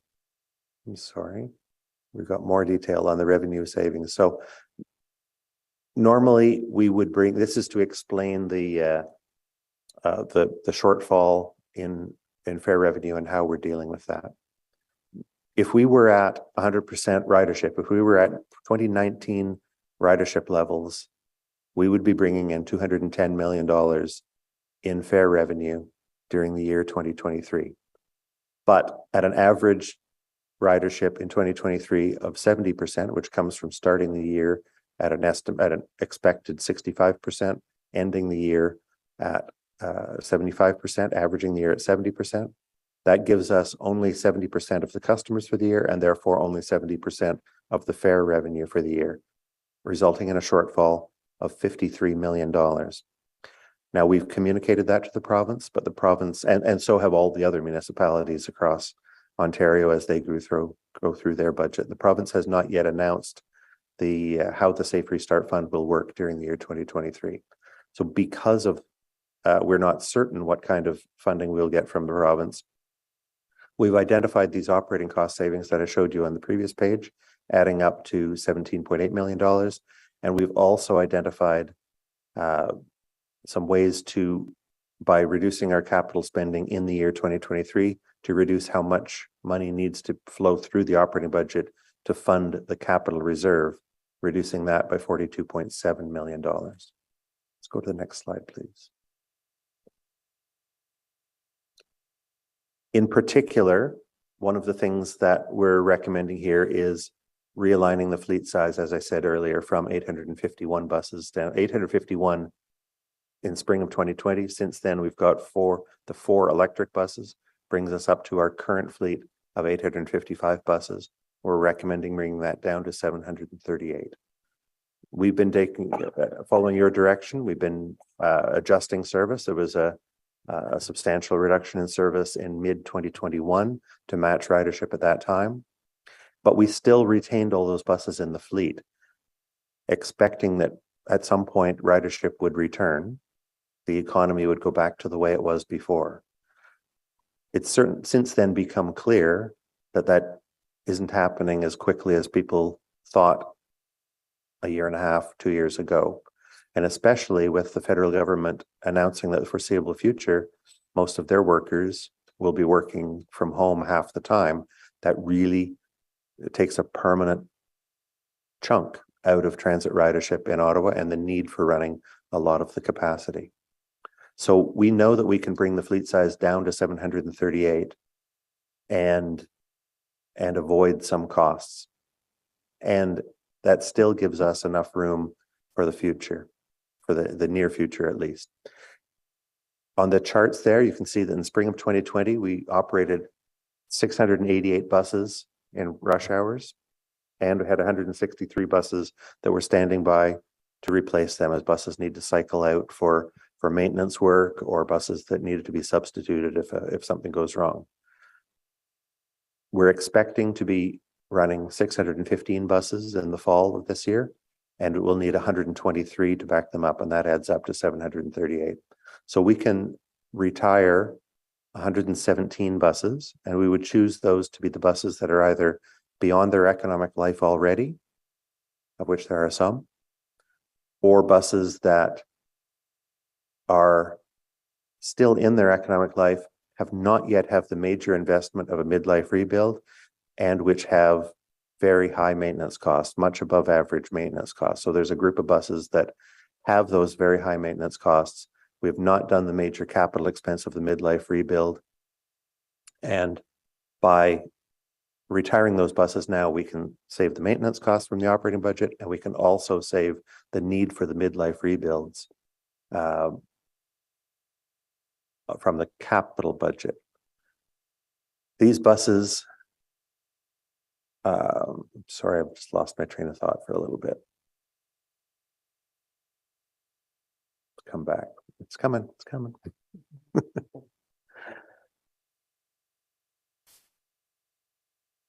I'm sorry. We'll go to the next slide and I'll get back on track. We mentioned earlier the COVID enhanced cleaning program is coming to an end. This was the enhanced cleaning that was funded by the provincial government. That provincial government funding was year by year. It was not ongoing. We continue to thoroughly and regularly clean all of our buses, trains, and stations. And the health and safety is obviously our first priority for our customers and our staff. And as a reminder, we and OPH continue to recommend wearing masks on board transit. Let's go to the next slide, please. And this, as I promised, is where it all comes back together again. Those increases, those savings come to a 2023 budget that is made up of, and this is again a detail that's on page 3 of the budget book, $567 million in the costs of running the transit system, $170 million in contributions to capital, flowing through the operating budget for a gross expenditure of $737 million. Then there's the recovery. Some of those costs, some of those operating costs are funded from the capital program. That's 30.7 comes off. And then there's the revenues coming in, expected to be 316.6 million in the year 2023 for a net requirement of property taxes of 389.8 million.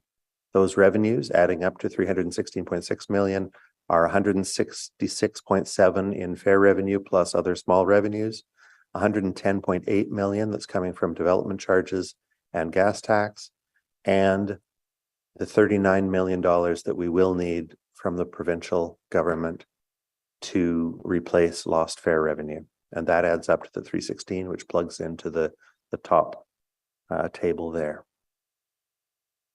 So on the next slide, you can see how these numbers compare. And this is, I don't want to overwalk you through it, but this will be there for your reference later. This again is the same numbers that I showed you on these preceding ones, just comparing the numbers from 22 to 23 and showing on the right that our net operating cost after the savings and the added costs is $27 million more in 23. Our contributions to capital, $18 million less when you combine everything together, for the gross expenditure being $9 million more, the net requirement for property taxes being $17 million more in 23 than it was in 22. And that 17.1 million lines up exactly with the direction from council in the budget directions report and the overall affordability that Cyril Rogers explained to you at council last week. So at this point, we go to the next slide. I will turn you over to my colleague, Scott Laberge, who is Associate Director for Transit Customer Systems and Planning at OC Transpo, working alongside me for a 1-year period. Scott. Merci, Pat, and bonjour, Monsieur le Président et le Conseiller. I'm Scott Laberge, Associate Director, Transit. Thank you very much. Dans le prochain dispositifs, in the next slide, we will talk about the capital budget for 2023. On pages 14 through 42. Capital projects last multiple years, and as shown listed on pages 45 through 48, at OC Transpo, there are $782 million in ongoing projects, with $204 million remaining in existing authority. We are continuing to deliver all of those projects. On page 15 in your budget book, there's a summary of the 2023 capital requests with details on each project listed on subsequent pages. New capital program requests for 2023 total $122 million and are categorized in renewal of city assets, growth, and service enhancements. For renewal of city assets, the projects total $97 million and include bus replacement for both paratranspo and conventional. Lifecycle or infrastructure lifecycle rehabilitation, readiness for stage 2 O-train openings, and contractual lifecycle payments for O-train lines. In growth, the request includes $100,000 for operational support vehicle purchases. In service enhancements, programs total $25 million and include customer information system improvements, transit priority measures, accessibility improvements, and technology system improvements. All projects, once completed, will provide an improved experience for our customers. Next slide, please.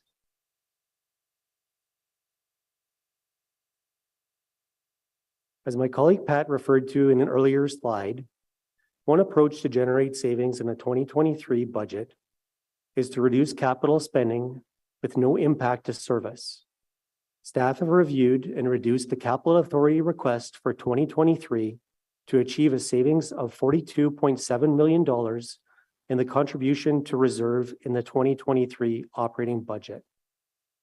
Capital program spending reductions in 2023 include reduced spending on bus refurbishment, deferring until a year later some O-Train Stage 2 transition and readiness costs, reduced spending based on current service levels on bus service detours for O-Train Stage 2 construction, reduced spending on some programs based on supply chain constraints and the delivery of planned 2022 projects in 2023 instead.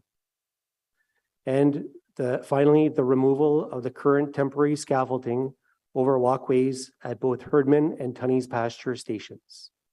Next slide, please. Here, I'll dive in a little bit deeper with an example of how staff have prudently reduced capital spending to mitigate financial risk throughout the pandemic, thus enabling a reduction in 2023 capital spending. For the bus refurbishment program, capital approves authority each year. Throughout the pandemic, faced with labor shortages and supply chain constraints, staff have optimized the bus refurbishment program, leading to a savings and a $10 million unspent program balance. With the retirement of high maintenance buses, the unspent bus refurbishment budget previously approved is sufficient to meet the 2023 refurbishment needs.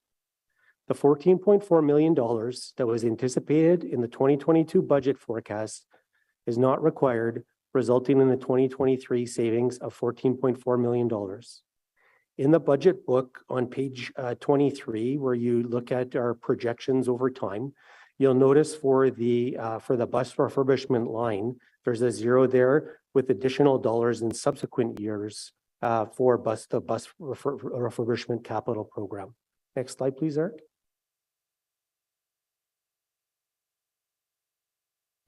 In this final slide, I'd like to highlight that transit agencies worldwide are experiencing slower than anticipated ridership recovery since the COVID-19 pandemic. There's a continued need for funding from other levels of government. As you heard from Madame Amokar earlier, in 2023, OC Transpo anticipates averaging 70% of pre-pandemic ridership, and thus the city is faced with a fare revenue shortfall of $53 million. The city has requested this funding from the provincial government. At minimum, we require $39 million to balance the 2023 budget. Should funding fall below this minimum, other options will need to be explored, including drawing from reserves to make up any shortfall, plus an adjustment to the 2024 budget, and/or bringing additional cost savings options here to Transit Commission for consideration. Next slide, please, Eric. Thank you very much for your time today, and we look forward to the discussion and any questions. Mr. Chair, I'll pass it back to you. Thank you very much for the overview. We're going to move now to our list of delegations. First up is Nick Grover, and then we have Sam Hirsch and Leo DeVries. Just wait to see Nick on our screen here.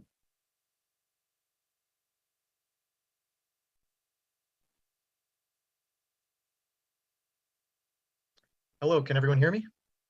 Yes, we can. Good Okay, afternoon. great. Thank you. So I wanted to begin the delegation with a few items of context for anybody listening. And these are all objectives of the city at large. The first is that the city has committed to reduce the mode share of cars and to increase the mode share of transit use.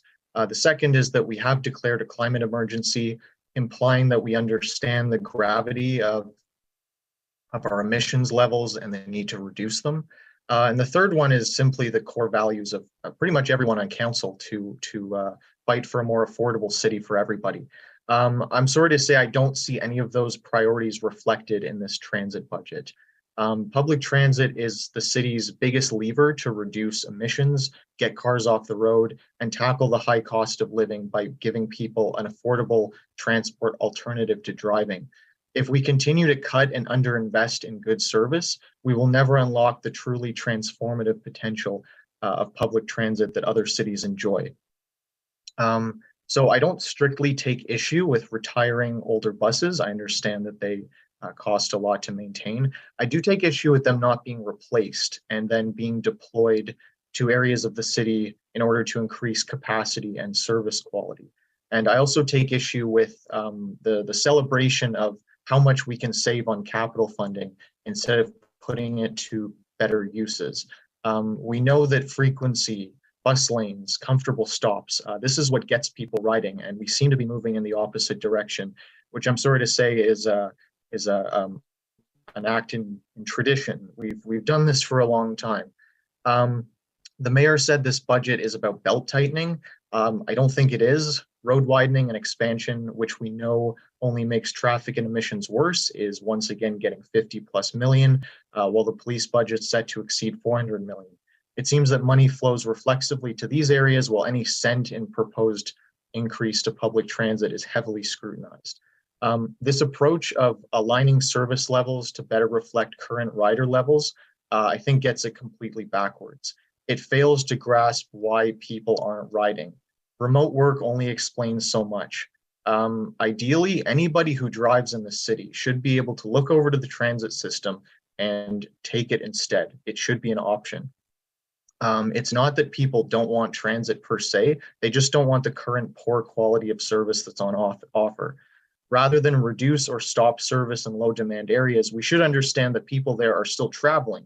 We should just ask how we can replace their need for a car with bus service. Demand is not going to magically grow after we cut a route somewhere. Just look to Bradley Estates in Orleans. This would surely be considered a low ridership area now, but it's because they had one of their main routes cut in 2019. CBC reported on this, and residents there saying they feel stranded. I need to ask what we've done in 3 years to try and attract new riders beyond the federal worker pool. We can't just wait for them to come back. I know that some of them are, but we need to think about everybody else in the city. They are potential riders. Anybody who drives could be a rider if it actually met their needs. We need to get serious and put up the money to make transit actually functional. We need investments, not cuts. We need to make the rider experience such that people actually use it. Increase frequency so you can walk up to a stop and grab a bus without checking a schedule. Bus lanes to make buses faster without getting stuck in traffic, which creates delays for the whole routes. Lower fares and targeted free fares to those who are on low incomes and need it the most. A good transit system is in everybody's interest. For those who rely on it, it means being able to access the city around them. Groceries, jobs, appointments, recreation, new neighborhoods. Even for car drivers, is it really affordable to ask people to spend $10,000 a year to own and operate a vehicle just because there's no other option? It's not a choice in transport when driving is the only way you can get anywhere, or Ubering. We can say we care about climate change, but it doesn't mean much if we deny its reality in our policy. Transport emissions are 45% of our total in Ottawa. We will only reduce traffic by investing in alternatives. We can't widen or build new roads. We should be adding buses to the fleet and give them the infrastructure they need to serve the people of Ottawa. When we think about the city that we want, one that has clean air, safe streets, transit good enough that other cities look to us for inspiration, we have to remember that it starts now or it will never happen. I've been a bus rider in Ottawa for 10 years, and I can say that this isn't an exceptional period of time. Service has never been great. So we really need to start thinking about that and how we increase ridership beyond commuters and look at everybody's needs. Thank you. Thank you very much, Nick. I'll look to committee members and councillors. Any questions for Nick? Okay, I'm seeing none. Thanks for being first up, Nick, and for sharing your comments. Thank you. Our second speaker is Sam Hirsch. Can you hear me? Yes, we can. Hi, Sam. Great. Hi. So yeah, I just want to start off by saying that I think this item should have been moved to the front of the agenda. There are 21 delegates, as you said, on the list, and I'm assuming some have maybe had to drop off. And this meeting started at 9:30, and it's almost 2:30 at this point. And it's important to respect the time of folks who come out to delegate at these meetings. I'm not sure they're still here, but it's funny that there were students, at least from Algonquin, here today at the meeting, because I was tabling yesterday with our new Horizon Ottawa Campus Club at Algonquin College, and in trying to get students interested in municipal politics, the thing that constantly came up unprompted was our transit system. Again and again, the faces of students lit up with not with glee, but with anger and frustration as they remarked things like, "Oh yeah, our transit system is a joke," or "Yeah, my bus was late this morning and I was late to my class." And I'm sure all the students that were in the audience would probably agree with these words.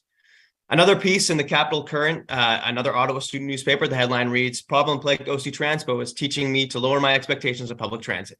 Another headline from the Citizen, "We can work anywhere. Pity Ottawa's public transit can't." And dozens of Reddit threads with hundreds of comments on how OC Transpo just doesn't work. This is how the people of Ottawa, students, public servants, minimum wage workers, seniors, etc., view our transit system. And I want the members of this committee to sit with that for a second. And I don't blame folks for thinking this way, especially when they see that absolutely nothing is being done to address their concerns. And not only is nothing being done, but decisions are actively being made to ensure the continued erosion of our transit system. In other words, our system isn't bad because of the simple natural order of things. Our system is bad because of a series of political choices that have been made by many of the councillors sitting around this table, like the decision to refuse to have an emergency meeting after the LRT breakdown. We should not have waited 37 days to talk about the LRT breakdown. And now this decision before you all today to approve Mayor Sutcliffe's $47 million cut from our transit budget. Another political decision that, if approved today, will show residents how you really feel about their struggles with public transit. Why, when confidence in our transit system is so low, when residents think so poorly of our system, are we even thinking of slashing this budget and further delaying projects? Choosing to cut this budget while approving millions for the unnecessary road expansion projects like the Airport Parkway expansion is a political choice.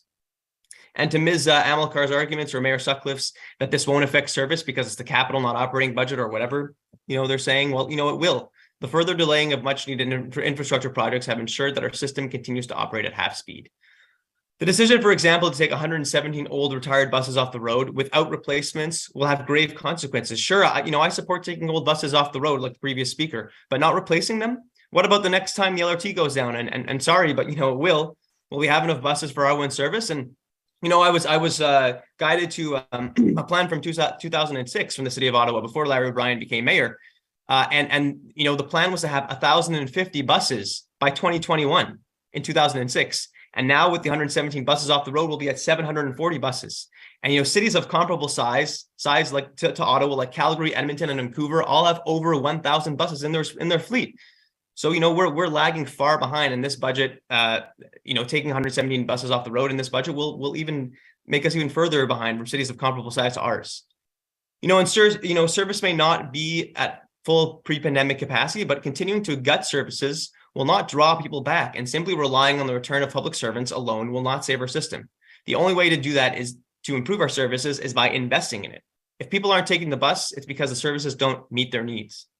And let's talk about the extremely limited detail in what these efficiencies are and what little was shared with residents, and the lack of detail where the rest of the $42.7 million in efficiencies are coming from. How do you run an organization by coming up with a number and then figuring out the details later? It's also unfair for councillors too to get this little notice before voting in favor or against these efficiencies. And lastly, of course, we need to address the assumption here by staff and Mayor Sutcliffe that there's money coming from the feds and the province. The importance of advocating for more operating dollars from different levels of government is one thing that I actually happen to agree with the mayor on. But let's be honest, we know this money most likely isn't coming, and it's unwise and disingenuous to base a large portion of the budget off of that. The mayor said that, big cuts would be made if these investments weren't made. But at the end of the day, big cuts are on you or on this council. You can't just shove the blame to other levels of government because you're budgeting for something that won't come. The decision today would not only be politically unwise, but would also lead to further erosion of trust. And yes, would affect services with the smaller fleet of buses that we have. We should be having more based off of our population. But, if members of this commission care about our transit system in any way, shape, or form, I would urge them to vote against these impractical cuts today. Thanks very much. Thank you, Sam, and right on time. Are there any questions for Mr. Hirsch from committee members or councillors? Councillor Hill. Yeah, thank you very much for the delegation, Mr. Hirsch. A quick question. You referred to the delaying of much needed infrastructure projects. I was wondering if you could specify which ones you're talking to, so I can look at those when we look at the budget. Excuse me.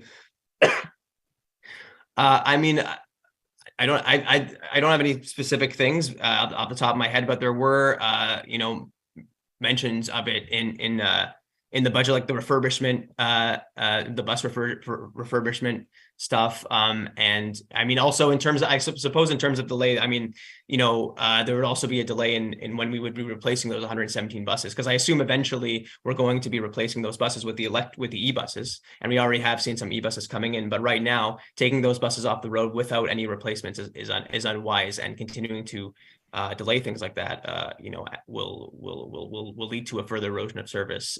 Though I know, we need more money from different levels of government, but that's going to take some time. So, thank you very much. Thanks. Hey, any other questions? I'm seeing none. Thank you, Sam, for joining us today. The next speaker on the list is Leo DeVries. I don't think Leo is online, so just want to check if Leo is in the room with us. I don't think so. So the next speaker then would be Aaron Galt. Again, I don't think Aaron is logged into the Zoom. Is Aaron in the room at all? Okay, we'll keep moving on. Anna Bramble is our next speaker. I believe Anna is online. Hello, can you hear me? Yes, we can. Welcome. Okay. So I'm a regular OC Transpo rider. I ride it to school, I ride it to work. And I do not have any confidence whatsoever that the budget proposed will fix any of the issues that I witness on a daily basis. So like I mentioned, I take the bus to school and work, and I frequently have to leave early to account for delays or cancellations, and I should not have to do this, and neither should anyone else. Clearly, the amount of funding OC Transpo receives is not enough, and it will not be enough for this year's budget as well. Cutting capital budget funding could affect Route 1 buses when the unreliable LRT goes down, and if there's no funding to support the purchase of new buses, especially if buses are being removed from service. Not to mention that the delays in stage 2 construction if funding is not adequate. Like Sam mentioned, what are you going to do when ridership is back to normal and you have already reduced the fleet size and gotten rid of the buses? Due to everything being so expensive, cars are unaffordable to almost everyone who does not already own one, and even to low-income people who already own cars, it's almost impossible to keep up with the cost of cars. It is much more affordable to take public transit, and it needs to be properly funded so it's reliable. And personally, I have had to spend extra money that I do not have on Ubers and Lyfts just to get to places on time when public transit has failed to arrive. And as I do not own a car and do not have the means to buy one, I really rely on public transit to be there. And that's all I have to say. Okay, thank you very much. Are there any questions from committee or councilors? I'm seeing none. Pardon me, I'm using the wrong microphone again. All right. Thank you very much, Anna, for your presentation. Our next speaker is Julia Brown. Hi there. Hi, Julia. Hi. Welcome. Good afternoon, everyone. So my name is Julia, and I'm actually a 20-year-old Carleton student. So completed the majority of my undergrad under circumstances that have been less than ideal due to the pandemic. One of the most frustrating and disappointing experiences of my time in Ottawa, lack of reliability of OC Transpo.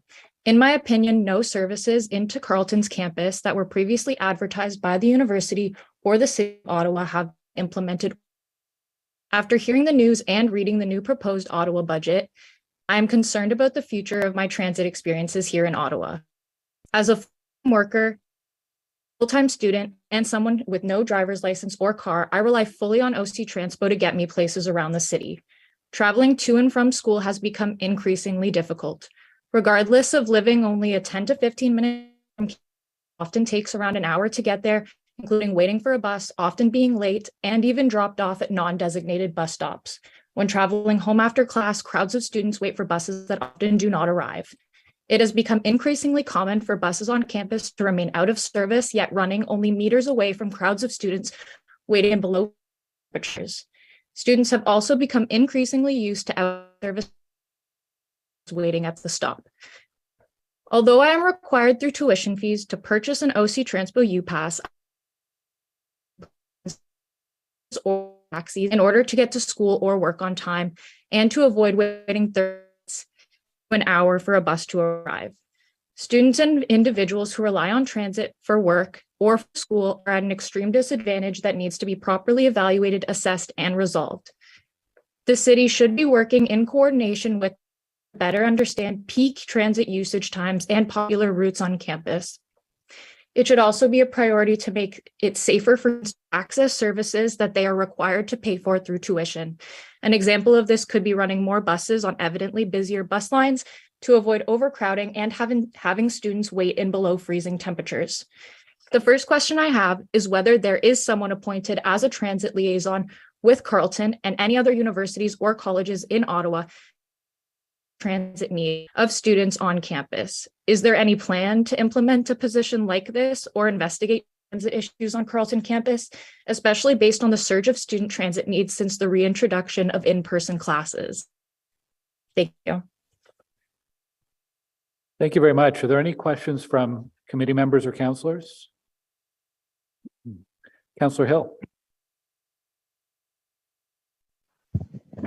Thank you, Chair. I think Councillor Menard had his hand up first. I'm not sure if. Well, go ahead, Councillor. Okay. Go to Councillor Menard. Perfect. Just a quick one, Julia. Thank you very much for your delegation. I can feel for you because I've certainly spoken to a number of Carleton University students who live out here in Barrhaven that have had a heck of a time trying to go, something that would otherwise be a 20-minute car ride that takes an hour and 15 minutes or so. Can you tell me, where do you normally start your travels from to get to Carleton? I live in Centertown, just off of Bank Street. Okay, no, thank you very much for that. It's certainly, I can assure you that this term of council, we're going to be looking hard in this commission at how we can improve that reliability. So I appreciate very much the sentiments of your delegation, and I'm certainly going to be working to try and rectify some of that. Thank you. Thank you. Councillor Menard.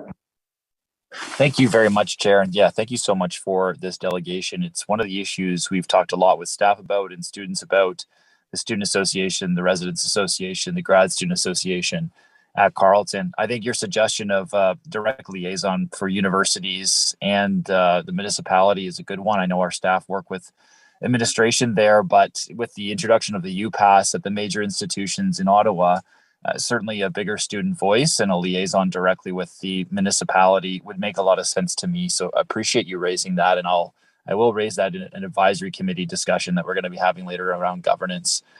With regard to service on campus, I guess the question for you is, we're seeing these changes to the budget here, and I guess the issue is it's not reinvesting the funding necessarily. And so if it was to be reinvested, I suppose you would say if we're going to be looking at routes that are already crowded or not serving students on time, we should not just reduce the budget and say that funding disappears, but rather reinvest the savings that we're saying we can achieve this year into things like more service at Carleton. Is that accurate, or would Yes, you describe it another way? Yeah, that's awesome. Okay. Well, look, I appreciate the delegation, and Chair, I think that's the crux of the issue today is how are we reinvesting dollars that we're finding savings for when we know the system is not performing as needed across the city. Thank you. Thank you. And thank you, Julia, for joining us today and sharing your experience. Next speaker is Evan Burry. Is Evan with us online or in the room? I don't think so. Okay, we'll move on to the next speaker. It's Richard Langlois. Richard is online, I believe. And can you hear me now? Yes, we can. Go ahead, Richard. Thank you very much, Mr. Chair. I'm here because I received a notice that the current budget before this council includes 47 million in cuts to OC Transpo, including retiring 117 older buses from its fleet, without any commitments to replace those retired buses. Having watched the entire budget meeting since about 10 o'clock this morning, I can see that most of the council appear to support public transport as a concept, but I'm nevertheless very concerned about the fact that what we're doing here is reducing service to meet what we all acknowledge is a reduced need without making any commitments or plans to improve the service and thus increase ridership, because ridership will not go back up unless service improves. I exhort you to not reduce funding for Ottawa's public transit service. I am a lifelong public transit user. I've never owned a car, and I'm perfectly content to never own a vehicle. Continuing our urban and suburban development practices as if the car were the singular concern of every aspect of development has led us to the situation we're in, this rampant urban sprawl that has been slowly choking our cities under a haze of smog and inaccessibility for decades.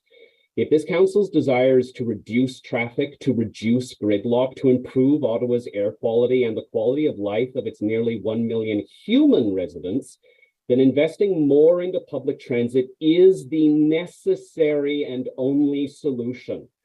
Public transit is a public service.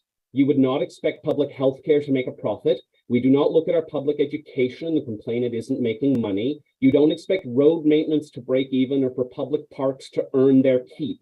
Why then do we have this double standard when it comes to public transportation? It is a service. Services do not make a profit in and of themselves. They provide benefits in other areas. Increased citizen mobility results in decreased healthcare costs and less work hours lost to illness. And since everyone is so capitalism focused, less work hours lost due to illness or inaccessibility should be a good driver for everybody. Decreased traffic and gridlock results in better air quality, resulting in, again, decreased healthcare costs and less work hours lost to illness, as well as a higher citizen satisfaction in their city. Study after study after study has proven that we must improve public transit and move away from this 20th century old-fashioned emotional attachment to individual car ownership. We must make public transit so easy to use, so affordable, so convenient that the default assumption would be to use public transit.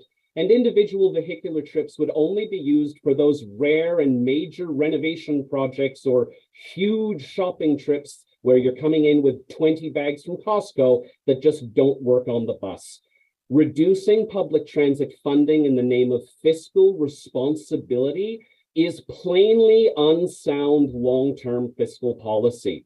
The knock-on effects of worse public transit will result in increased costs almost everywhere else, and the budget as a whole will wind up further in the hole. Thank you. Thank you, Richard. Are there any questions for Richard? Okay, I'm seeing none. Thank you, Richard, for joining us today. Thank you. Our next delegation is Michael Fakuri. Is Michael with us online? Is Michael with us in the room? I don't think so. Okay, we'll move on to our next speaker. It's Sarah Donnelly. Sarah's online, I believe.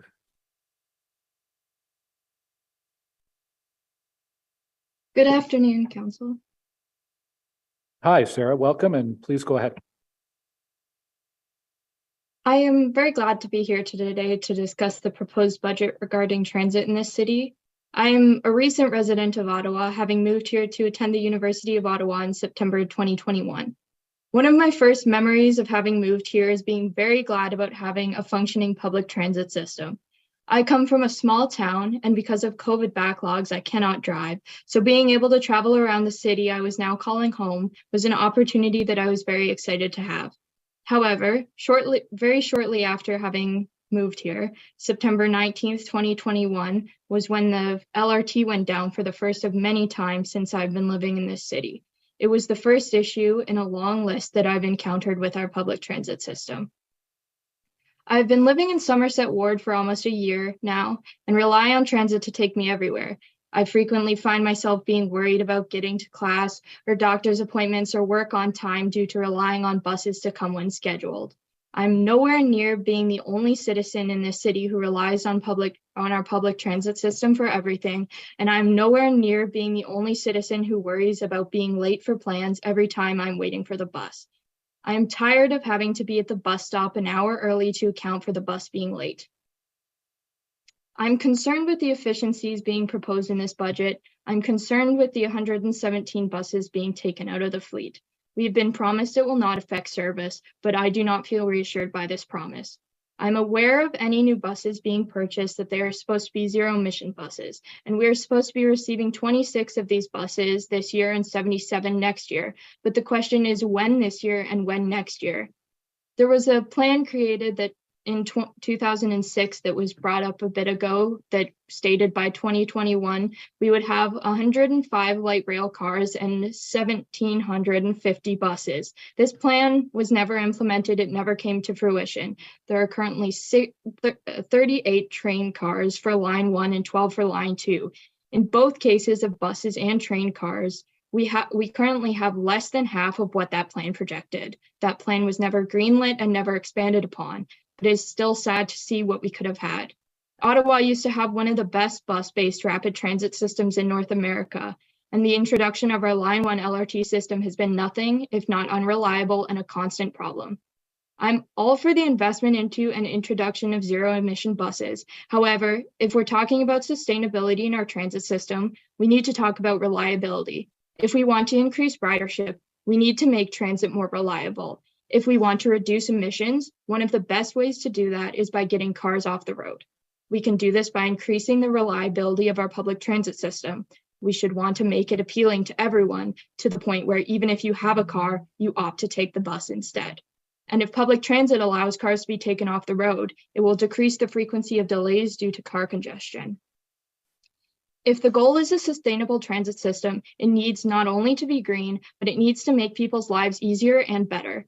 If we want to have a sustainable public transit system, it takes more than electric buses to make our transit system sustainable. I encourage you all to take public transit to see the extent of the issues plaguing citizens that take public transit for everything in their lives. Thank you for the opportunity to speak to this matter.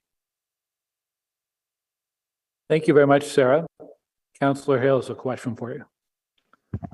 Sarah, this is a quick one. You mentioned that often you have to go really early to get to the bus stop in order to not miss it. What system do you normally use when you're confirming your bus system? Are you using the OC Travel Planner or other apps? How do you get the communication so that you know when to go, and how is it inconsistent? I frequently use I usually text the bus stop to let me know when the bus is coming, and I find that frequently it is, it works, but I think oftentimes it is telling me that the bus is going to come later and later, the longer that I'm waiting at the stop. And then I am waiting there and just thinking about, I'm going to be late if I do not leave right now. I'm going to be late if I left 5 minutes ago, you know? And then I'm sitting on the bus on my way to my doctor's appointment, being like, I am going to be 10 minutes late for my doctor's appointment. That's great. Thank you very much, Sarah. I'm going to address the issue of communication later on. Okay, thank you very much, Sarah. Our next speaker is Aaron Coffin. I believe Aaron's online.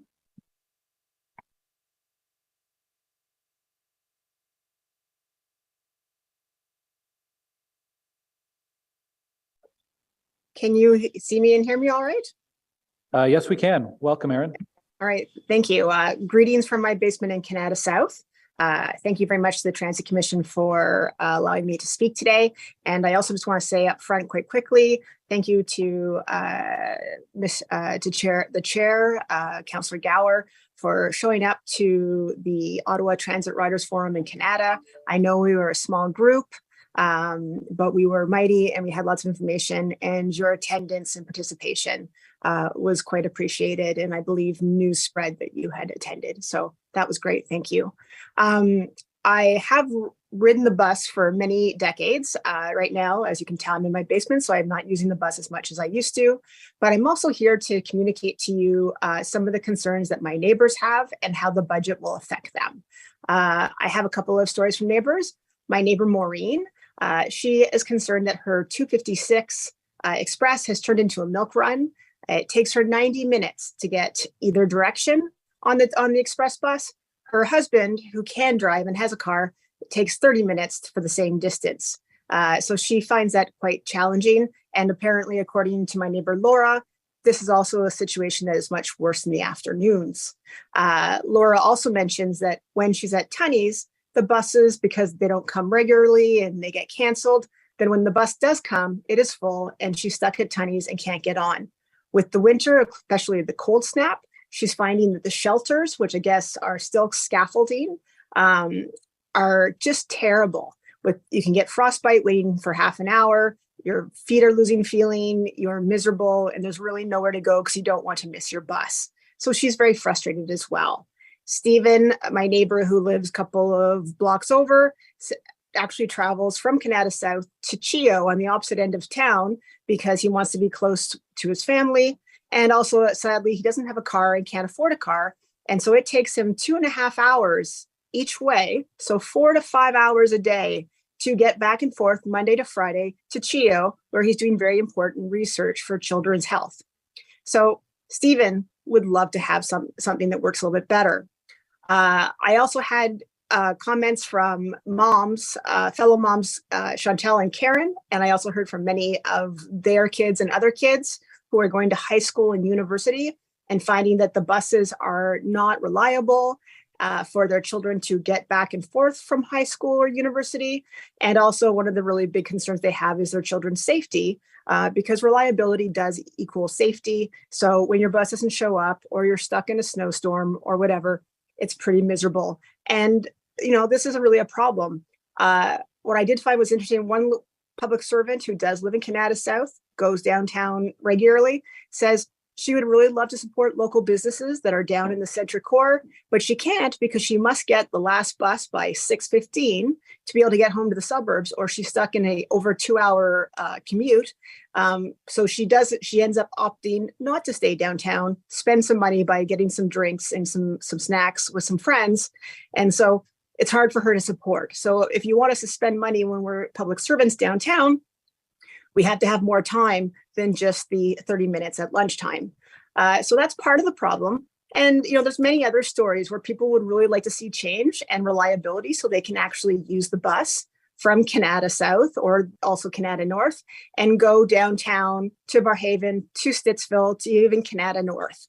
And the real concern is that if there are cuts, and so we're taking buses out of the system and there's no buses to replace them, then how are you going to entice them to stay using the transit system? How are you going to entice all the other folks who have given up and bought cars, which is also shown to be wearing down our roads, as well as populating our roads in parking spots, because there's a lot of street parking out here that wasn't intended because people have too many cars in their driveways because they had hoped to find another way to get there. So really, we want to make sure that while you are making these efficiencies, you have to consider that you need to do some wooing and encourage these folks to get on the bus. However, if it's going to work, going to school, going to social activities, and a reduction in buses is going to be a reduction in services. And while I appreciate efficiencies, we need to find synergies and be creative in the innovation of providing service for our city. So I very much encourage you to rethink this, put more money back in the budget for transit, and get people back on the bus and off the roads in their cars. Okay, thank you, Sharon. Hey, no problem. Are there any questions for Erin from committee or councillors? Okay, I'm seeing none. Thanks for joining us today, Erin. Oh, I'm sorry. We have one. Councillor Menard. I'm sorry, Chair. Yeah, I've switched devices here, medium, so I'm a little slower on the call here, but just wanted to say thanks to Erin. And Erin, I know you've been getting sent stories from people as well, just online, and I know you've detailed some of them here today, but the more I think people hear about those stories, the better. And I'm wondering if you'll be publishing them in some other way, or maybe you could send them into all councillors over email.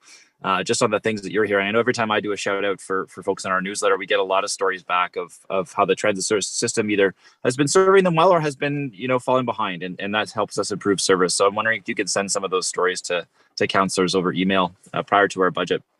Absolutely. In fact, I think Maureen's explanation of her 256 milk run was actually like a page and a half rant, which was quite entertaining, very descriptive and detailed. And I did not have enough time to explain it to you while also addressing everybody else's concerns. So yes, I'll be happy to do that. Also, I believe the Ottawa Transit Riders do have a report from the Canada feedback. Many people were unable to attend, but I did get a lot of people respond to me by social media, and I have every intention to make sure that their voices are heard from out here in Canada, for sure. Great. Thank you so much, Chair. Okay, thank you. Thanks very much for joining us, Aaron. Thank you. Our next speaker is Rachel Buxton, and Rachel should be online. Hi, everyone. Hello. Hi, thanks for the opportunity to speak today. My name is Dr. Rachel Buxton. I'm a professor at Carleton University in the Environmental Sciences Department. Personally, as a transit rider and a constituent in the Rita Vanier ward, I'm also consistently disappointed with OC Transport service. I'm a mom of two, I'm a professor, I'm extremely busy, and I'm also a transportation bus rider.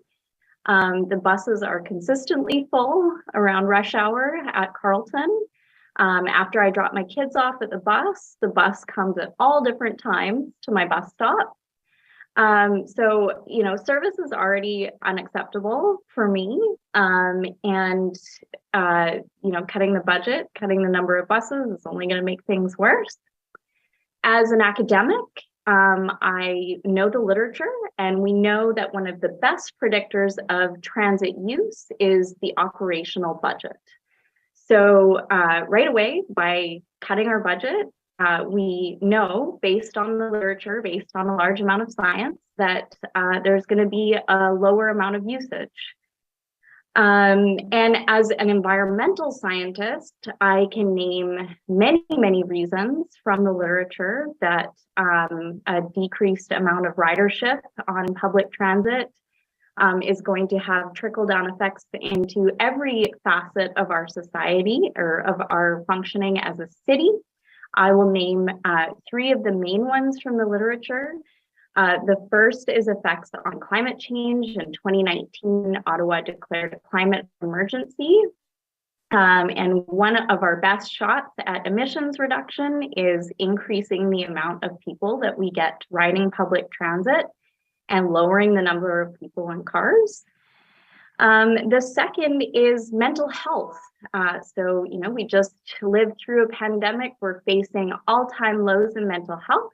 There's a large body of research that shows that increased public transit ridership increases social engagement and reduces depressive symptoms in people. And then finally, of course, public transit is a very important equity issue. So that's all I have. Thanks a lot for listening. That's all for me.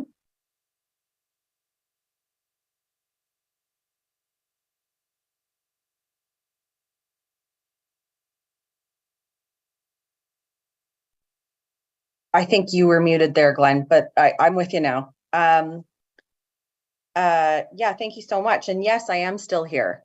I thank you for your presentation very much, Rachel. And I'd love to understand from you, you said that you were a mom. And I think one of the other details is one of the best predictors of public transit use is public transit use as a younger person. So I wonder, how often do you get the opportunity to take your kids on the bus? To be honest, I haven't since COVID, but before COVID, we were regularly using the bus. And I was using the bus to take my son to daycare. Now he takes his own school bus to school. So there's really no need for us to hop on the bus. And, you know, we fully intend, now that the pandemic is over and we're all sort of back to our new normal, to resume our taking the bus as a family. But we haven't as a family since then.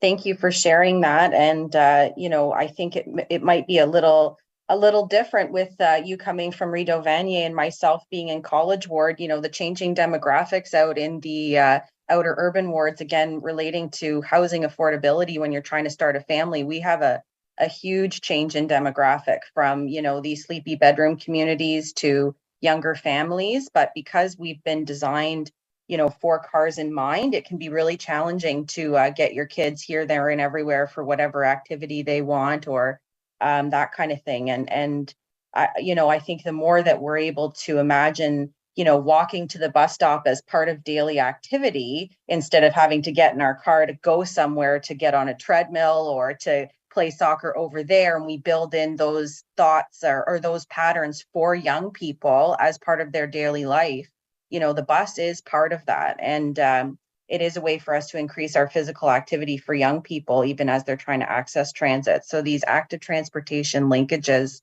for young families, I think, are really important as we build out our designs. Thank you so much for being here today. I fully agree, but I do want to say that if I was considering putting my kids on the bus for anything that's time sensitive, at this point, I would have a lot of trouble with that, just because of the reliability of OC Transpo at the moment. Thanks. I appreciate your adding that. Thank you. Okay. Thank you, Rachel, for joining us today. We will move on to our next speaker. It's Kyle Humphrey, and I believe Kyle's online. Hey, everyone. For those of you that don't recognize me, have you been sleeping? My name is Kyle Humphrey. I am a Transpo user, and I have been a transit user for the past 20 years. My first experience taking the bus was before the ramps. I had the girls' rugby team in high school lift me up onto the bus, and I thought, wow, what an amazing experience. I can just hop in the bus with my friends, go wherever I want to go, and get there on time. As the months went on, I learned to take something called Transpo, and that got me to my co-op, my high school co-op that I went to for several months, and getting there was great.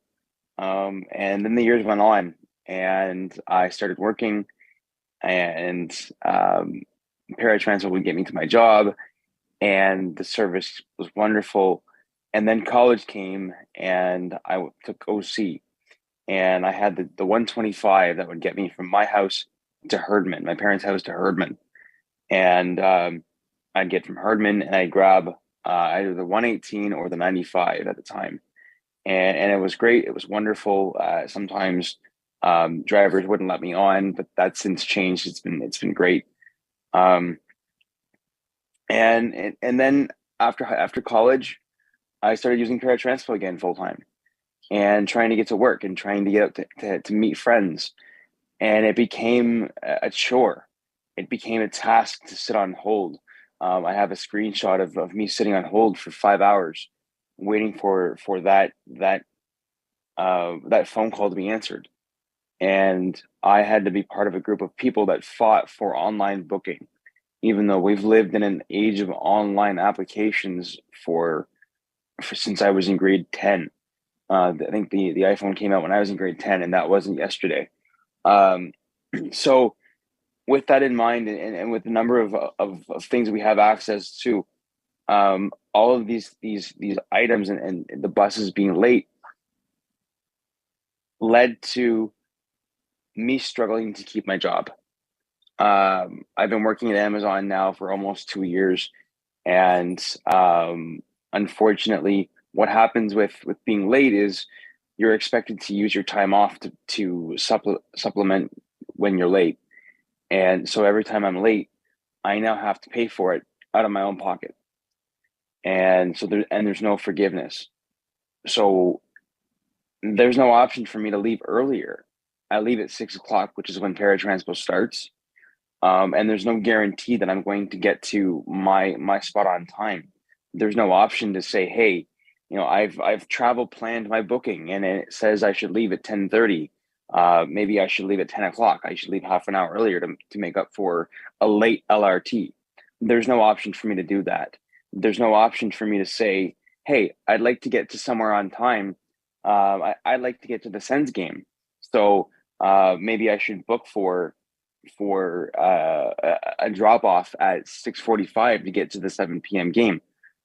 I have to book 2 hours in advance of whatever event I want to go to from east to west.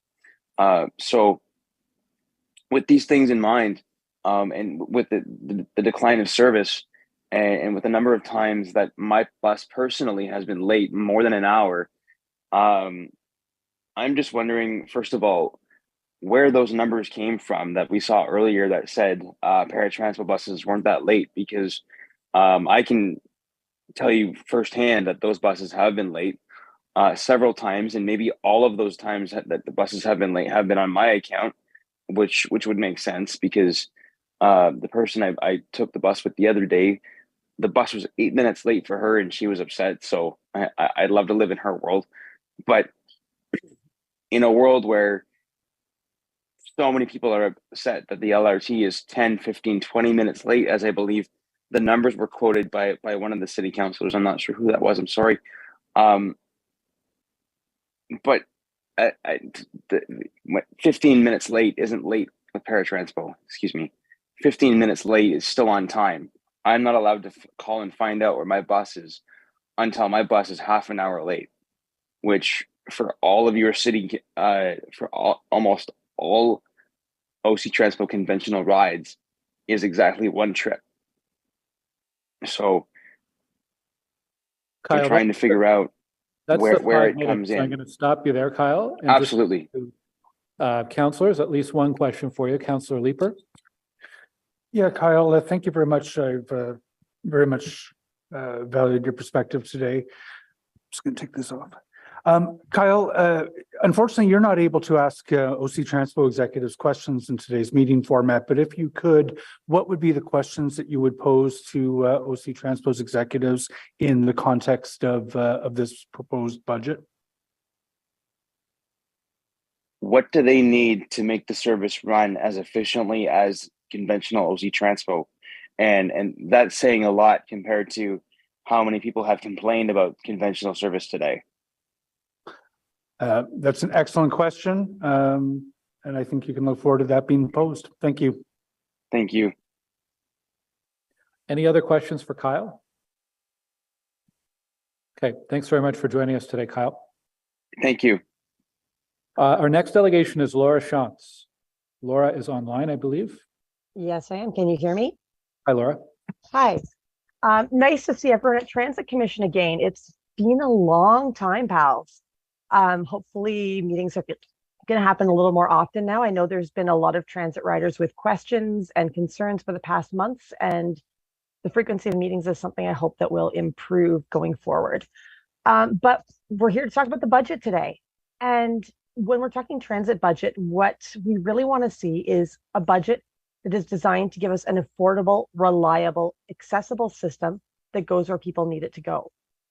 And I think basically everybody can agree that those would be the essential building blocks to a good transit service. The challenge is, how do we get from where we are to what we need in order to make transit not only a good choice, but the best choice for more and more people across the city? Because frankly, at the moment, transit is not always the best choice. It's not always the fastest way to get around.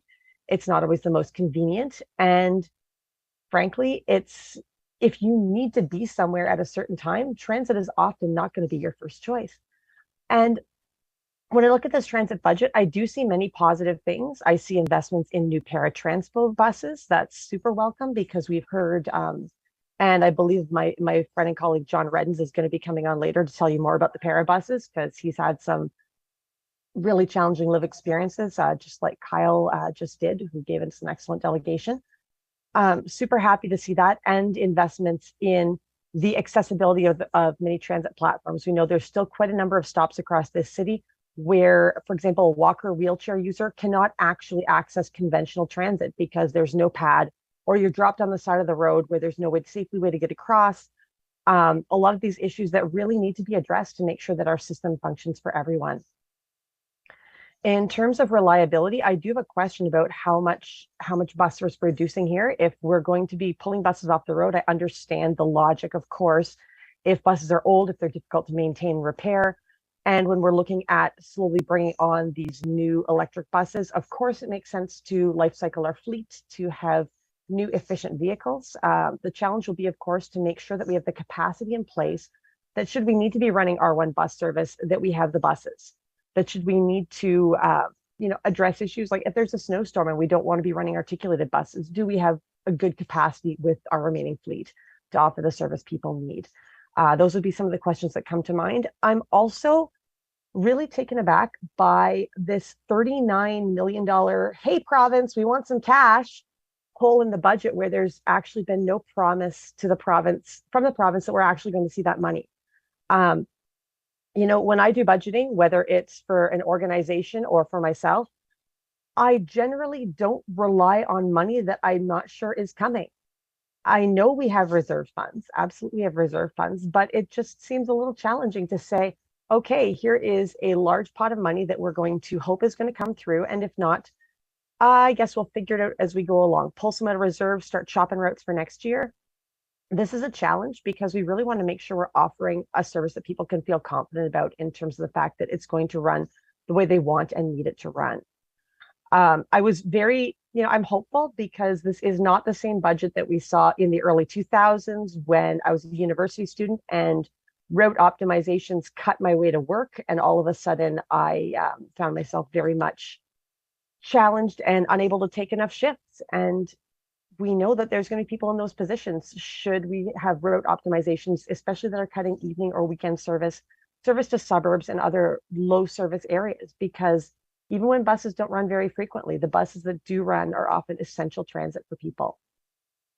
So I guess I'm coming here today to say I really want to see us budget with certainty. I want to see us budget for the transit system we want to have. If we want people on transit, it needs to be good quality service. And if we're not willing to fund that, then we've only got ourselves to look at and ourselves to blame if we don't see the ridership come through that we want.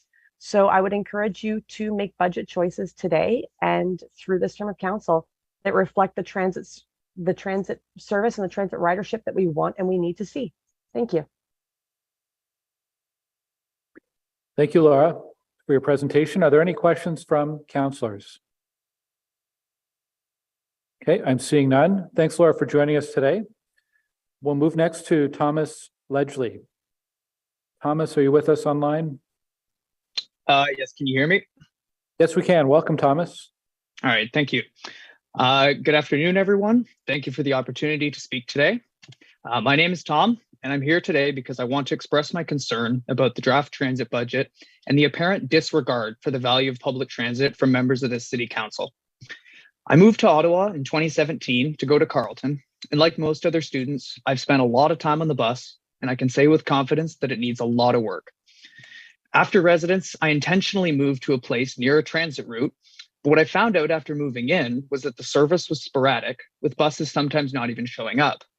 Timing became a big issue for things like classes and work because I would have to not only factor in traffic delays, but also give myself enough time to account for a late or missed bus. I've lost pay and been reprimanded for showing up to work shift late, thanks to the unreliable transit system. And this is not just my experience, but that of many other transit riders, many of whom you've already heard from today. In fact, Kyle just mentioned exactly what I just said about missing out on income because you're missing work time. So we've heard a lot that ridership is down, and I assume the city wants this number to go up since there's a lot of benefits for everyone. More people on the bus means less traffic. The city raises more funds through fares, and it gives everyone decent, affordable, and accessible transportation options. Owning a car is really expensive, and I really appreciate Councillor Johnson's focus on this connection to affordability. So while I fully support anyone who's willing and able to make that investment for a car, there's a lot of people who could use a few extra $100 per month right now. And unfortunately, the transit system is just so lacking that many people, including myself now, choose to drive and take on that cost of monthly payments, gas, and repairs. Realistically, people are always going to choose whatever method of transportation makes the most sense for them, considering both cost and convenience. With the current state of transit, the cons outweigh the pros for most people, so they're just going to choose to drive, adding one more car, contributing to traffic, noise pollution, and emissions. I was excited when I heard that candidates were running for mayor and city council in the last election who were talking about these issues and promising not only to maintain our current transit fleet and make sufficient capital investments, but to go even further and expand the system to make people's lives easier. Unfortunately, it seems that this energy has been overshadowed by an agenda of austerity that falls way short of what I want to see from my city government. Getting rid of buses that we know we'll need for R1 routes as the LRT continues to be unreliable is incredibly irresponsible, not to mention the huge reduction in capital investment that will certainly negatively affect service in the coming years. We were told that we were going to see a balanced approach to transportation policy and a more transparent process. Instead, this feels like the same approach the city was taking in the last term of council. The justification we keep hearing for the austerity, not only in the transit budget, but across the board, has been that we're in tough times, we need to tighten our belts, we need to spend as little as possible. But when you neglect transit, it's the people who don't have extra money to spend on a car or on an Uber ride when the bus doesn't show up. Like, those are the people who are going to be hurt by policies like that and service cuts. So instead, we should be treating this cost of living crisis as a reason to ensure that services are as effective as possible, so we can help those who are hit the hardest. Investments that improve public transit are one of these services that plays such an important role. Thank you. That's all I got.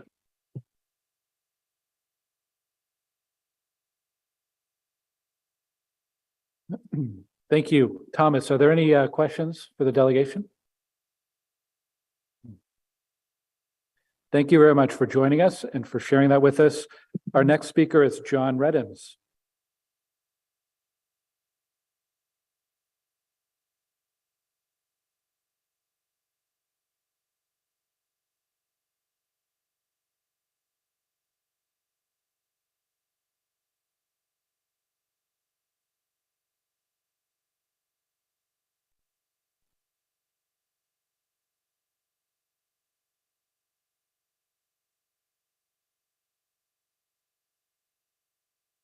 Hi, John.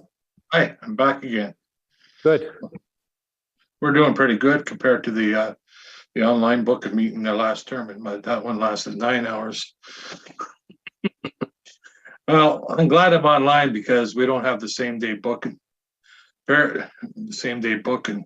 I would be there in person, but we can't guarantee what time this will end. Transpo, thank God they have capital budget shows for buses. Last purchase of buses I was involved in, it took 3 years to get them on the road. We don't have 3 years for those buses. We're all dependent on the federal and provincial gas tax. What if we don't get that? What will happen? We have the Uber tax revenues. Where's that going?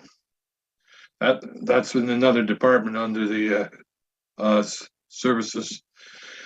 If construction falls behind, what then?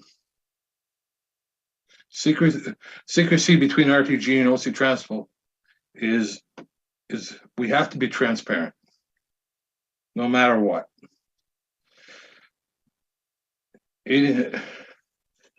Don't have a price on the Herdman. We talked about that this morning. We don't have a price on the early presentation of the breakdown and revenue loss to the parts of the shelters. I want to go back to the same day booking. Last year, a year before, I emailed some of you with a very angry email. I lost a friend that used Transpo. 2 weeks before that, he lost his dad. He couldn't find a ride.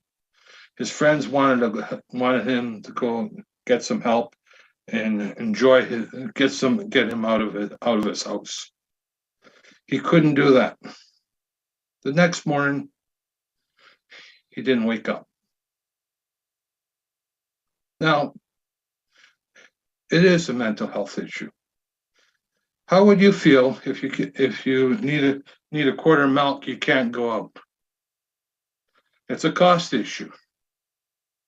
I can go Mr. Chair, my doctor is in your ward in Stittsville. I live at Heron Gate, at Walkley in here. I work in Canada and Lansdowne. I can get there, but I can't get. Some people can't even get to their doctor's appointment in around Manotick. They have to pay $13 extra just to see their doctor. Is that right? It's time we start thinking about the paratransport. Mr. Leeper, that was a good question Kyle wanted to ask, and it's time. It has to be answered. We bring it up over and over and over again. That's why I stopped coming to Transit Commission meetings last term, because I'm wasting my time coming here over and over and over. It's time that you start listening to us. We're part of this city, and at times you make us feel very low. Thank you. Thank you, John. Are there any questions for John? I'm seeing none. Thanks, John, for being with us throughout the meeting today. Next speaker is Miranda Gray. Hello, Chair. Welcome back. Thank you. So I would share John's frustration in that I am a multi-year delegate to the Transit Commission budget process. I have said for at least 3 years, probably 6, that we are underfunding critical services that are required to meet reasonable expectations for a world-class city. And that continues. I saw last year some councillors take a stand and refuse to pass this portion of the budget. I need more councillors to do that. I understand that the whole city is pressed and that you can't pass a city budget that's in deficit, and that you can't pass a city budget unless you pass a transit budget. But at some point, we need to admit that we are underfunding transit, and that point is now. During COVID, I understood the decision of John Manconi to not let go of staff and that had costs. That was a good decision then, although maybe there were cheaper ways to make the decision to protect staff that didn't involve running so many empty buses, which has changed public perception. But the issue I want to speak to today is your document 3, the policy statements and principles for the service review framework. I'm speaking to it here because I don't believe it's going to come back. And I do believe the outcome of this budget process is looking at our service framework and reducing the service standards across the city. So here are some words I want to bring to you from your own document. Ratepayer, taxpayer, the public, the corporation, employees, the environment. Do you hear which one is missing? You have not mentioned riders in your policy statement for reviewing services for riders. There's no consultation mentioned in here. There is nothing from the equity lens. The environmental lens isn't specifically mentioned, but we have some issues related to services for buses that should be looked at with an equity lens.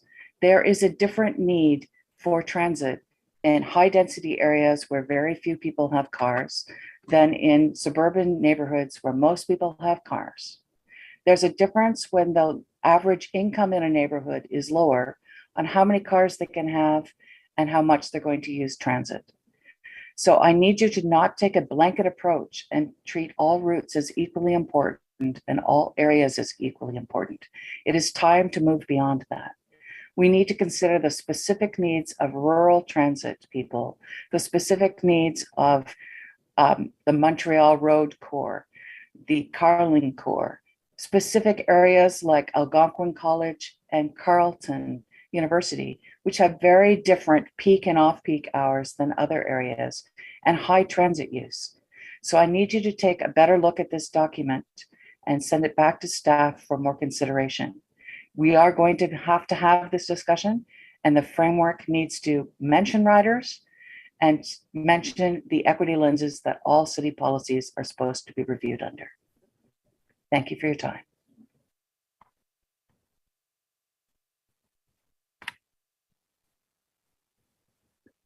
Thank you very much, Ms. Gray. Are there any questions from commission members? I don't see any. So with that, I'll ask the clerk to bring in Mr. Chris Rinn.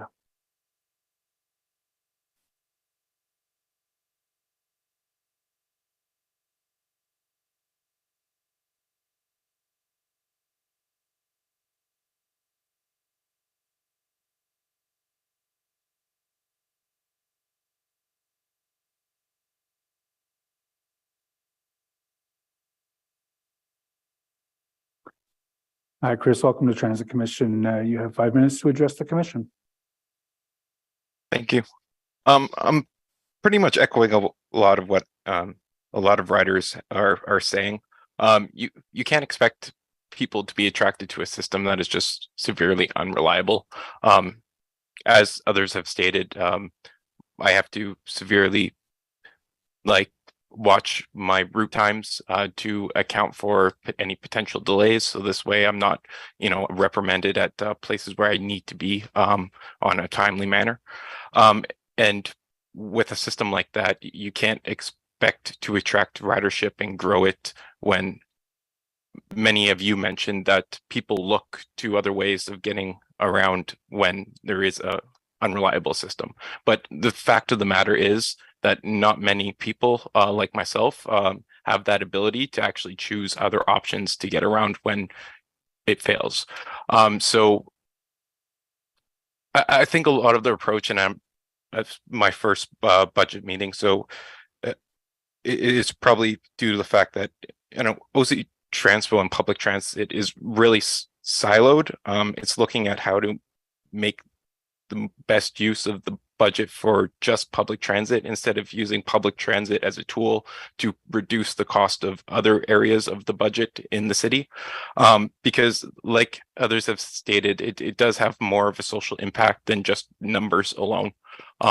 It could reduce the amount of cars, which will, reduce the amount of spend in other areas of our city.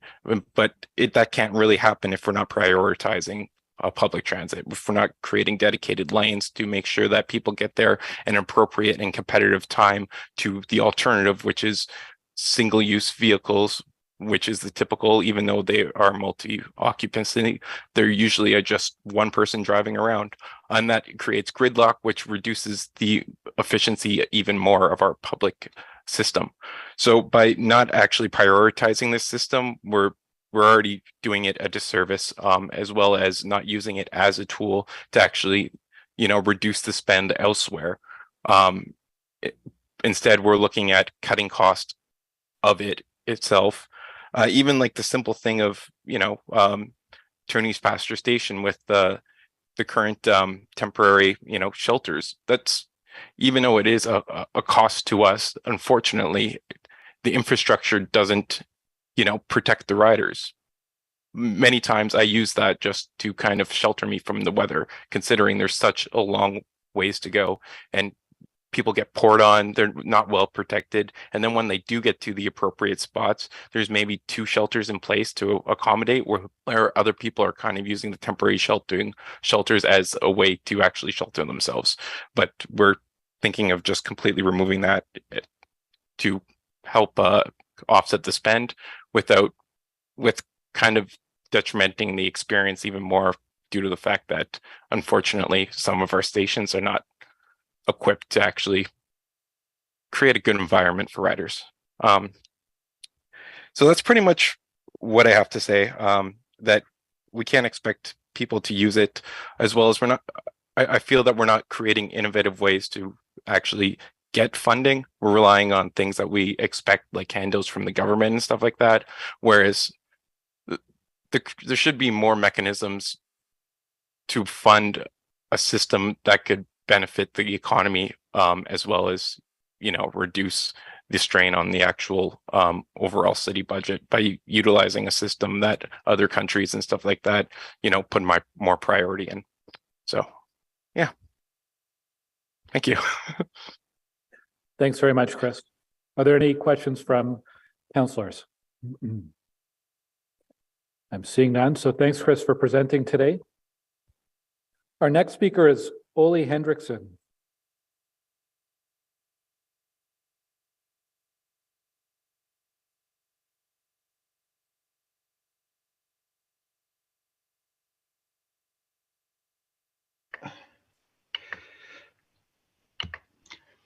So good afternoon, Chair Gower and committee members. I am a frequent transit user for more than 30 years. I've never driven a car for meetings or shopping in Ottawa. I've either walked or cycled or taken transit. Research shows most transit users won't walk more than 10 minutes to access a transit station. But I've personally extended that to about 20 minutes because that's how long it takes me to walk to either Pleasant Park or Billings Bridge and get on the transitway.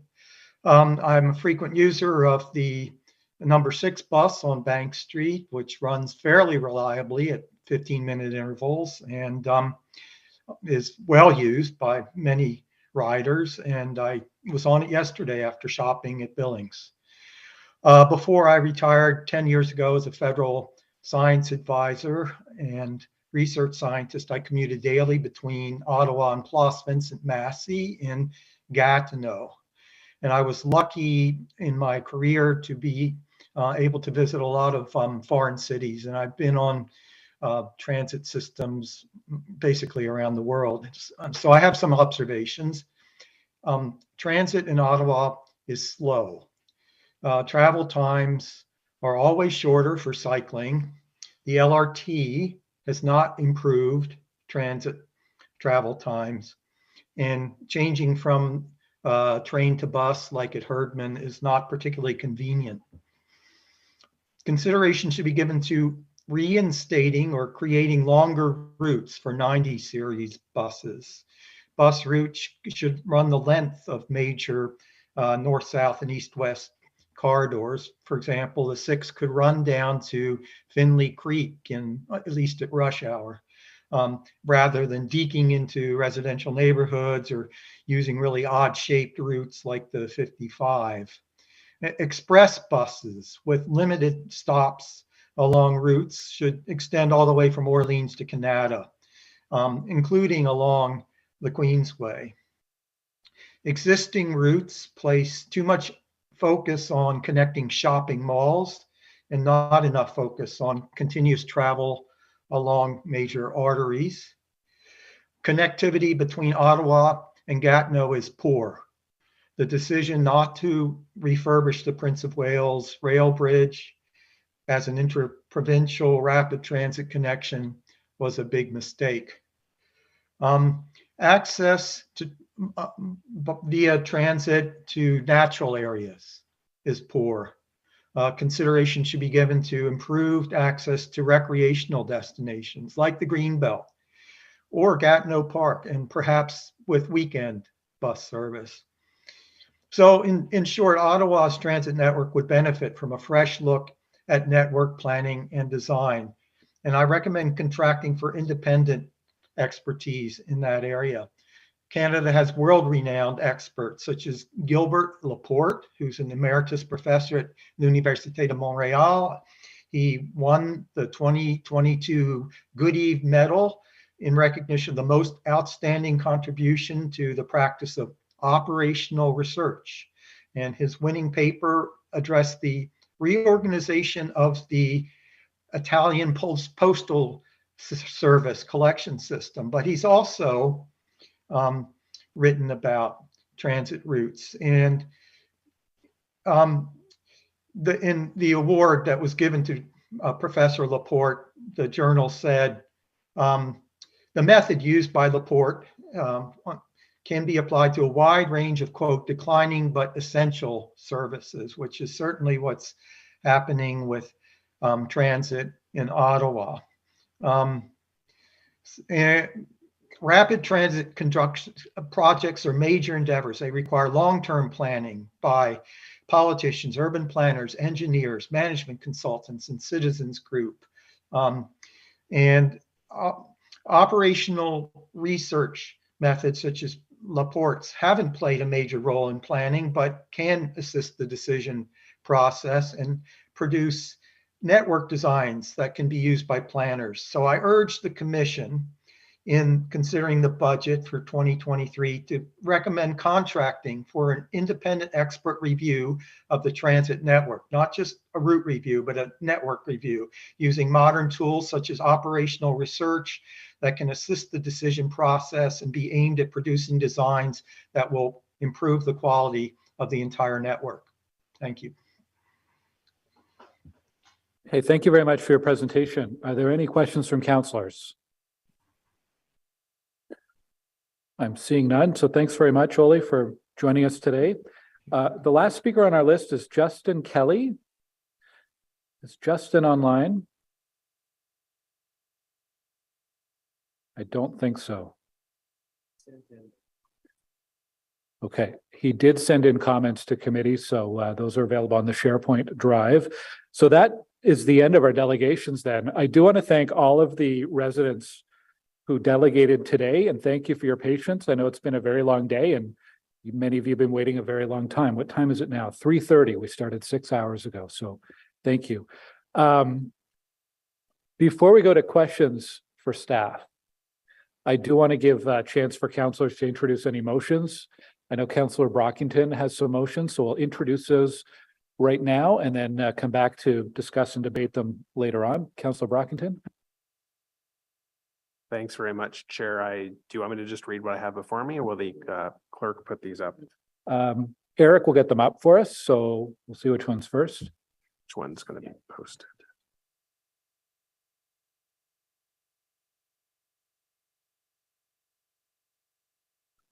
Which one is this? The sponsorship opportunities? Okay, thank you. So these are when days during the calendar year we offer 3 days not related to LRT challenges or other.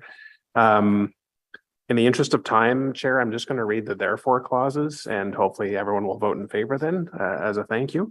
So therefore be resolved that the GM prioritize ways to augment sponsorship opportunities with outside entities, enter into an agreement if feasible, and report back to the Commission by October on what progress has been made, how other jurisdictions attract sponsorships to offer free transit, and challenges encountered to attract new sponsorships.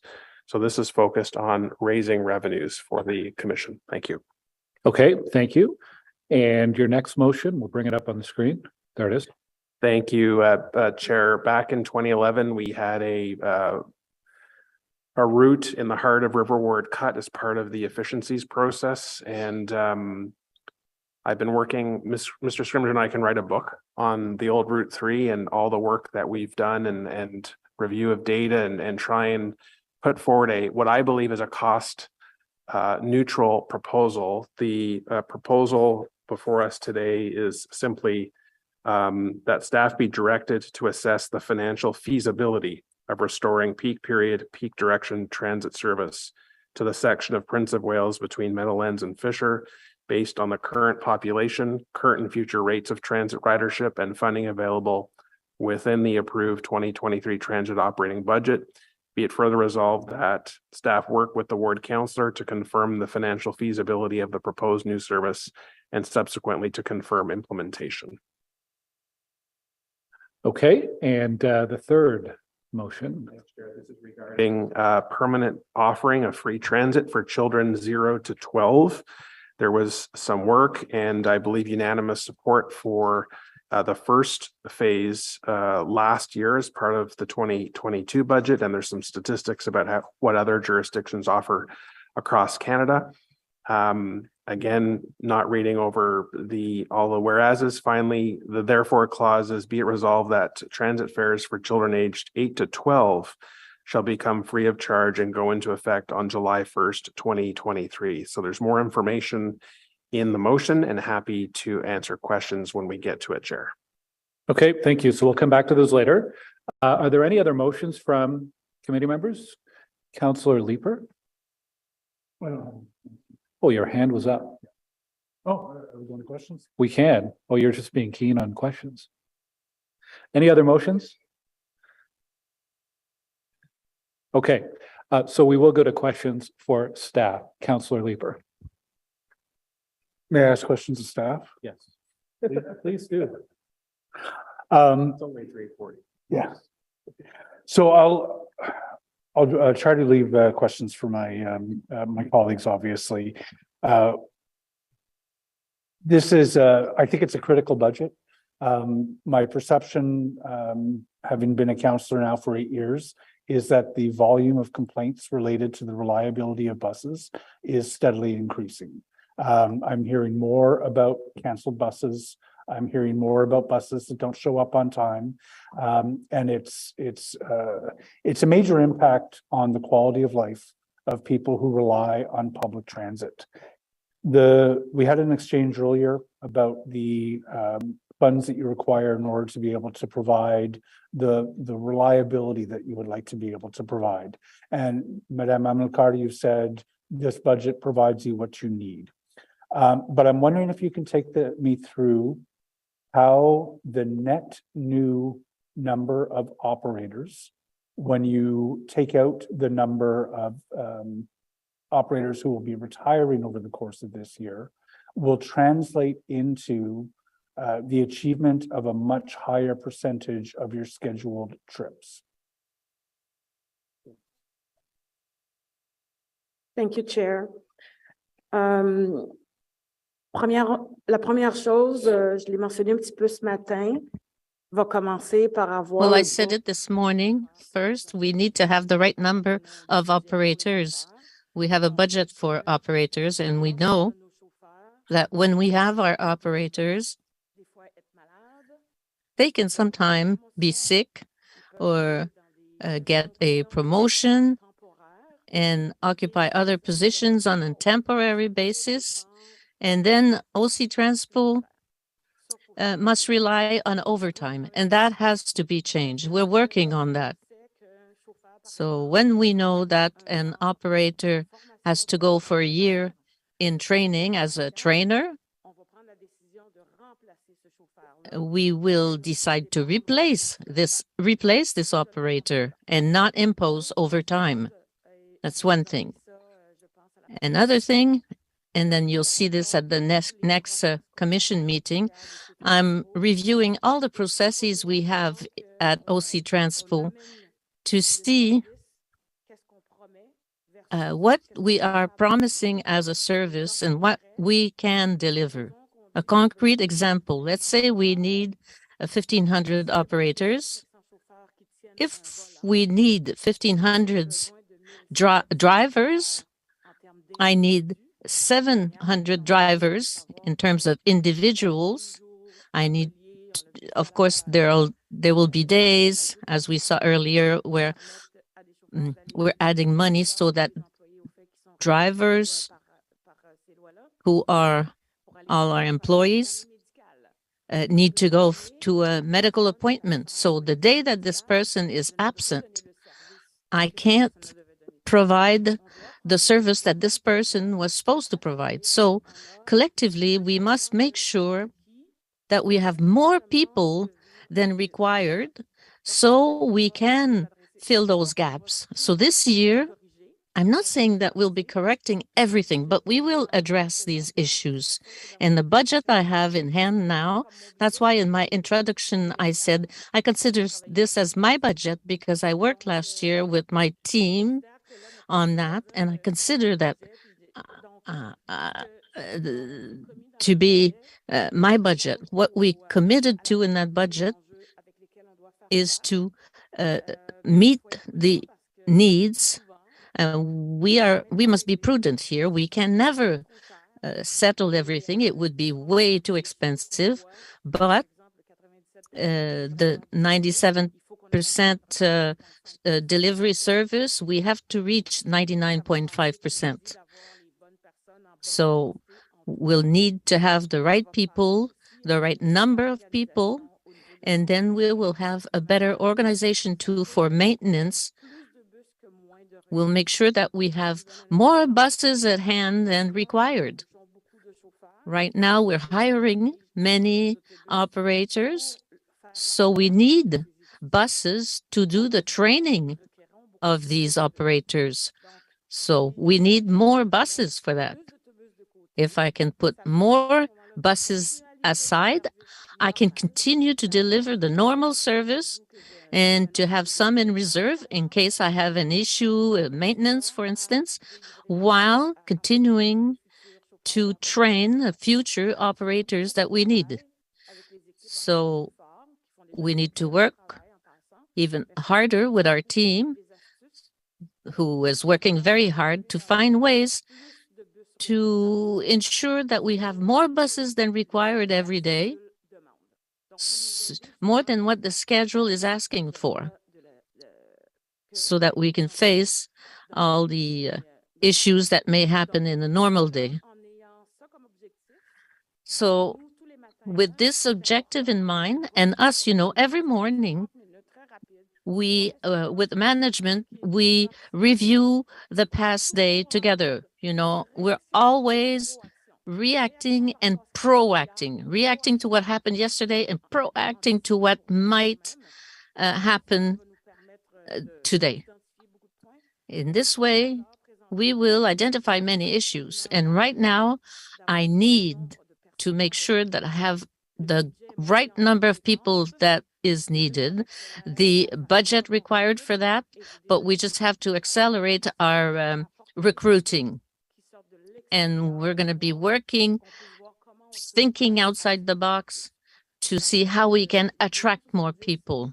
The 270 operators we hired last year was an all-time record, and this year it's 260. So we will continue to put forward processes, initiatives, so that we can find the right number of operators and improve the reliability of the system upon which all our users are depending.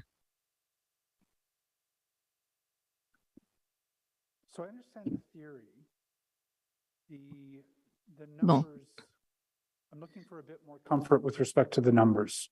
You are delivering a certain number of scheduled trips right now, which is below the absolute number of scheduled trips that you would be if you were delivering 100%.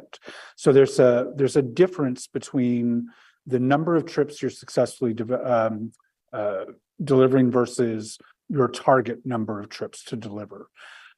That seems like it's somewhere in the range of, if you're canceling, some of the numbers that you were talking about, say between 100 to 400 trips every day, I think was the number. You're looking at 60,000 trips a year that you would like to deliver, but you're not delivering.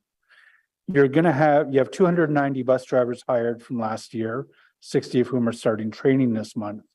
You're going to hire 360 new drivers this year if you're successful in attracting that very ambitious target, and congratulations on setting a very ambitious target.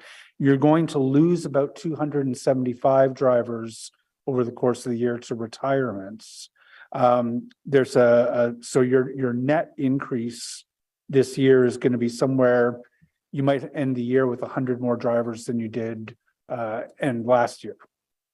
Those 100 drivers are going to be what you're depending on in order to deliver thousands of trips that you would like to deliver, but haven't been so far. Can you help me understand how the math will work? Mr. Chair, commençons par le nombre de voyages effectués par jour. Let's go back to the number of displacements every day. We have about 8,000 trips per week, a little bit less over the weekend. Like I mentioned earlier today, it's difficult not to cut service somewhere. Sometimes there's an accident, sometimes something is not working. There will always be impacts every single day.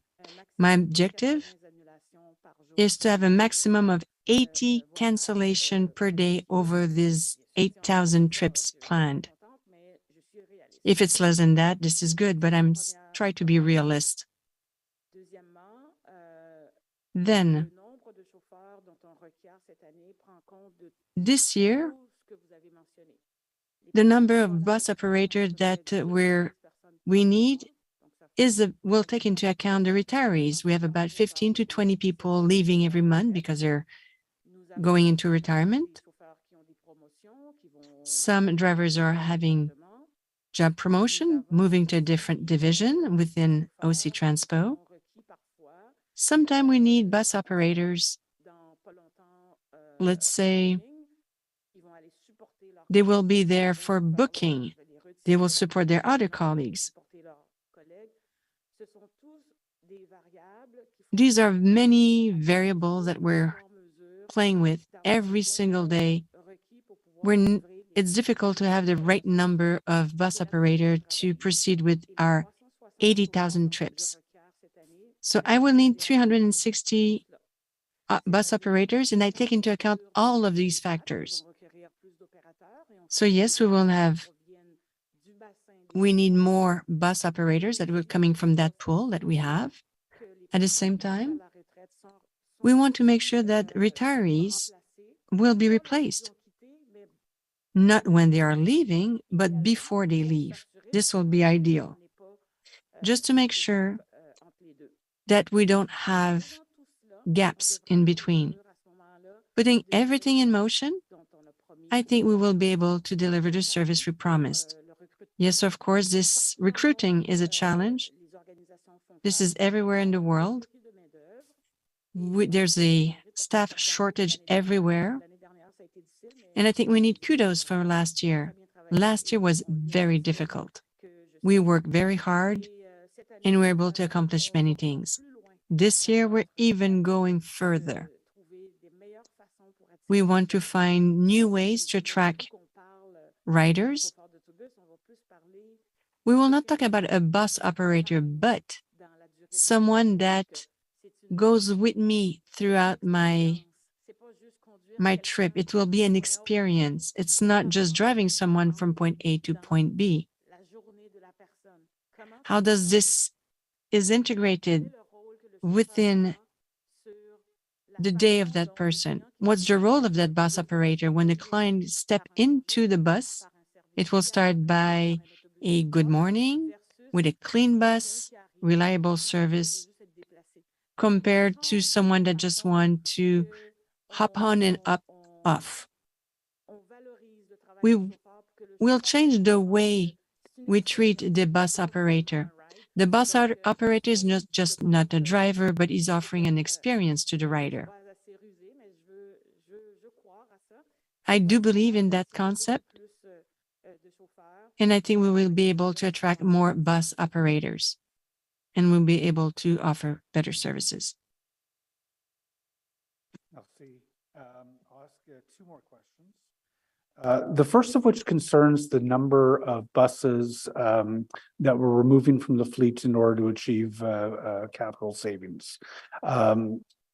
The number of buses that are being reduced is to match current service levels, plus a buffer, taking into account that you need to run R1 service, for example, from time to time. I'm concerned that the language thus far has been in terms of capacity. If we have fewer buses in order to handle the same capacity, does that imply a reduction in frequency? Mr. Chair, j'anticipais cette réponse. J'ai fait un petit calcul mathématique. I was expecting this question, so I made a quick calculation. My colleague explained that in 2020, we had 851 buses. We used to use 688 of them, so we had 163 buses in standby. So which means 19% of the buses were on standby. This is expensive. These are buses on standby, but it's expensive. We don't have the choice because we have to respect some rules. We have to buy parts, proceed with maintenance, and repair these buses. What we are proposing to you today is 738 buses, of which 615 will be on the road. We will have 123 in maintenance, so this is a rate of 17%. When I arrived at OC Transpo, I talked to Jim Gears, and I wanted to decrease the 19% down to 12%. So we will have the same numbers of technicians working on a smaller fleet. I think we will be able to repair more quickly than the buses because our fleet will be smaller. So you don't have to look at the total numbers of buses in the fleet, but we have to look at how many buses are not used because we have to repair brakes, transmission, engines. If we can reduce the fleet and use the technicians to repair these buses, we will have many more buses available every single day. And this will help me. We need more bus operators just in case we have an issue. And if there's, let's say, a bus breaks on the road, we will be able to actually keep on going. We will be able to give buses to these bus operators for training, because we will always have buses available for training and for routes. That's the rationale behind everything. Maybe Pat can complement my answer, but I just wanted to make sure that you do understand how we calculated the way to reduce the fleet and what will be the impact of this fleet size, and this will be actually helpful instead of being the opposite. With this proposed reduction in bus fleet size, there would be no change in scheduled service. And there is still room for growth for the other services that this budget would allow to be operated during the rest of the year. Thank you very much. And that's a clear statement, and I appreciate the clarity of that. My final question, Mr. Kyle Humphrey was a delegate earlier, Transpo user. He's not allowed to pose questions to the executive in the meeting format that we have, but his question was, how will you work to ensure, what do you need, I believe was what he, the phrasing that he used, what do you need in order to ensure that Transpo operates as well, and I would say, as well as it needs to work, not just as well as the bus service, but deliver the kind of service that people who use Transpo deserve. So I'll pose that question to you, and I know Mr. Humphrey is likely listening. So, Mr. Chair, there's probably different aspects to that, each of which would generate its own diagnosis, let's say. One of the things that has been positive and reassuring for the last 4 or 5 years or so, going back to before the ridership reduction of the pandemic, is that for the first time in many years, we have been able to consistently accommodate all of the trip requests that have come on Transpo. There are some days when there's particular supply problems or demand goes up, but those are very few. I think we had one of those days, maybe 2 in the last 3 years, where we couldn't accommodate all of the requests that came in. So for the first time in a long time, these last few years, everyone who requests a trip the day before is accommodated, and that's a big step forward. And that's thanks to the extra capacity that Council has voted for Transpo in the last few years.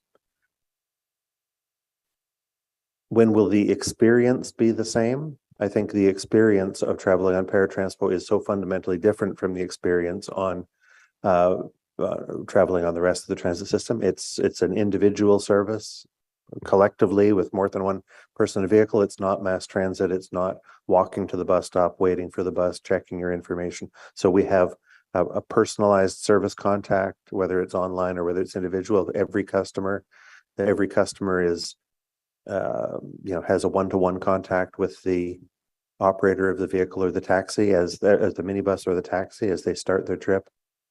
And every customer gets a complete trip to their destination without needing to change. So in those ways, it's different. there's clearly an obstacle in front of Paratranspo customers because they have to pre-plan and pre-book their trip in a way that people who use the conventional system don't have to. And I think the questions of, what do we as a city and society want the Paratranspo to be are really fundamental and not things that can be answered so briefly as I'm trying to do right now and failing at. I think what came up from his presentation to me was just that ability to be able to count most days on getting to work on time. And that's clearly a struggle for. And so, you saw the numbers earlier that we are delivering. I don't remember the number. I think it was 95% in the last month, and you could see it was floating between 93%, 97% over the year of trips where the pickup occurred in the promised window. So it's not as high as 100%, but it's also, it's at a certain stable and fairly positive, but not necessarily great level. Bring that number up would require there being more buffer time and perhaps slowing down people's trips in order to make a higher guarantee that you'll pick people up on time. You can always say, for instance, I'll pick you up in 15 minutes, but if you say I'll pick you up in 25 minutes, there's going to be a greater chance of me getting to your house to pick you up there. So there's a number of ways, and you don't necessarily always get the consequence you're looking for if you don't look at the whole thing together. For his early morning pickup times, anyone who's traveling as early in the morning, as Mr. Humphrey described, our Paratranspo or customer service representatives are ready all the time, every day, to help people who have that travel need. Some people have to travel before the service regularly starts in the morning. We will make arrangements with them to get buses there for them. Some people have trips that are getting them home late at night after the service would normally end. We work that out with them. Some people have emergency trips where something comes up. We will work that through with them. And one of the great things that you saw earlier is because our call queue is now down to a couple of minutes rather than the dozens of minutes that we had a couple of years ago, or the several hours that were mentioned earlier. We have the ability now for people to get through to us and talk to us about the specific needs they have that are out of the mainstream if the more and more people book their routine trips online. So if we want to have a fundamental rethink of how Paratranspo is to work, what it is to be, there's got to be a collective discussion between elected representatives, technical staff, and customers, all coming together to see how that balances out. We're delivering right now on the principles that council has set out for us, following the policies and the principles that are approved, and any change has many effects, and if there's an interest in changing that, making it better in some particular way, there's really a lot of discussions going to be required, and it can't just be by voting an extra X million dollars into the budget. It really takes a lot of thought. Okay. I'll hop back on speaker list later to talk about Tony's pasture scaffolding. Councillor Curry. I'm here. Thank you for that. Thank you very much for all of this. I'm overall very pleased with what is in the budget this year. I will make a couple comments that your most recent comments, Madame Amilcar, were very important because some of it is straight out dollars and cents. And then a lot of it is how you treat people that ridership increases, right? And to the point you made about having personalize this, either the same driver or a more friendly service that the person could greet them by name. I think about how critical that is on school buses for kids who love their driver and look forward to seeing their driver every morning, the same driver. So that is actually a really important thing that you can't put a dollar figure on, but may encourage people to continue to ride the bus. The other point you made about is reducing the need for overtime, and that is such a reality. That is exactly what we're talking about Police Services Board. That's what we talk about in hospitals for nurses. When you have people using a ton of overtime, not only is it costly, but people get burnt out, people get injured. In other professions, maybe more, and then they're off on leave, and then that's costly. So that is, it's not in the budget as this will equate to this many dollars, but it makes a big difference when you see the impact of making sure people are not doing as much overtime. I do want to ask a question about the assumption from other levels of government funding. And so if you put it in a budget and it is an assumption, can we believe that you're fairly confident that we will actually get that money if it's in the budget? Thank you, Mr. Chair. I don't know if Cyril is online or maybe Isabel. Yeah. Can you help on So, that I mean, one? it would be the same strategy as last year where we weren't sure. And we ended up getting funding. And I was just looking at the numbers. We put in the budget 52 million, we got 74 million. And we're still looking for the rest, the 25 million. They're looking at other municipalities, and if their demand isn't as great, they may have more to distribute. So, and at the time, what we said is if we didn't get it, we have other strategies. We could look at deferring other capital. We could look at discretionary spending. We could draw down on capital reserves, or we could draw down on or borrow from other reserves, but we'd have to pay that back. So there are multiple options, but then also looking at service going forward. So there's multiple things that we'd have to look at that point in time. Okay, thank you for that. Good to have other strategies. I mean, just reducing service, none of us wants that. But yeah, that's a last resort. Thank you. The other thing I will say is that if I didn't make this comment, people in Canada would not be very happy with me. But, at every door I knocked on, people asked me, when is Teletranspo coming back? Back in the 70s, Canada had that shuttle service, and so did Nepean. And really, now we talk about it as being busing on demand. And so people want to know when will we actually talk about that, getting that back as a possibility?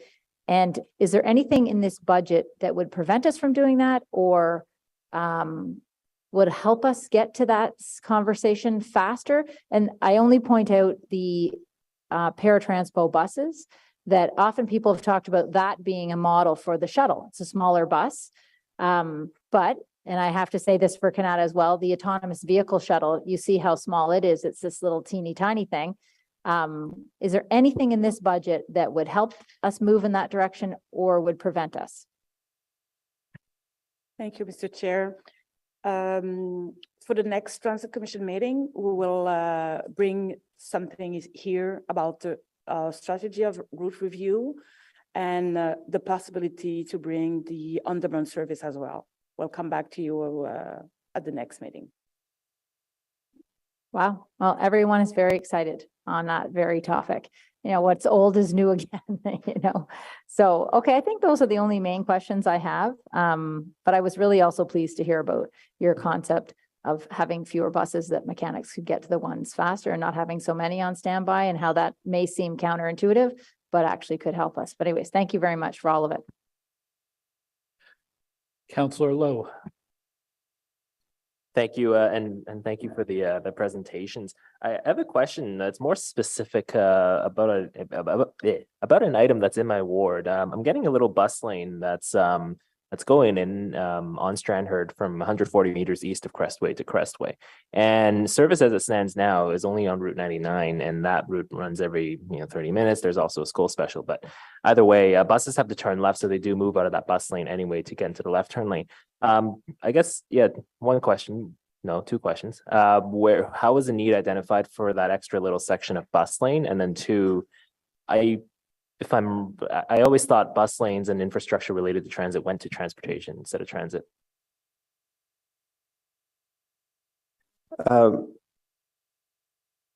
So, Mr. Chair, just perhaps I can ask the councillor for a little clarification. We're talking about the westbound left turn lane on Strandherd to the entrance into Nepean Wood Station?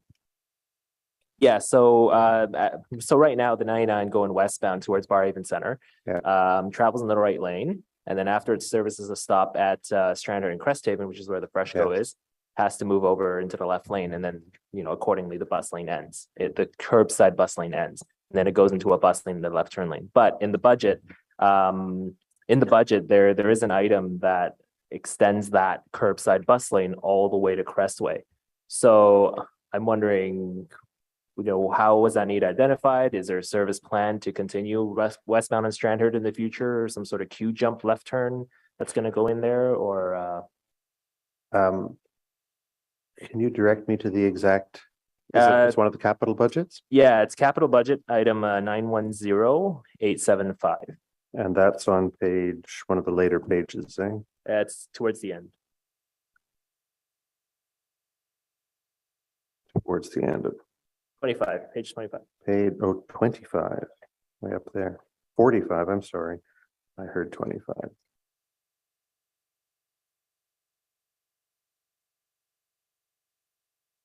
I'm lost now. Page 25, page 45? Mine says 25. It's 25 in the complete book. It's probably a different section. Mr. Chair, would it be okay if I talk to the councillor offline about this between questions, and we could, if there's something more, we can bring it back? It's just some general statements, which are that there is in the transit budget, there are new projects. There are also a description of works in progress that have been approved in previous years. In this project, in this book, there are entries for enhancement of some bus lanes. There is also some entries in here for life cycle maintenance of existing facilities. Mm-hmm. And the other general question is that there are, there's a division of transit priority investments supervised by the Transit Commission and by Transportation Committee, with the general being that when it's new facilities, new infrastructure, new linear, like a bus lane that goes from here to here, being in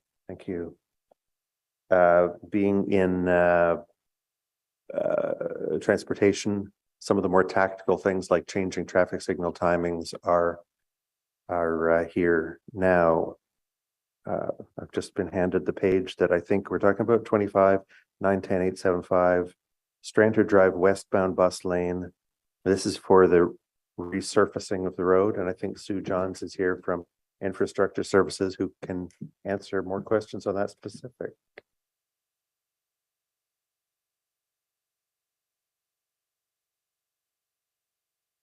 Coming up online.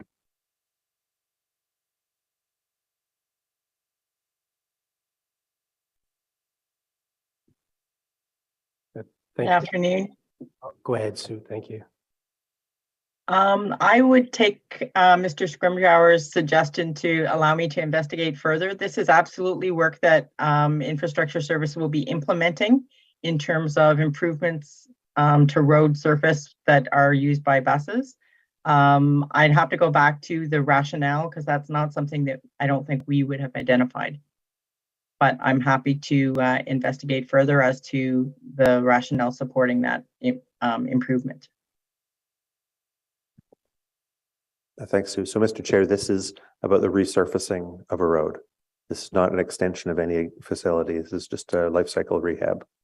Okay, because if that's the case, there's no actual bus lane, unless that's referring to the left turn bus lane. Then it doesn't. But yeah, yeah, there is a westbound left turn lane for buses. Yeah. Okay. Maybe we can take this off. We can discuss this offline for just so I can get some clarification, because the summary I got was that it was going to be a new bus lane. So yeah, it's probably maybe a miscommunication. Why I couldn't find it on the book. Yeah, that's okay. Second question, and hopefully the last question. The money that you're spending in for advertising public transit. What does the campaign exactly advertise, and why do we need to do that? Sorry, thank you, Mr. Chair, and sorry, Councillor, I can't see you. I'm hidden behind a chair here. We had a marketing budget last year in 2022 for approximately $600,000 as well. And that was a sufficient budget for us last year to implement a number of, oh, thank you, Councillor Curry. That's very kind of you. Hidden back here behind a chair. So that was a sufficient budget for us last year to implement a number of different campaigns. And this year we have a marketing campaign that's focused on a number of different priorities. So first of all, increasing ridership and some reputational brand work, as well as attracting new riders or returning riders. For example, the federal government workers that are returning to work and other employees that are returning to the office. And as well, doing a robust marketing campaign to target recruitment, because as Madame Almilcar mentioned earlier, we have another ambitious year from a recruitment perspective. So I could walk you through a high-level breakdown of what those cost elements would be, but that's sort of the gist of it. Further to that, as part of the public inquiry report, there was a request for further transparency around communications and communicating with our customers. So we will also be including the development of a new transparency reporting section on octranspo.com to speak to that, to have better documentation and information for customers. So that's it in a nutshell, but new channels, reaching new audiences, doing some micro-targeted campaigns as well, enhancing our website, promoting new and existing transit services, and yeah, that recruitment campaign. Last year, we spent only about $35,000 on a recruitment campaign, a lot of pre-existing materials. And this year, we're looking to amplify that significantly to really reach some new audiences, to attract new operators. Okay, so you're advertising aspects of the service and little bits of the service that can benefit people rather than the service. Yeah, sorry, excuse me, Chair. It's a comprehensive marketing strategy as well as a campaign.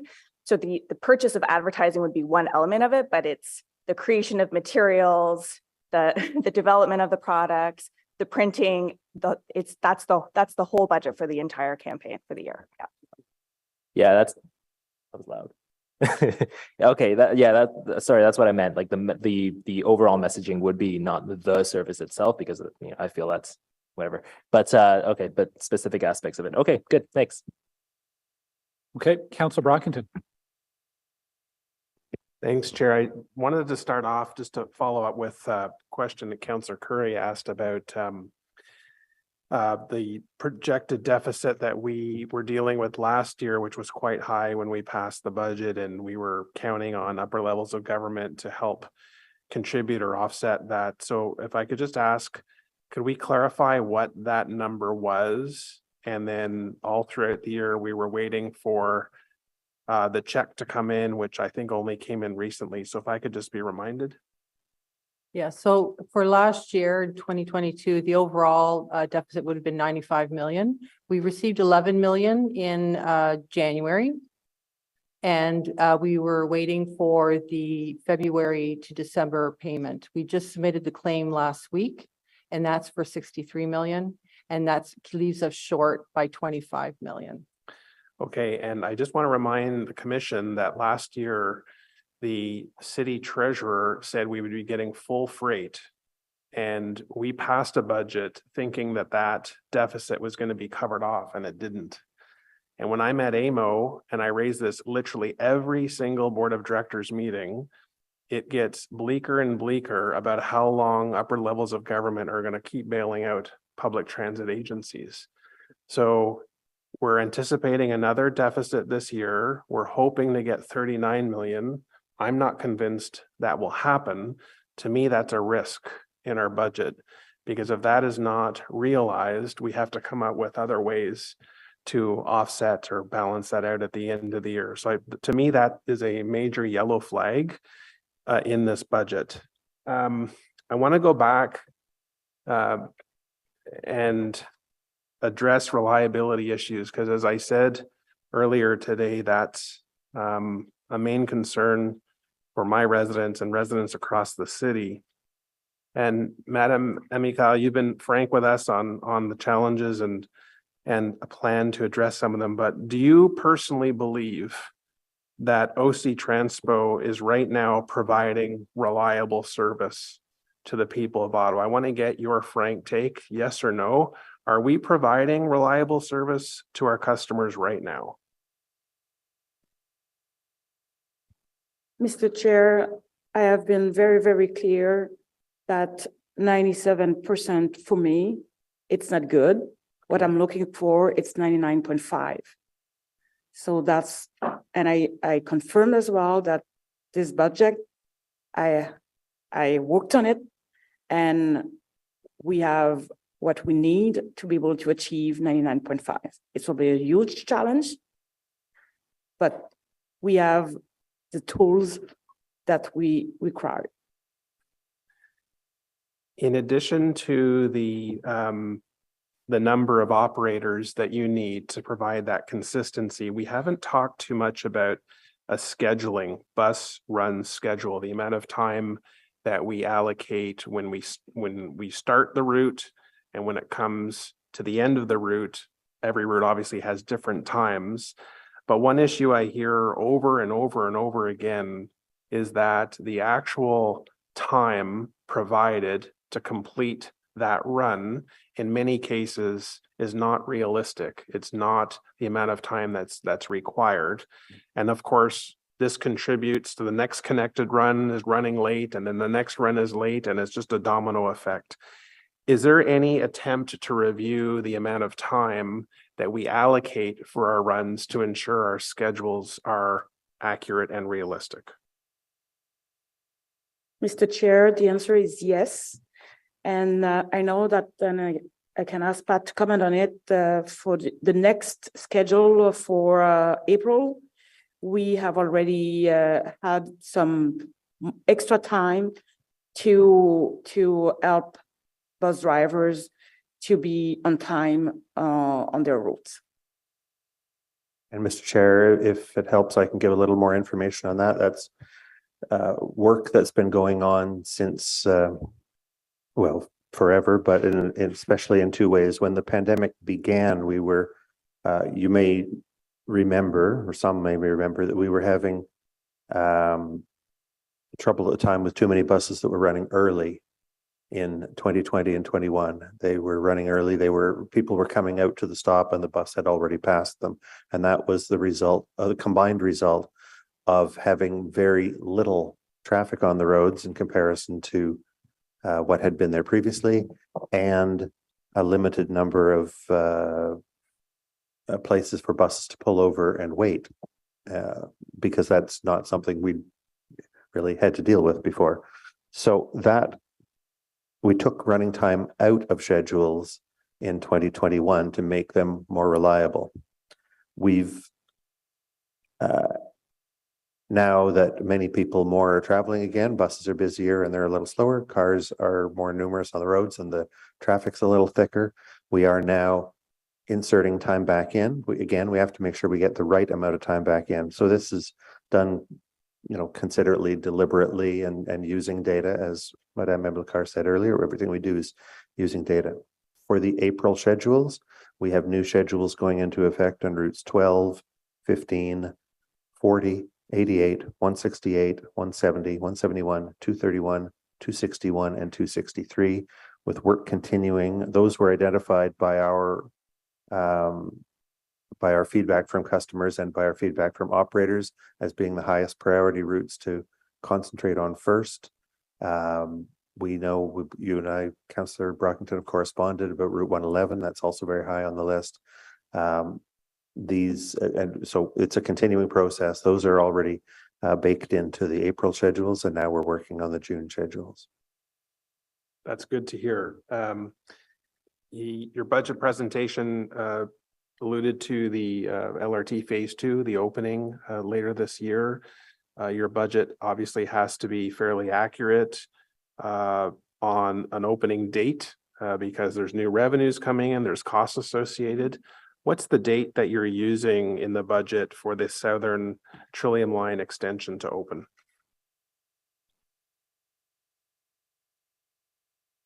Mr. Chair, la dernière date que nous avons eue est Well, the last date we had was fall this year. So we're planning for this fall. Now, the LRT subcommittee will be giving an update on the stage 2 work to date. And that includes Trillium and the extension to the Confederation line. But for the Trillium line, we're scheduled to open service in the fall. But of course, we'll have to do a lot of testing. We don't want to go through the same experiences we've been through with phase 1, do we? So that's the date that's planned. But if it's not ready, we won't move forward. But we're pretty confident it will be. You've mentioned the season, which is 3 months long, and that that's a big chunk in our annual budget. And I can accept the fact that you don't have October 1st circled on your calendar, but that's a number of months that could pose a gap in our budget. So I just want to raise that with you. And the subcommittee that we created, and maybe I'm just not totally immersed in that yet, is all LRT issues, or I thought it was created as in response to the commission's report and next steps to go from there with respect to governance. Is LRT phase 2 governance still going to be carried under the formerly named FEDCO committee? Mr. Chair, I will refer to maybe the term of reference of the LRT subcommittee. And you had a question for me before that. I'm sorry, I missed it. Well, maybe the deputy clerk could clarify terms of reference. If the councillor would indulge me by repeating the question, my apologies, Mr. Chair. Just the in the last term of council, LRT phase 2 matters were all dealt with at FEDCO for the quarterly updates. Is that going to continue this term, or is everything related to LRT, including getting updates on phase 2, going to be directed to the subcommittee? My understanding, Mr. Chair, is that all updates will be directed to the subcommittee with the exception of matters related to procurement and legal and litigation matters. Okay, thanks very much. Chair, if you may, I would like maybe to answer to Councillor Brockington's question about the opening of the line 2 and 4. We anticipate to open at the beginning of September. Opening for passenger revenue service? Correct. All right. September 1st. But again, again, it's based on the last update that we had, and we'll continue to having a date to aim towards is something to aim towards. Okay. Chair, I have many more questions, so I think it would be fair to yield the floor to my colleagues and come back in a few minutes. Thank you. Okay. Thank you, Councillor Brockington. Councillor Menard. Thank you very much, Chair, and thank you for the presentation from staff and delegations. I'll go through a few questions that I have. I'll just start and preface my comments, though, that the signal that we're giving to riders and the public at large is obviously important in this budget, and obviously saying this in a context where we've been struggling. We heard the 400 cancellations on a bad day statistic come out. And obviously the consistent reliability and regular LRT challenges that we've been experiencing. And so I guess my first question is around bringing in a new LRT line, because normally when cities bring in a new LRT system, there's usually a requirement for more buses. And that's to serve the connection with that LRT and to adjust to new demand that the LRT creates. And so, I have concerns about some of the reductions in buses, as every other city that has been looked at has usually increased that bus connectivity. And so I guess what's the difference with our system? Why do we feel that less buses will be needed when most cities require more buses with new LRT? Mr. Chair, we have not reached that conclusion. And so there's no, I think at this point, no reason to think that we would, that we need fewer buses. We do expect that just as we saw for O Train Line 1, when we see the extensions east and west of the Confederation Line project, because we're replacing trunk operation on a rapid transit facility currently with buses, with rapid transit operation on a new facility primarily with trains, there will be a substitution there that allows one to replace the other. But on the extension of line 2 to the south and the opening of the new line 4 to the airport, there's a very small overlap between those new lines and the current routes 97 and 99. The bus routes that now operate in areas around the line 2 extension and line 4 can be altered to provide good connections to those lines, largely at the same cost with the same number of service hours and buses and staff as they're using now. If there is in future years new ridership generated from new areas of, for instance, Leitrim, Findlay Creek, Blossom Park, Riverside South, certain parts of Barrhaven, then we'd be watching those and we'd bringing recommendations for service increases to council at that time. There's a lot of territory that's served by line 2 that has not yet been developed, and where the capacity on the line is there to accommodate that future development. And we'll have to see how that development occurs, whether people are within walking distance of the train or need a bus connection. Okay, I appreciate that. And yeah, certainly the line 2 and line 4 extensions are obviously different than the trunk replacement we did with the initial service. And so I think we're banking on new demand through the LRT. That was our strategy from the get-go. And if that occurs, it's likely to be expected that more buses than we have currently operating on the system will be needed. So I want to keep that in mind as we obviously move forward, given the news from this budget. On the R1 service, can you just explain to me what the anticipation is for R1 service and how that might change with the plan we've got in front of us? Mr. Chair, R1 replacement bus service for O Train Line 1 operates during those rare times, we hope, when O Train Line 1 is not providing its proper service. The more reliable it gets, the less we will have to operate replacement bus service. But there will always be times when, even if it's a medical emergency or something, when we need to put that bus on over, there's some planned maintenance. There's no change to the way that R1 operates associated with this budget at all.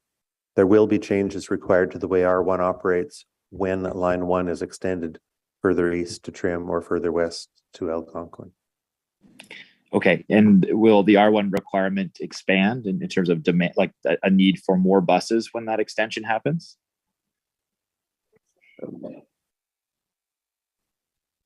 Mr. Chair, à la prochaine rencontre de transit, mon collègue Freud l'a mentionné ce matin, on va venir. During the next meeting, like we explained this morning, we will come back on what we're doing with R1. It will be too expensive to have buses and bus operators on standby. It's quite a challenge, of course. When we'll put in place this process, we will be better suited to explain you when we will be using the R1 compared to using the train. We will come back to you with a full explanation next time. We thought that we were going to be able to do it today, but the agenda was very long. We received many complaints from users and many questions from council. That's the reason why it will be relevant to come back and do a single exercise on that and provide you with the right information. Okay, thank you for that. That's helpful. On line item number 3 from the 2022 forecast versus the budget variance explanation, it says $4.3 million has been saved from lower compensation expense, mainly the result of positions held vacant to reduce costs. And so obviously we've been seeing buses with the now hiring signs and some buses that were canceled due to operator labor shortage. So just on that line alone that says that the lower compensation expense is the result of positions held vacant to reduce costs, can you give more explanation on that? And obviously we're trying to recruit folks and get them in, but just want an explanation on that line. It's line item 3 from that forecast versus budgeted variance explanation. Mr. Chair, if I'm correct, that's a reference to the 2022 actuals rather than to the 23 budget. And yes, there was some gaps between when people, when vacancies occurred and when those vacancies were filled with newly trained operators. That contributes to some of that underspend. There's also been, as we've been doing since the pandemic first came to Ottawa in 2020, we've been very cautious, and if we don't need to fill a position, we'll hold a position vacant until there's a practical need for it. And that has allowed us to get some small measure of additional savings to offset other financial challenges that the city has had over the last 3 years. Okay, thank you for that, Chair. But we are trying to recruit now, correct? We are trying to hire more operators at this point, or am I wrong? Mr. Chair, yes, in the year 2022 and 2023, we've been very actively and eagerly welcoming many new people to work at OC Transpo. Okay, on that, on the recruitment of drivers, I recall that the written test was an area where folks had either trouble passing the test or had to redo it. Can you is that something that is still posing a challenge? Is there more information about that in terms of, how we've been able to recruit new members to the service? Mr. Chair, I will ask Paul Trebutat, who's in charge of the training department, to maybe walk you through the answer. Thank you, Paul.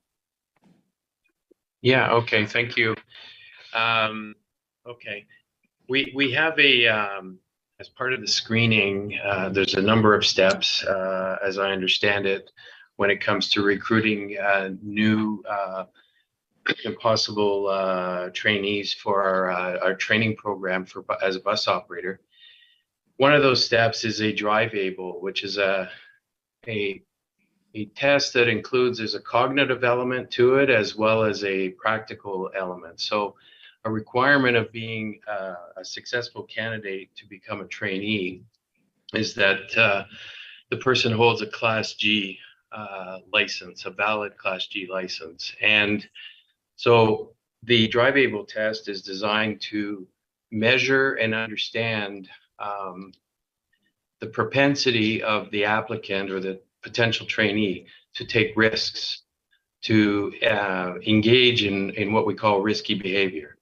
So the cognitive test will measure that, and then the other part of the test is to go out onto the road and do an actual driving test, as you would experience if you were going to do your complete your G2 license to get your G licensing done by an MTO tester.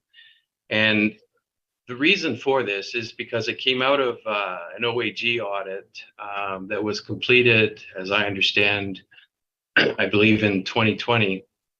And one of the recommendations, of course, was to put in place an ability to understand the propensity or the tendency for a candidate to engage in risky behavior. And this is an important element for us to be able to gauge and to manage as we bring new drivers onto our workforce, because we know that as a bus driver, there's a tremendous number of pressures that are put upon you, notwithstanding the fact that you have to drive a bus down perhaps a crowded, busy street with cyclists, pedestrians, traffic lights changing, schedule requirements to be adhered to, and a variety of other stressors that are involved. And we want to ensure that the drivers that we put on the road have the best training possible, but also too that we have some understanding as to their risk profile. Okay, thank you. Thank you for that explanation. Are we still seeing people failing at that level more than the other tests, I guess? Is that still occurring? Yeah, there is, admittedly, there is a pretty high proportion of people that are not able to make it through that stage. You know, this particular city, we've been through a couple of really serious tragedies when it comes to bus transportation and transit, one in 2013 and one in 2019. And as Chief Safety Officer, I want to make sure that we are putting the best people forward to entrust the lives of our family members and our commuters into the hands of those bus drivers as they move our loved ones from A to B in this great city. Absolutely. And obviously, combined with that, we've had a tremendous amount of, stress on ridership. Confidence levels have declined. And we're in a world of hurt, I'd say, given where we've been with the LRT and the tragedies that have occurred. So, no, I appreciate that explanation. And just along with our recruitment drive, more information there is helpful. I'll continue on with some questions. Of the 4.4 million in operation savings, 1.518 is to be saved on overtime. Can you just explain that a little bit more?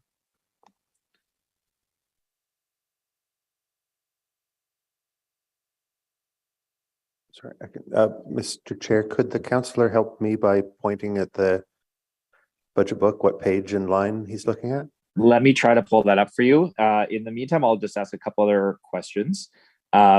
Is the recent settlement with RTG contained in this budget, or is that part of previous, savings that would have been shown from not paying full maintenance costs? Mr. Chair, le budget que nous présentons aujourd'hui n'a aucun rapport avec le... The budget presented today has nothing to do with the agreement we have with RTG. Okay. So where would that show up? That's just separate project agreement?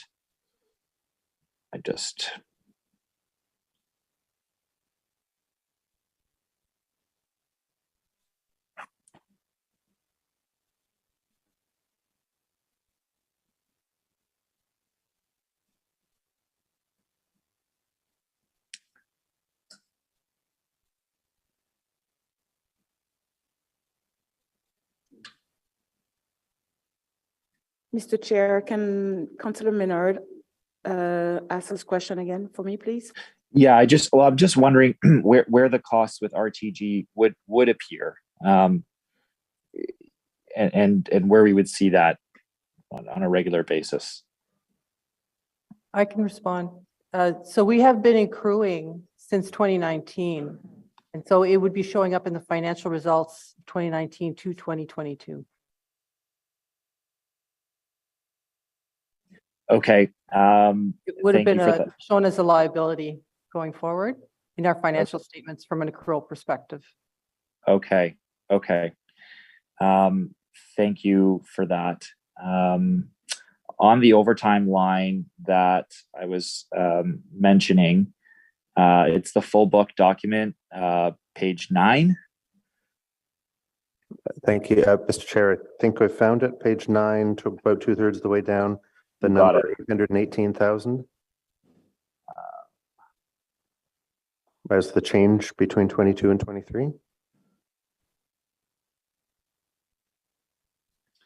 I have a 1.5, I guess it's under the 2023 adjustments. Yeah, I've got a. Wait, I Sorry, have go that number. Yep. So the line there is showing our total estimate for overtime in 2022 forecast, the 2022 actual, eventually the different components of it up and down, the budget of what we're estimating in overtime for 2023, and the fact that in 2023 would be budgeting $800,000 less. So this ties into a number of things. This ties into the changes in where our staff colleagues will be working with all of the various changes here to the bus maintenance, to the refurbishment, to the service increases, and it's a net result with our estimate of how many hours will be paid through the straight time salary budget versus how many are paid through the overtime budget. I'd suggest that the real thing that matters is the total hours of compensation to everybody made up of salary, benefits, and overtime. And digging straight into overtime in isolation rarely gives a complete picture. And we're on track to hire more drivers, is what we're saying. So I think, like, are there any current driver positions, whether vacant or full, that are set to be eliminated through attrition or otherwise? No, Mr. Chair. Okay, thank you for that. There's a net increase in this budget in the number of operating staff, both operators and maintenance staff, and a few other technical positions in this budget. Okay, thank you for that. I appreciate these answers. The last question I have is really my determination on where I go with this personally. I just, on the buses being eliminated and the operational savings that we're finding, will those operating and capital funds that are being saved or found for efficiencies be reinvested back into the transit system this year? Or is it just a removal for us to deal with in future years? That's, for me, the concern is we've got a public that is very unhappy with our transit system right now, and removing funds and finding efficiencies without reinvesting into the system to make it better is where my concern lies. So are those being reinvested, or are they just being removed? Yes, Mr. Chair, they are being reinvested. Substantially all of the savings that are found to operations are being reinvested to support the operation of the 2 new O train lines that will come into service later this year. These savings are, as we said earlier, possible because we currently have a surplus of buses. These are buses that never turn a wheel in supporting the current service, but that are consuming maintenance costs and requiring staff attention to them. And these are buses that ought to be removed from the fleet, because by the time ridership can increase back to higher levels, closer to 2019 levels, those particular buses will be beyond their economic life and should be replaced with new buses rather than reactivating old buses, which would not have turned a wheel for several years. Okay, but those capital funds that are being removed, those are not being reinvested back into the capital budget this year. I'm sorry, Mr. Chair, that's a different question. The capital spending that we're reducing in 2023, that we're proposing to reduce, is to allow a lower contribution from the operating budget to the capital reserve in 2023. And that reduced contribution for this 1 year helps to make the whole budget balanced and affordable, and still to give us the costs to make those service increases to the high schools and open the new O train line. Okay, thank you. That's my main topic of concern for this budget. I appreciate all the work that has gone in and staff's efforts. Thank you. Thank you. Councillor Hill. Thank you very much, Mr. Chair. certainly my support of this transit budget is going to be squarely focused on our ability to tell the public and to own ourselves the fact that this is going to enable reliability for transit riders. Of the delegates that I heard speaking today, I would say that the recurring theme that I heard was one of concern that the way that this budget is postured is going to threaten reliability. And so I just want to understand clearly, Mr. Chair, that staff can reassure this commission that the current budget in the state that it's written is capitalizing on opportunities from fleet divestment, from life cycle management, from investing in innovation and technologies such as the new bus fleet, the opening of lines, the next phase of the LRT, and that in fact what we will be giving to the public is a more reliable transit system. So I'm not sure, staff, if you can just give me a simple yes to that, then you're going to get my vote. And if you can't, then I'd like to ask a few more pointed questions. Chair, the answer is yes. Okay, thank you very much for that. Now, a follow on. You've given us in this budget a good roadmap and an understanding of what the state is presently in terms of our fleet, our buses, ridership. And I've heard a lot of comparatives to 2019 in terms of 60% ridership, 70% goal ridership. And I guess, without making your jaw drop to the floor, the number that I'd like to hear is 150% ridership. And I think that's, what I'm getting to is where are we looking to the future in terms of our vision for public transit in Ottawa? And at what point do we see, our demographic changes and our population growth and the investments that we're making through our transportation systems and new transit systems, translating to Ottawa as a proud city looking to the future in increasing and motivating people to take transit. I speak as a suburban councillor where we have significant growth and, I'm watching suburbs, neighborhoods up here grow, hundreds of houses here per week.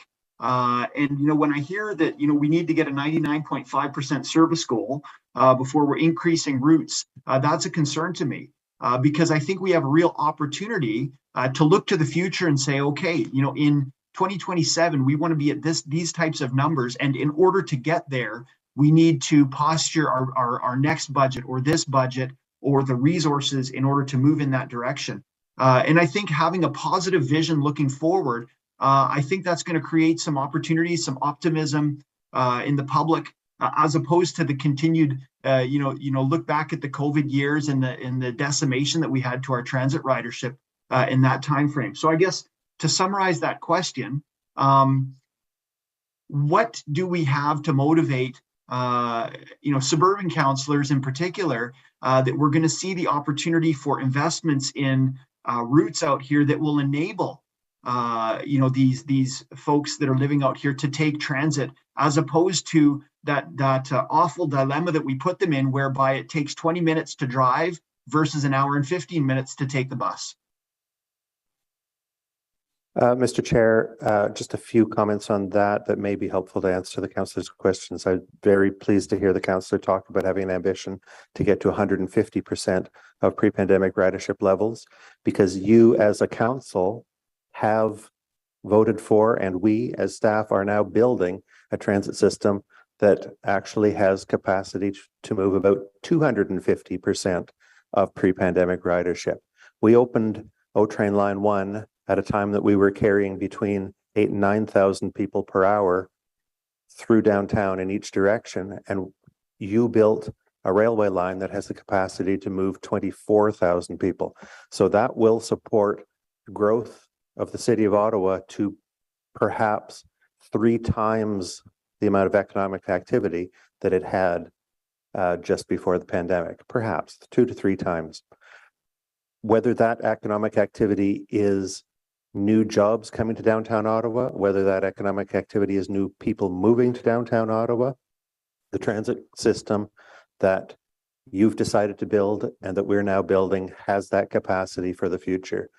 And the policies that council has approved through the Transportation Master Plan and the official plan and future amendments or the future iterations of the Transportation Master Plan all work on that basis too, that is the city that we want to build. When will that happen is not in the hands of us as transit operators. We're there to support that as it happens. How do we get those businesses to come and rent the vacant spaces that are available or the spaces in the new buildings that are to be built?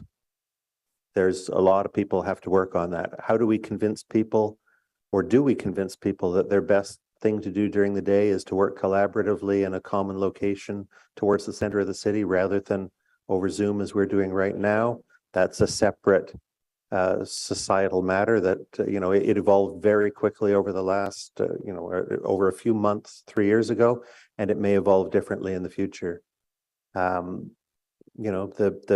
The human species is an interesting subject for observation and a little bit of experimentation. Our job here is to deliver a transit system that allows everyone to travel reliably, conveniently, safely, into wherever they want to go, whenever they want to go, in whatever number they choose to travel. But we're not, we can encourage them to come, but we can't require them to come back to transit. I wanted to draw one other distinction between something that the councillor said earlier. I'm afraid the councillor may have misunderstood what we were saying. The service, we won't be waiting until we're at 99.5% of anything to increase service. When we're at 99.5% reliability, we'll be at our minimum of what we're trying to achieve with reliability. But when it comes to capacity on a route and making a route, allowing a route to carry more people by putting bigger buses on it or by running trips more frequently, we are usually watching ridership. When ridership is growing quickly, we can usually intervene when the ridership's up around 85 or 90%, get some more service on the road before it gets to 100%, before it gets anywhere near 100%. And this is something that we've been very good at in the past. We had some years in the past when the city of Ottawa economically was growing extremely quickly, and the transit system was challenged to keep up with that growth. We had to come to council and ask for many more buses, operators, and other support staff to be added to the budget every year. That was successful, and we will be successful again in the future when that kind of economic growth comes, and it will come. Thank you very much. Well, you've told me that you're going to be increasing reliability. That's what I wanted to hear. And you've also told me that from a vision perspective going forward, the suburban routes are going to see the investment that they require in order to incentivize ridership, because that's the biggest problem I have out here right now, is the dilemma between somebody who could drive in 15, 20 minutes or take an hour and 20-minute commute. And the more we can incentivize people, the more people from the suburbs you're going to see. So thank you very much. I have one more comment on communications, but I'll save that for an inquiry at the end. Thank you very much, Mr. Chair. Okay, Councillor King. Thank you so much. I have just a few questions, and I have one on a item that I think staff mentioned maybe a scant 4 or 5 hours ago about ticketing and fare systems being upgraded. And I know we've seen the boxes going from green to red in the buses. So I was just curious about when the new fare systems will be able to take open payment, and whether that's part and parcel of some of the spending that's allocated in this budget this year, or whether that spend has already been allocated. Thanks, Mr. Chair. That work is ongoing right now, and that work has been funded by Capital Authority, previously approved by council in preceding years. So those numbers are shown in the works in progress pages, because that work is indeed in progress. You'll have seen on the buses that the old green Presto readers are being replaced by new red smart card readers. Those new readers have a number more capabilities that the old one doesn't, in addition to just being newer, replacing some life expired old hardware. The new readers have the ability they have the financial security in them to be able to read credit cards and debit cards. They also have a barcode reader at the bottom that's able to read printed QR codes or other barcodes. All of these things open up future possibilities for our customers in parallel to replacing the smart card readers on all of the buses. We are also upgrading the back-end financial software that runs all of our payment processing system, so that it also has the financial security that's required to carry credit card and debit card information between the smart card reader and the bank and do the back and forth validation. So the question of when will this be rolling out? It is, it's started already. The ability to pay with credit cards has been at many of the fare gates at O-train stations for a year or so now. We're bringing that to buses later this year, probably within the next small number of months. We don't know. There's just more software steps to cross over. But the order things will happen in is right now we are replacing all the old green smart card readers with the new red ones. At the same time we're working, but it'll be the ability to accept credit cards will come next after that. And the ability to accept debit cards will come next after that. And we do expect all three of these to happen not too late this year, and some of them quite soon. But we don't have definite dates yet for any of this, but we'll be eager and ready and bursting at the seams to communicate it as soon as we get these. I appreciate that, because literally earlier this week, I was riding the bus with another passenger wanting to tap to pay utilizing an alternative form of payment. And also noticing with the new red boxes that sometimes there's a delay in terms of the processing for the Presto card.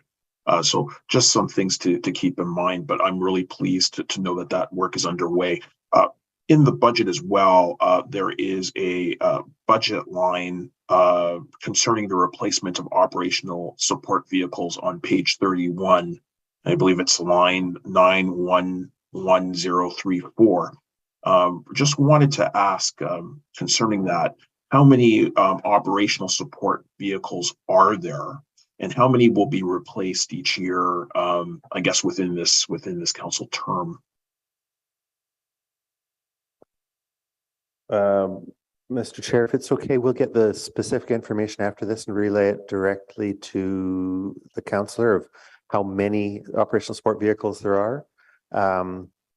The budget on the budget entry on line 31 is to replace about 30 of those vehicles, but we can get some estimates together if that's okay with the councillor and provide them directly to him in the days to come. That's great, because I have a little bit more detailed questions about whether the purchases are new or used or both, or whether we can consider hybrids for that. So I appreciate taking that question offline.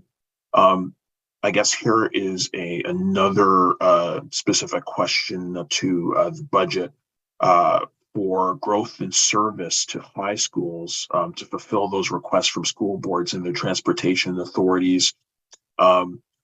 Noticed one of the lines in the budget kind of referring to those services. I was wondering, is this due to a lack of OSTA bus drivers? And if there are dollars that are being used for these to provide these high school routes, is there any option to recover that cost from the provincial government? Mr. Chair, the short answer is yes. The long answer is that the budget sets aside, I believe it's $700,000 in new operating costs, $600,000 in new operating costs to operate some additional services to high schools requested by the School Transportation Authority. And also the budget also contains an equivalent amount of money, another $600,000 in monthly passes on Presto cards that the School Transportation Authority has agreed to buy from us. So they've agreed to buy the number of passes. The money that comes from the pass sales funds 100% the cost of running these additional services. Appreciate that answer. That's fulsome. Another specific question I had was in regards to the listing of O-Train Line 1 professional services on page 12.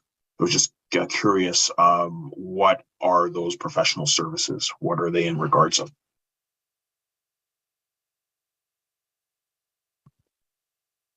Mr. Chair, I will ask Troy to answer.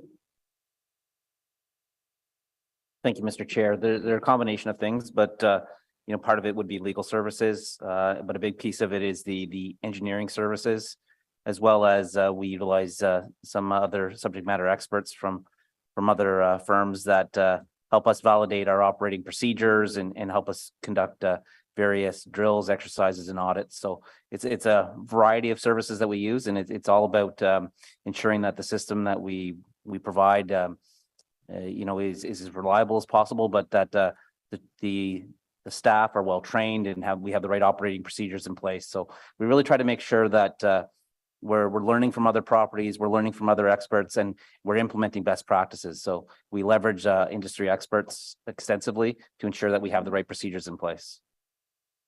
I appreciate that answer, especially around the engineering. As you noted earlier in the meeting, I asked a question around I guess the wire that's used, the high tensile strength wire, and I think that it's important for us to ensure that we are examining all of these elements to ensure that as the system expands, we are moving towards more reliability.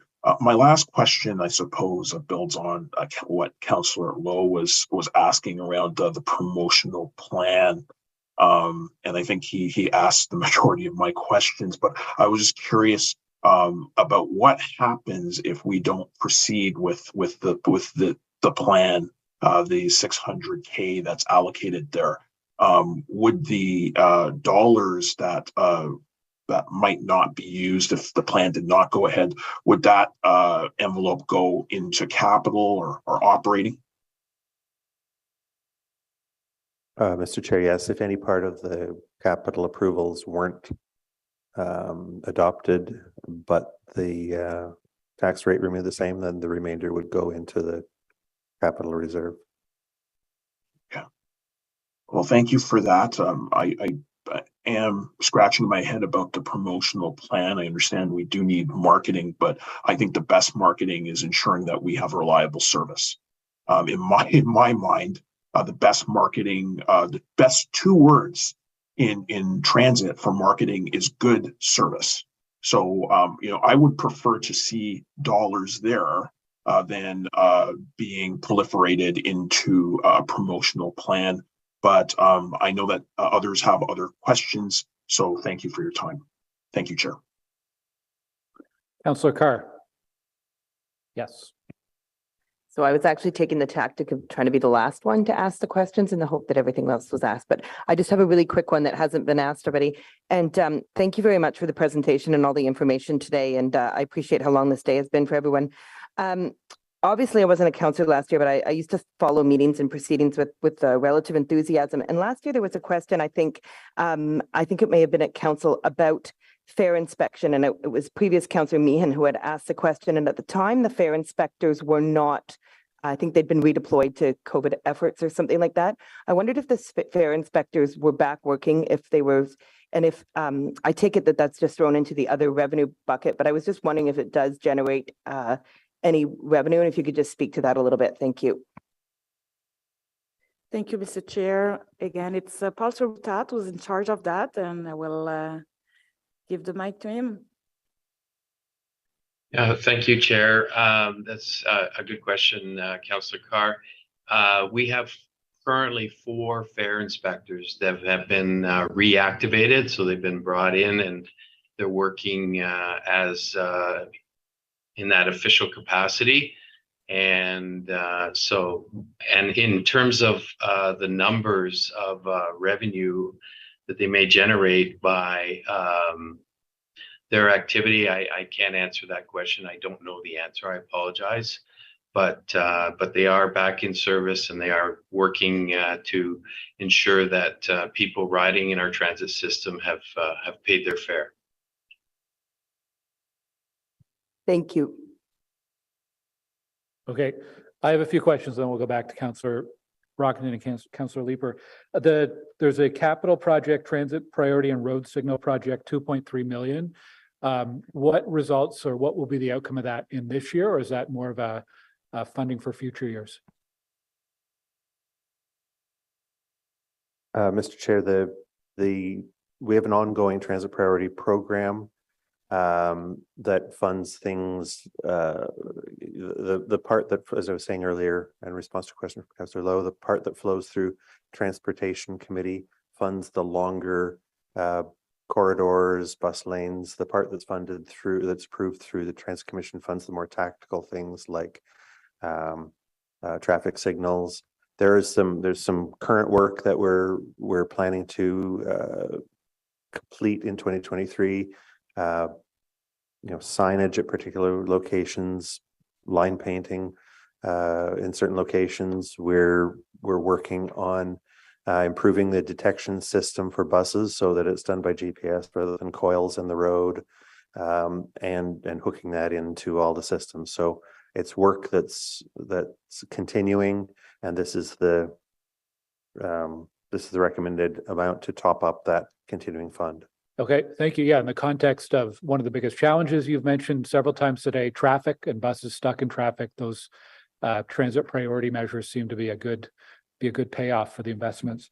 In terms of the contribution for the provincial government, can you put in context how does what we're asking to compare? How does what we're asking compare with other cities in Canada, if you're aware of any others?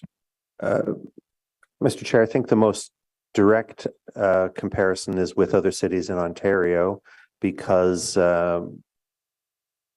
cities in different provinces are funded different ways. It would be difficult to make a comparison with a city like Montreal because they get provincial funding for operating costs regularly, and cities in Ontario don't. But there's differences in BC, Alberta. There's every province is a little different. But in Ontario, we understand that many transit systems are making a similar request, and that ours is quite modest in comparison to larger cities. I believe the number from Toronto, if I'm correct, is approximately 10 times more than the amount that we're requesting. Okay. How did we end up at the number we ended up? Why not just assume $80 million or $120 million? Like, you ended up with predicting we need $39 million from the province. Why not say we need $80 million or $120 million? I'm serious. Like, it kind of seems like a number we've just pulled out. We say it's reasonable, but why not assume we can get more and then use it to invest it somewhere in our transit system?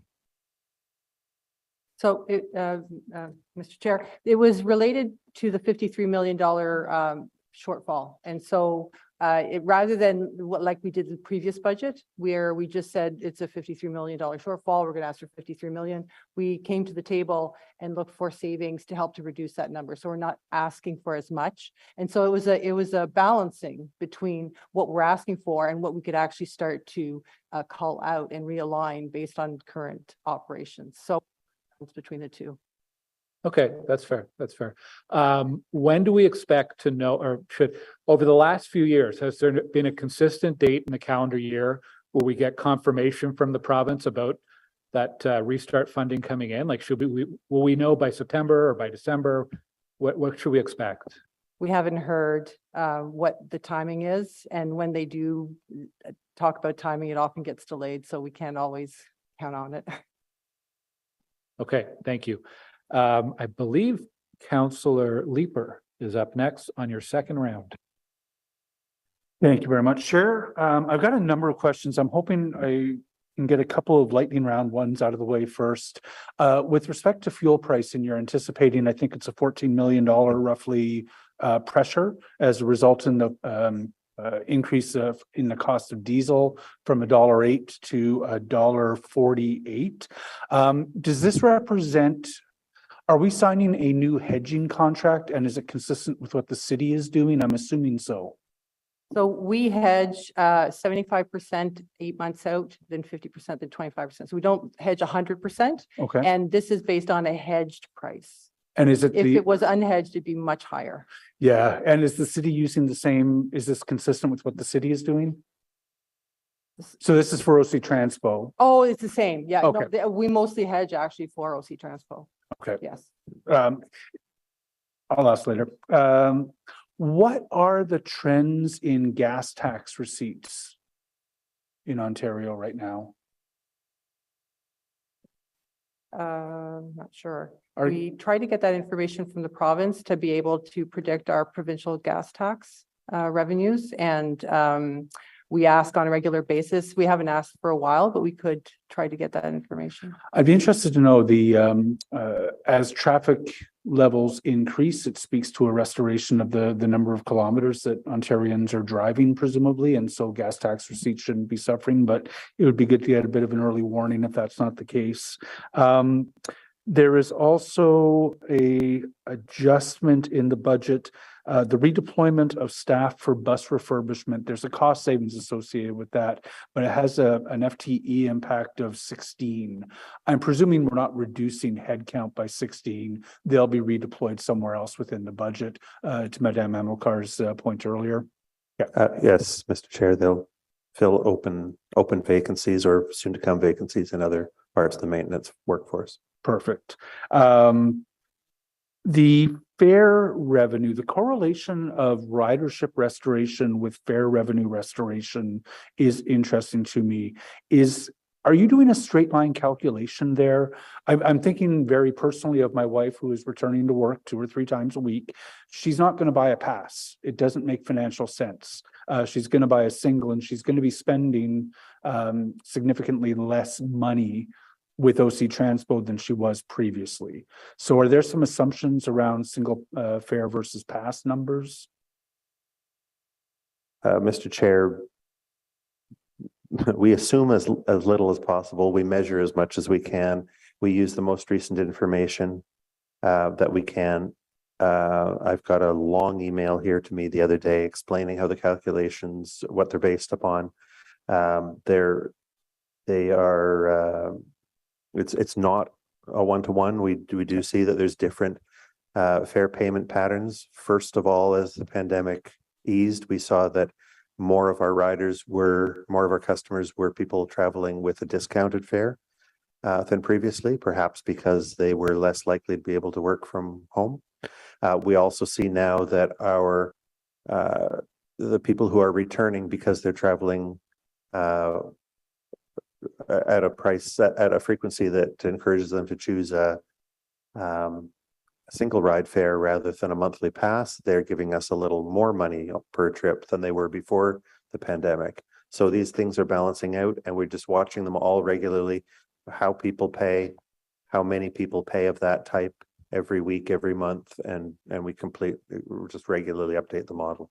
I think we started the day with Councillor Hill asking about different fares. I'd be very interested. Can you share a commission appropriate version of that email that you received on the assumptions? Well, I think we can. We'll dig into it deeply and more deeply and see what we can share. Take out the swear words.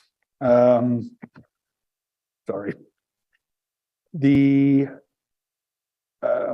Okay, so on page 39, there are in our capital budget, there are several service enhancement projects that are in that category.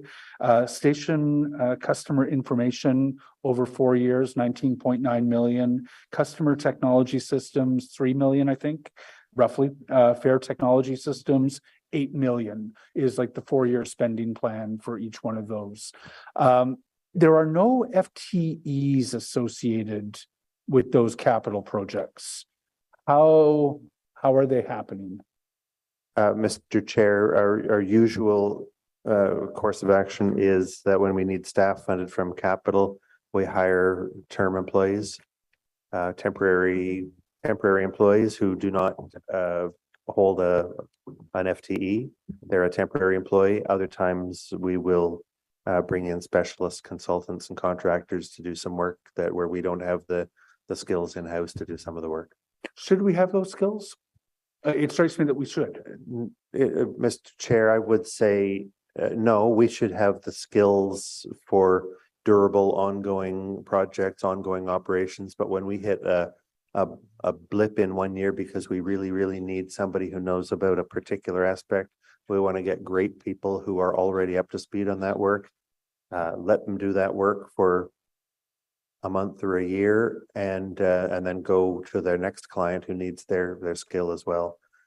These are, when we bring in contractors for these technology projects, these are super qualified people who come in, do the work, and then go on to their next job. Okay. A legitimate assertion for sure. And then finally, Tunney's pasture scaffolding. One of the efficiencies is to remove that. I remember the press well when the long walk in the weather was being was a matter of press attention. It's a long way to get from one end of the platform at Tunney's pasture to the other. Why would we propose taking away the scaffolding? How much will we save? And can we take the money out of one of those 3 projects that I just listed in order to save the scaffolding or a temporary shelter for people who are traversing the platform on foot? So a bit of background, Mr. Chair, for those who don't use Tunney's and Herdman regularly, like Councillor Leeper and I do at Herdman, Councillor Rockington and Councillor Carr at Herdman.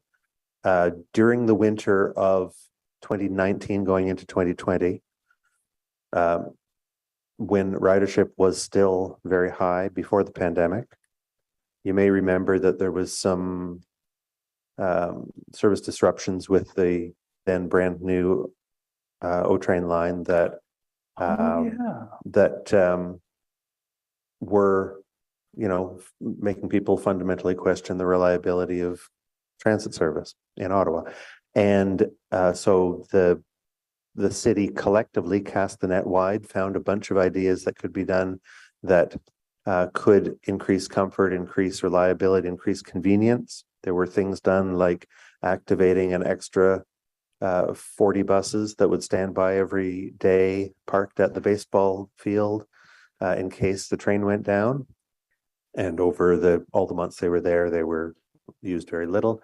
The walkways at Herdman and Tunney's were widened, as Councillor Carr mentioned earlier, by paving the area which had previously been not part of the council defined scope by adding more walking space and standing space.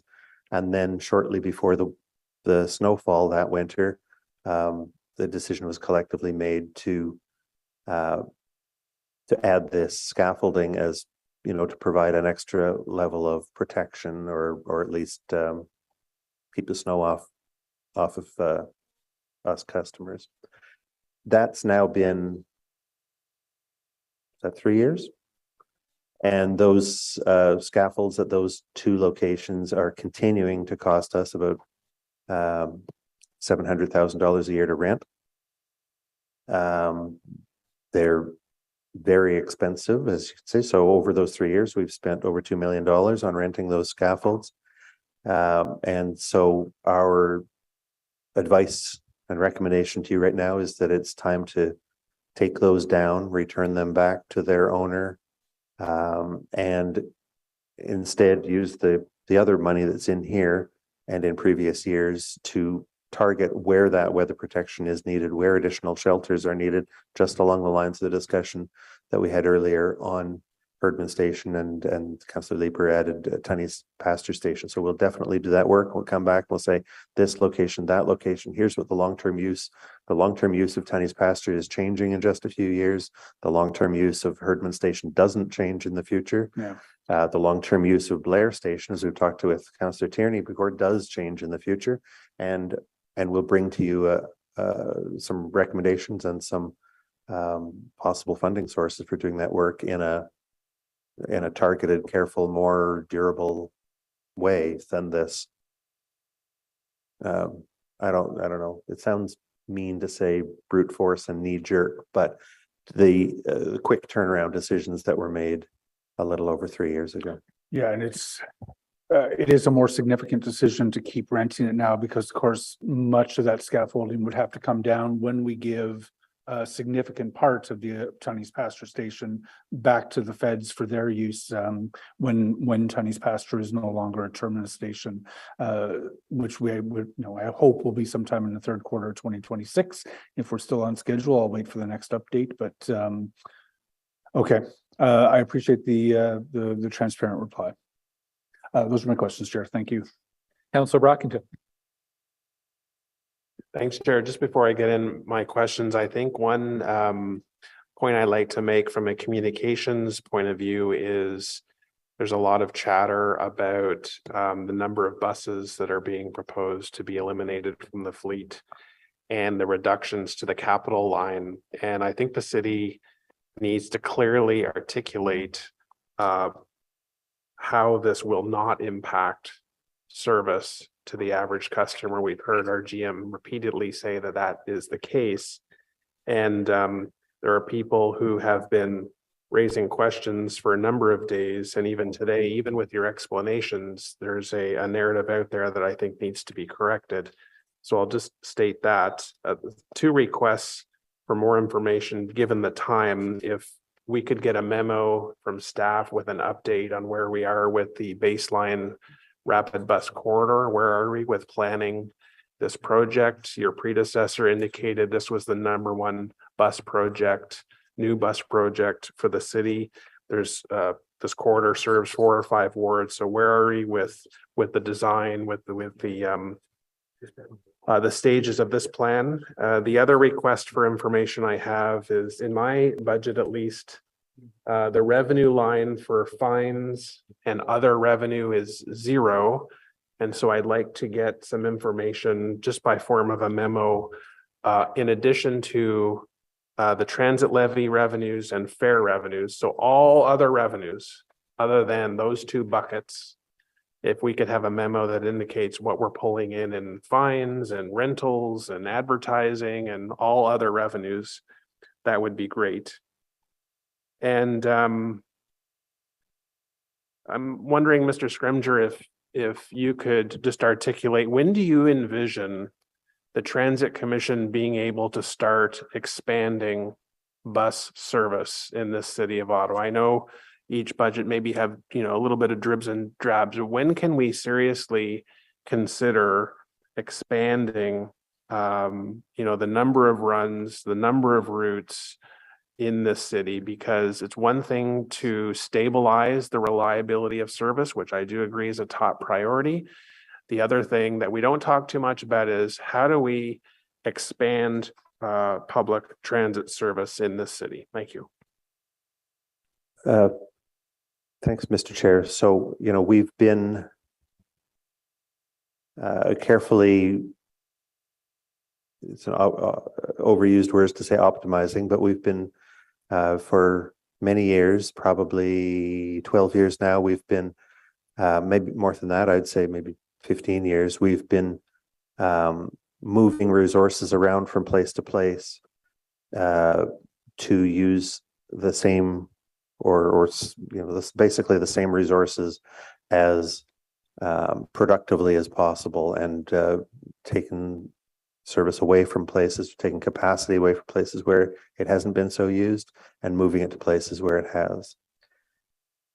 If the decision of council is at any time to make a quantum increase in the amount of service that we run, that will be a decision that council has to make, and the council will have to determine how that's to be funded. As we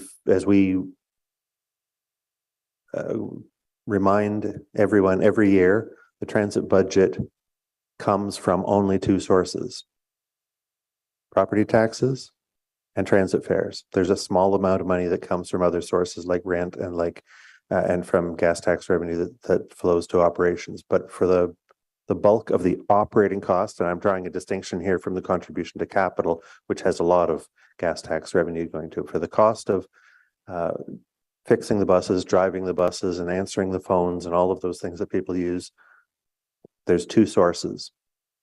And so it will really be for the decision of council whether to increase transit fares substantially to pay for it, whether to increase property taxes substantially to pay for it. And that's not a consideration that I can do anything other than provide advice on what are the ramifications of more or less. This is squarely in council's hands. Okay. Chair, if I may. Please. Je vais juste peut-être rappeler que I'd just like to remind you that we've undertaken a rigorous exercise for reviewing the routes. We have to wait for the results of that study, because before we make a decision, we will be making decisions. We need to know if we're providing the right level of service, the right number of riders using such and such a route. Of course, we'll be making recommendations to you. And as my colleague has just said, the ultimate decision lies with the council. But as experts in transit, we'll tell you what's happening elsewhere in the world, what's happening in other cities which are similar to Ottawa. What should we do to continue to attract riders and to improve service to 99.5%? And then the decisions that we made will be based on new data. And this year, I have a team which has been created to do that work in a rigorous fashion, and we'll put forward the results of that work so that you can make enlightened decisions based on new data, which represents the new reality, which is the post-COVID period. Excellent, Chair. I don't intend to speak after this comment, so I'll just get it all out now. And that is, I have three significant yellow flags with this budget, and I've addressed them today. And I want to vote in favor of this budget. I'm not going to do that today, but I want to contemplate the things that cause me concern and meet with you between now and March 1st. And the three things are the following. One is I'm concerned with our deficit again, and the shaky hope that we have that we're going to get all the money that we need. Second is the reliability concerns. And although I acknowledge that we're making some strides in this area, and our general manager is confident that we will see improvements, I have concerns that they will come to full fruition this year. And the third concern I have is what I still think is an ambitious target of a 70% ridership goal. As Councillor Hill, and I completely agree, we should be aiming towards the highest that we want, but in reality, a budget needs to be accurate and as close to the end of the year actuals as possible. I want us to get there. I want us to do everything we can to get us there. But those are three things that are causing me significant concern at this time. I do want to support this budget, but I have to reconcile those three between now and March 1st. Thank you. Okay, thanks, Councillor Brockington. To a point you made at the very start there, it might be helpful process next year for the next, I guess this fall for the budget. We heard from a lot of delegations, and their understanding of this budget was a cut to service. If you look at the operations line, there's 27.5 million more in this year's budget compared to last year, which is about just over 5% increase. So I think it may be helpful. What we heard today was an excellent package, an excellent narrative around what challenges OC Transpo has and how you're investing more and how you improve. I think it might be helpful to get that from the get-go, because sometimes these budget books that we get at council on the tabling of the budget really don't tell the whole story. And that applies to OC Transpo, perhaps every other budget as well. So a little more context and narrative from staff on the tabling of the budget would be helpful. We're going to go to the motions that we have, the three motions from Councillor Brockington, and we'll go through each one. If there's any questions for staff for clarification, we'll just go in the order that Councillor Brockington introduced them. The first one was the free day sponsorship opportunities for free transit days. Councillor Brockington, did you want to introduce anything else on this? I'll briefly speak to it. This is obviously looking for increased revenues. I know staff look for opportunities throughout the year. I do want to see a push here, and free days that are paired with a holiday or other event, obviously good. We want as many opportunities here as possible. I think they should all come with a sponsorship. We should not cover those through our own operating costs, and get a report back by the before we start the budget process for next year. So that's my thinking there, Chair. And again, it's looking to increase revenues. Any comments from staff on this proposal? Mr. Chair, just to say, this gives us a new responsibility, but it is within our existing authority, and it is something that we've been doing very regularly every year for the New Year's Eve service, and we've tried at other times of the year, but we're happy to continue to try. Thank you. So on this motion, is it carried? Carried. Thank you. Okay, the second motion, also from Councillor Brockington, was on reinstating bus service in the Prince of Wales corridor. Councillor Brockington? So yes, Chair.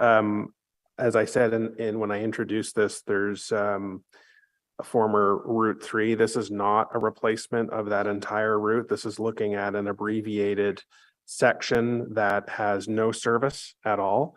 In speaking with staff, they believe that we can, with the direction being provided, look at a cost-neutral way to provide this service. And it's something that's desperately needed in this community, and hoping to sit down with staff and find a positive outcome in this regard. Thank you.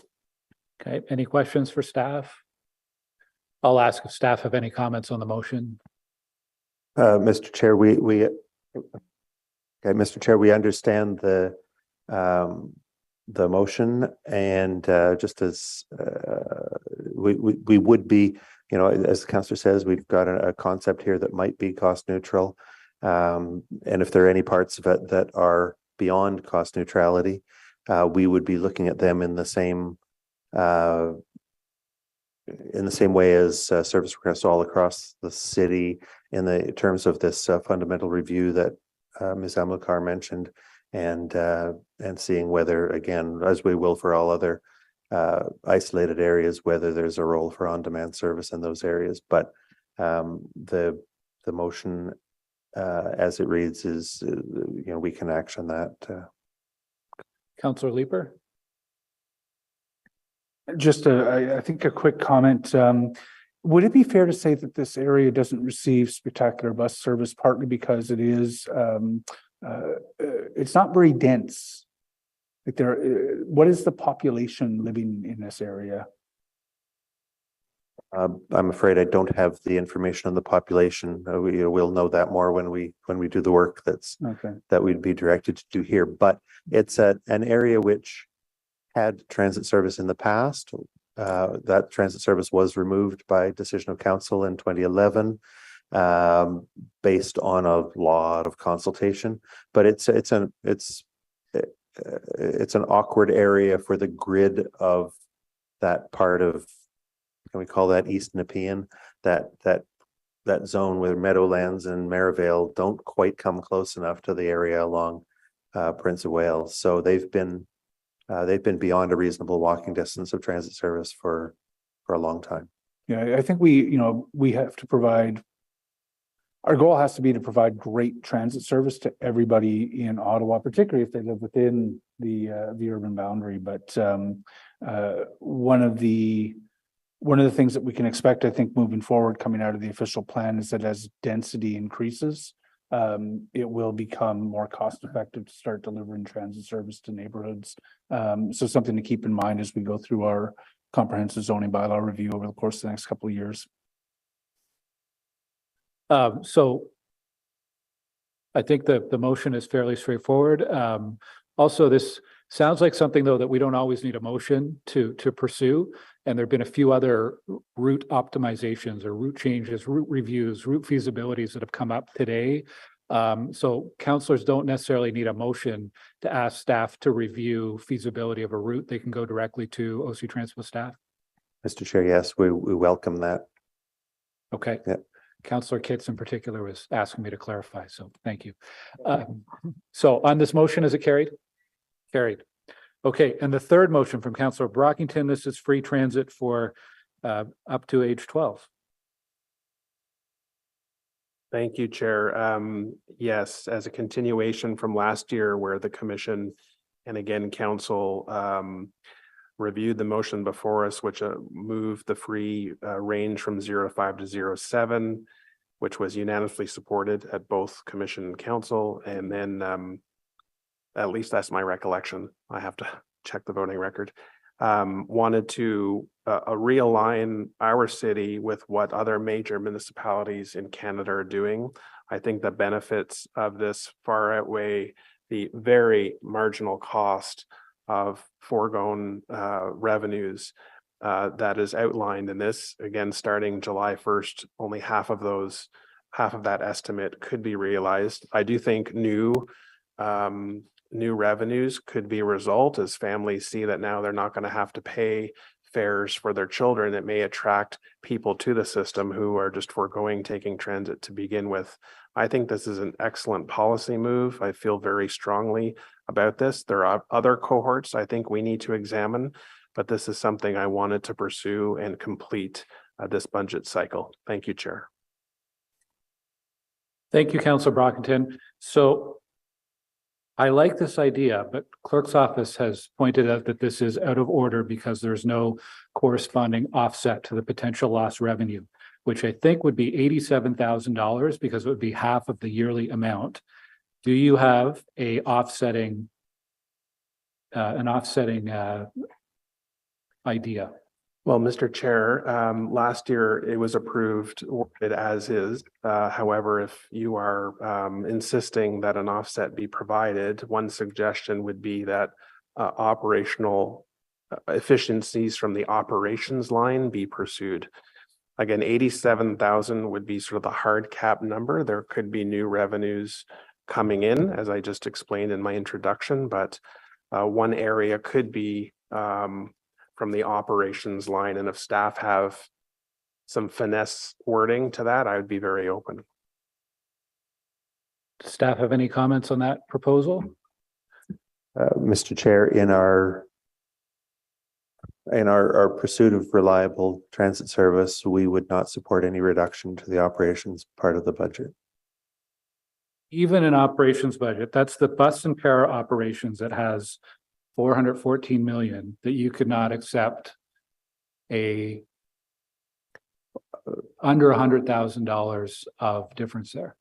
To draw, I mean, we will accept the decision of Commission and Council, of course, but to put it in comparison, that would mean that we could hire one less person, one fewer operators available to replace service on days when something goes bad. And if the of course we'll have follow the decision of council, but we want to be clear that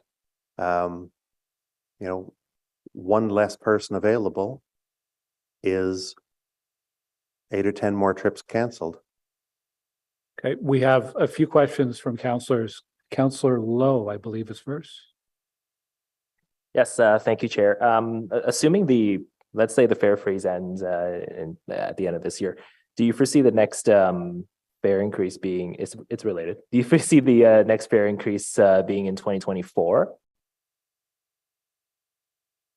Or fare change, sorry. Mr. Chair, that would be the next time we would bring a budget and would be the next opportunity for council to, under normal conditions, the next opportunity for council to make a decision on what the fares are. Okay, so given that, given the budget cycles and everything, and in it's good it'd be easier for communications as well. Could this be something that you feel can be better implemented as part of the, the 1st of January 2024 fare changes? Mr. Chair, I would say that technically we have the ability to implement this within 4 months being made. And so the suggestion here of 1st of July is technically possible. Okay, thank you. Okay, Councilor Menard. Thanks very much, Chair. I guess just a suggestion to Councillor Brockington and to Commission that the motion include that the offset is from the tax stabilization reserve for this year. That would allow us to implement this for July 1st, 2023. I don't think it makes sense to delay it another year, given the very low cost and the obvious benefit to a lot of residents, the potential ridership increase. So just a suggestion to Councillor Brockington and staff that would avoid that operational concern staff have raised, and hopefully we can pass something like that today. Chair, if I may, that's only transit can pay for transit. Tax can't pay for transit. So that would be a possibility at council where all of those budgets are in play, but not a possibility for us as commission to offset with that budget here. It's also, we collect property tax for citywide services. Those dollars can't go towards transit.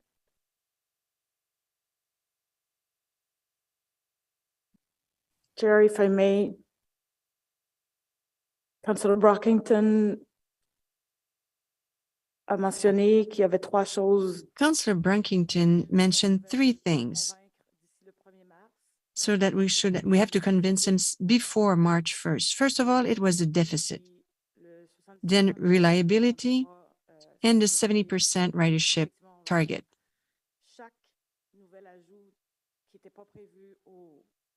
Every new addition that was not expected in the budget will actually have an impact on the deficit. So just to take this into account.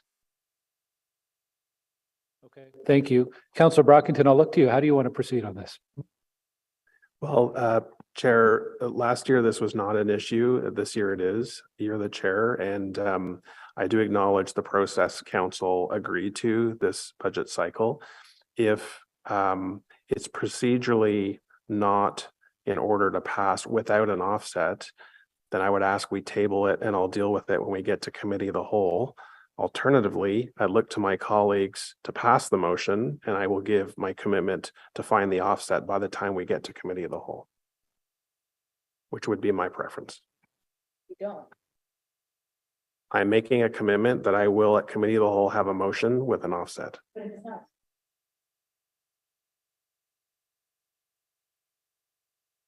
Your offset is.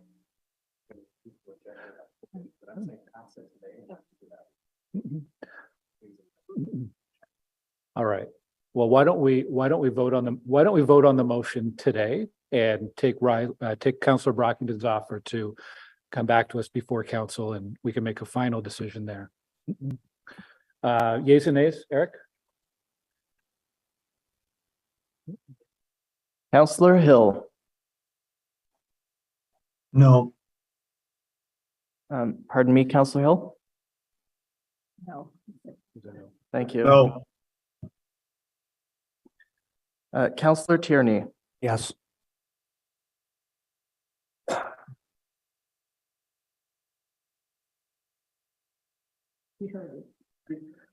Councillor Leeper.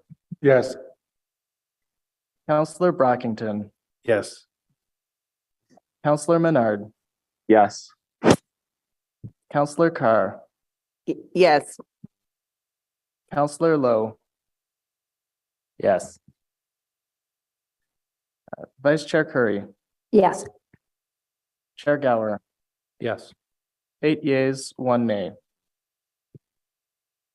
Okay, thank you. There are no more motions that I'm aware of except for the roadmap motion. It's been a long day. If folks desperately want to wrap up, you can do it and we'll all begrudgingly listen to you. Anyone want to wrap up? Chair, I do not want to wrap up. I just wanted to identify an item that I'd like to pull out to vote to dissent on. The rest I'll be voting in favor of. Okay, do you know which item that is, Councilor Menard? Yes, and I had spoken to Caitlin a little bit about this. It's the operating resource requirement, page 3, that transfers grants and financial charges. It's the $42 million reduction to the capital reserve, as described on page 13. Okay. We'll make sure that's noted coming out of the meeting. Thank you, Chair. Councillor Curry, can you introduce the roadmap motion, please? Be it resolved that the Transit Commission recommend that council, sitting as committee of the whole, approve the Transit Commission 2023 draft operating and capital budget as follows. 1, transit service as follows. A, user fees, pages 4 to 6. B, operating resource requirement, revised page 3. 2, Transit Commission capital budget, pages 7 and 8. Individual projects listed on pages 15 to 42. Okay, we'll do yeas and nays.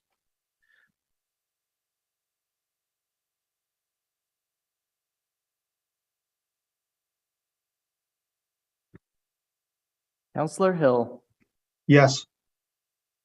Councillor Tierney, Yes. Councillor Leeper, Yes. Councillor Brockington, No. Councillor Menard, Yes, with my dissent on that one item. Councillor Carr, Yes. Councillor Lowe, Yes. Vice Chair Curry, Yes. Chair Gower, Yes. 8 yeas, 1 nay. Okay, thank you, everyone. We're not quite done yet. We have no in-camera items. We have no in-camera items. We do have at least one notice of motion. Councillor Lowe. You have that? Thank you, Chair. I'll read this quickly. Actually, I'll just skip to the operative clauses. Therefore, be it resolved that staff study the feasibility of creating a special fare zone for para-transpo trips originating from locations in wards 3, 22 west of and including Boothfield Street, and 24 ending within the Manotick Village boundary in Ward 21 and vice versa. And be it further resolved that the study assumes trips within that special fare zone be charged as urban fares instead of the current rural flat rate. And be it further resolved that along with any relevant information, the study include the following data. The number of trips taken between Ward 3 and Manotick Village in 2019 and 2022, number of trips taken between Ward 22 west of and including Boothfield Street and Manotick Village in 2019 and 2022, number of trips taken between Ward 24 and Manotick Village in 2019 and 2022, the revenue, ridership and passenger impacts, and financial impacts to the city and residents. Okay, thank you, Councillor Lowe. So we'll deal with that in the next meeting. There are 2 inquiries that I'm aware of. Councillor Hill has an inquiry. Yes, thank you, Mr. Chair. This inquiry is based on my perception that operational communication is as important, if not more so, than capacity. So the inquiry reads, what is the current OC Transpo operations procedures and practices for communicating live bus location and arrival times to riders? Does the city rely on human operators, live GPS, or other technologies? On a standard operating weekday, Monday to Friday, how up to date is the data shared to riders about bus arrival, delay, and cancellation? How much of the current operating budget is spent on developing or implementing a communication system for live bus arrival, delay, and cancellation information via bus stop number? Given the above, what is the current timeline and total project cost to bring live arrival times via bus stop number to completion? If not planned to be completed in the next fiscal year, what would be the incremental cost to expedite project and complete it by Q1 of 2024? What are OC Transpo's procedures to assess in real time the accuracy and timeliness of bus arrival, delay, and cancellation information provided to riders? And are there any current plans to enhance the communications between riders and OC Transpo? If so, what options are being considered? Thank you, Mr. Chair. Okay, thank you. Another inquiry, Councillor Lowe. Thank you, Chair. I'm not going to read all the questions because it's 5:50 p.m. Just to preamble a little bit of an exposition, I guess. Transit users across the city suffered as already a stretched resource as we're further strained to support R1 bus service back in January when we had the 6-day outage, including during 8 peak periods. My approach with these questions would have been completely different had this been the first, second, or even third major disruption in Line 1 service life. But time after time, we find ourselves back where we started. So without a meaningful root cause analysis, permanent fixes aren't really permanent, even if it's at a new location, a new issue, or the same issue at a new location. But ultimately, it erodes trust in the transit system. So in recognition of recommendation 62 of the Ottawa Light Rail Transit Public Inquiry Report, I do trust that staff will support council's oversight role over the city organization and work diligently to provide truthful and fulsome answers in the public interest, the overarching message behind the report. Okay, and you've submitted a number of questions by text that will go to staff. Okay. I don't think it's conducive to our sanity to read it. Yeah, that would be my question about the level of work involved in responding to the inquiry. The staff have any? I know it's a long inquiry. Some of the questions I believe were answered today. I can strike those out if anything, but like I said, the approach is not usual, and then that's just because of the issues that we've encountered. What we can do is we can leave it to staff to assess what level of effort is required to answer those questions, and if it's not within their current resources or within a reasonable time frame, staff can indicate that as part of their response to the inquiry. So yep, understood. I have this in there with that understanding. Okay, thanks, Councillor Lowe. So we have no other business, no other that I'm aware of. I missed the last 200 bus home to Stittsville 10 minutes ago. Thank you to everyone. Thank you to staff for spending the time here today, to the public who made delegations, to media. Joanne's the last one standing, and to councillors for all of the questions today. Thank you, everyone. Our next meeting is March 3rd. Be safe out there. The ice is pretty bad. So take care, and we are adjourned.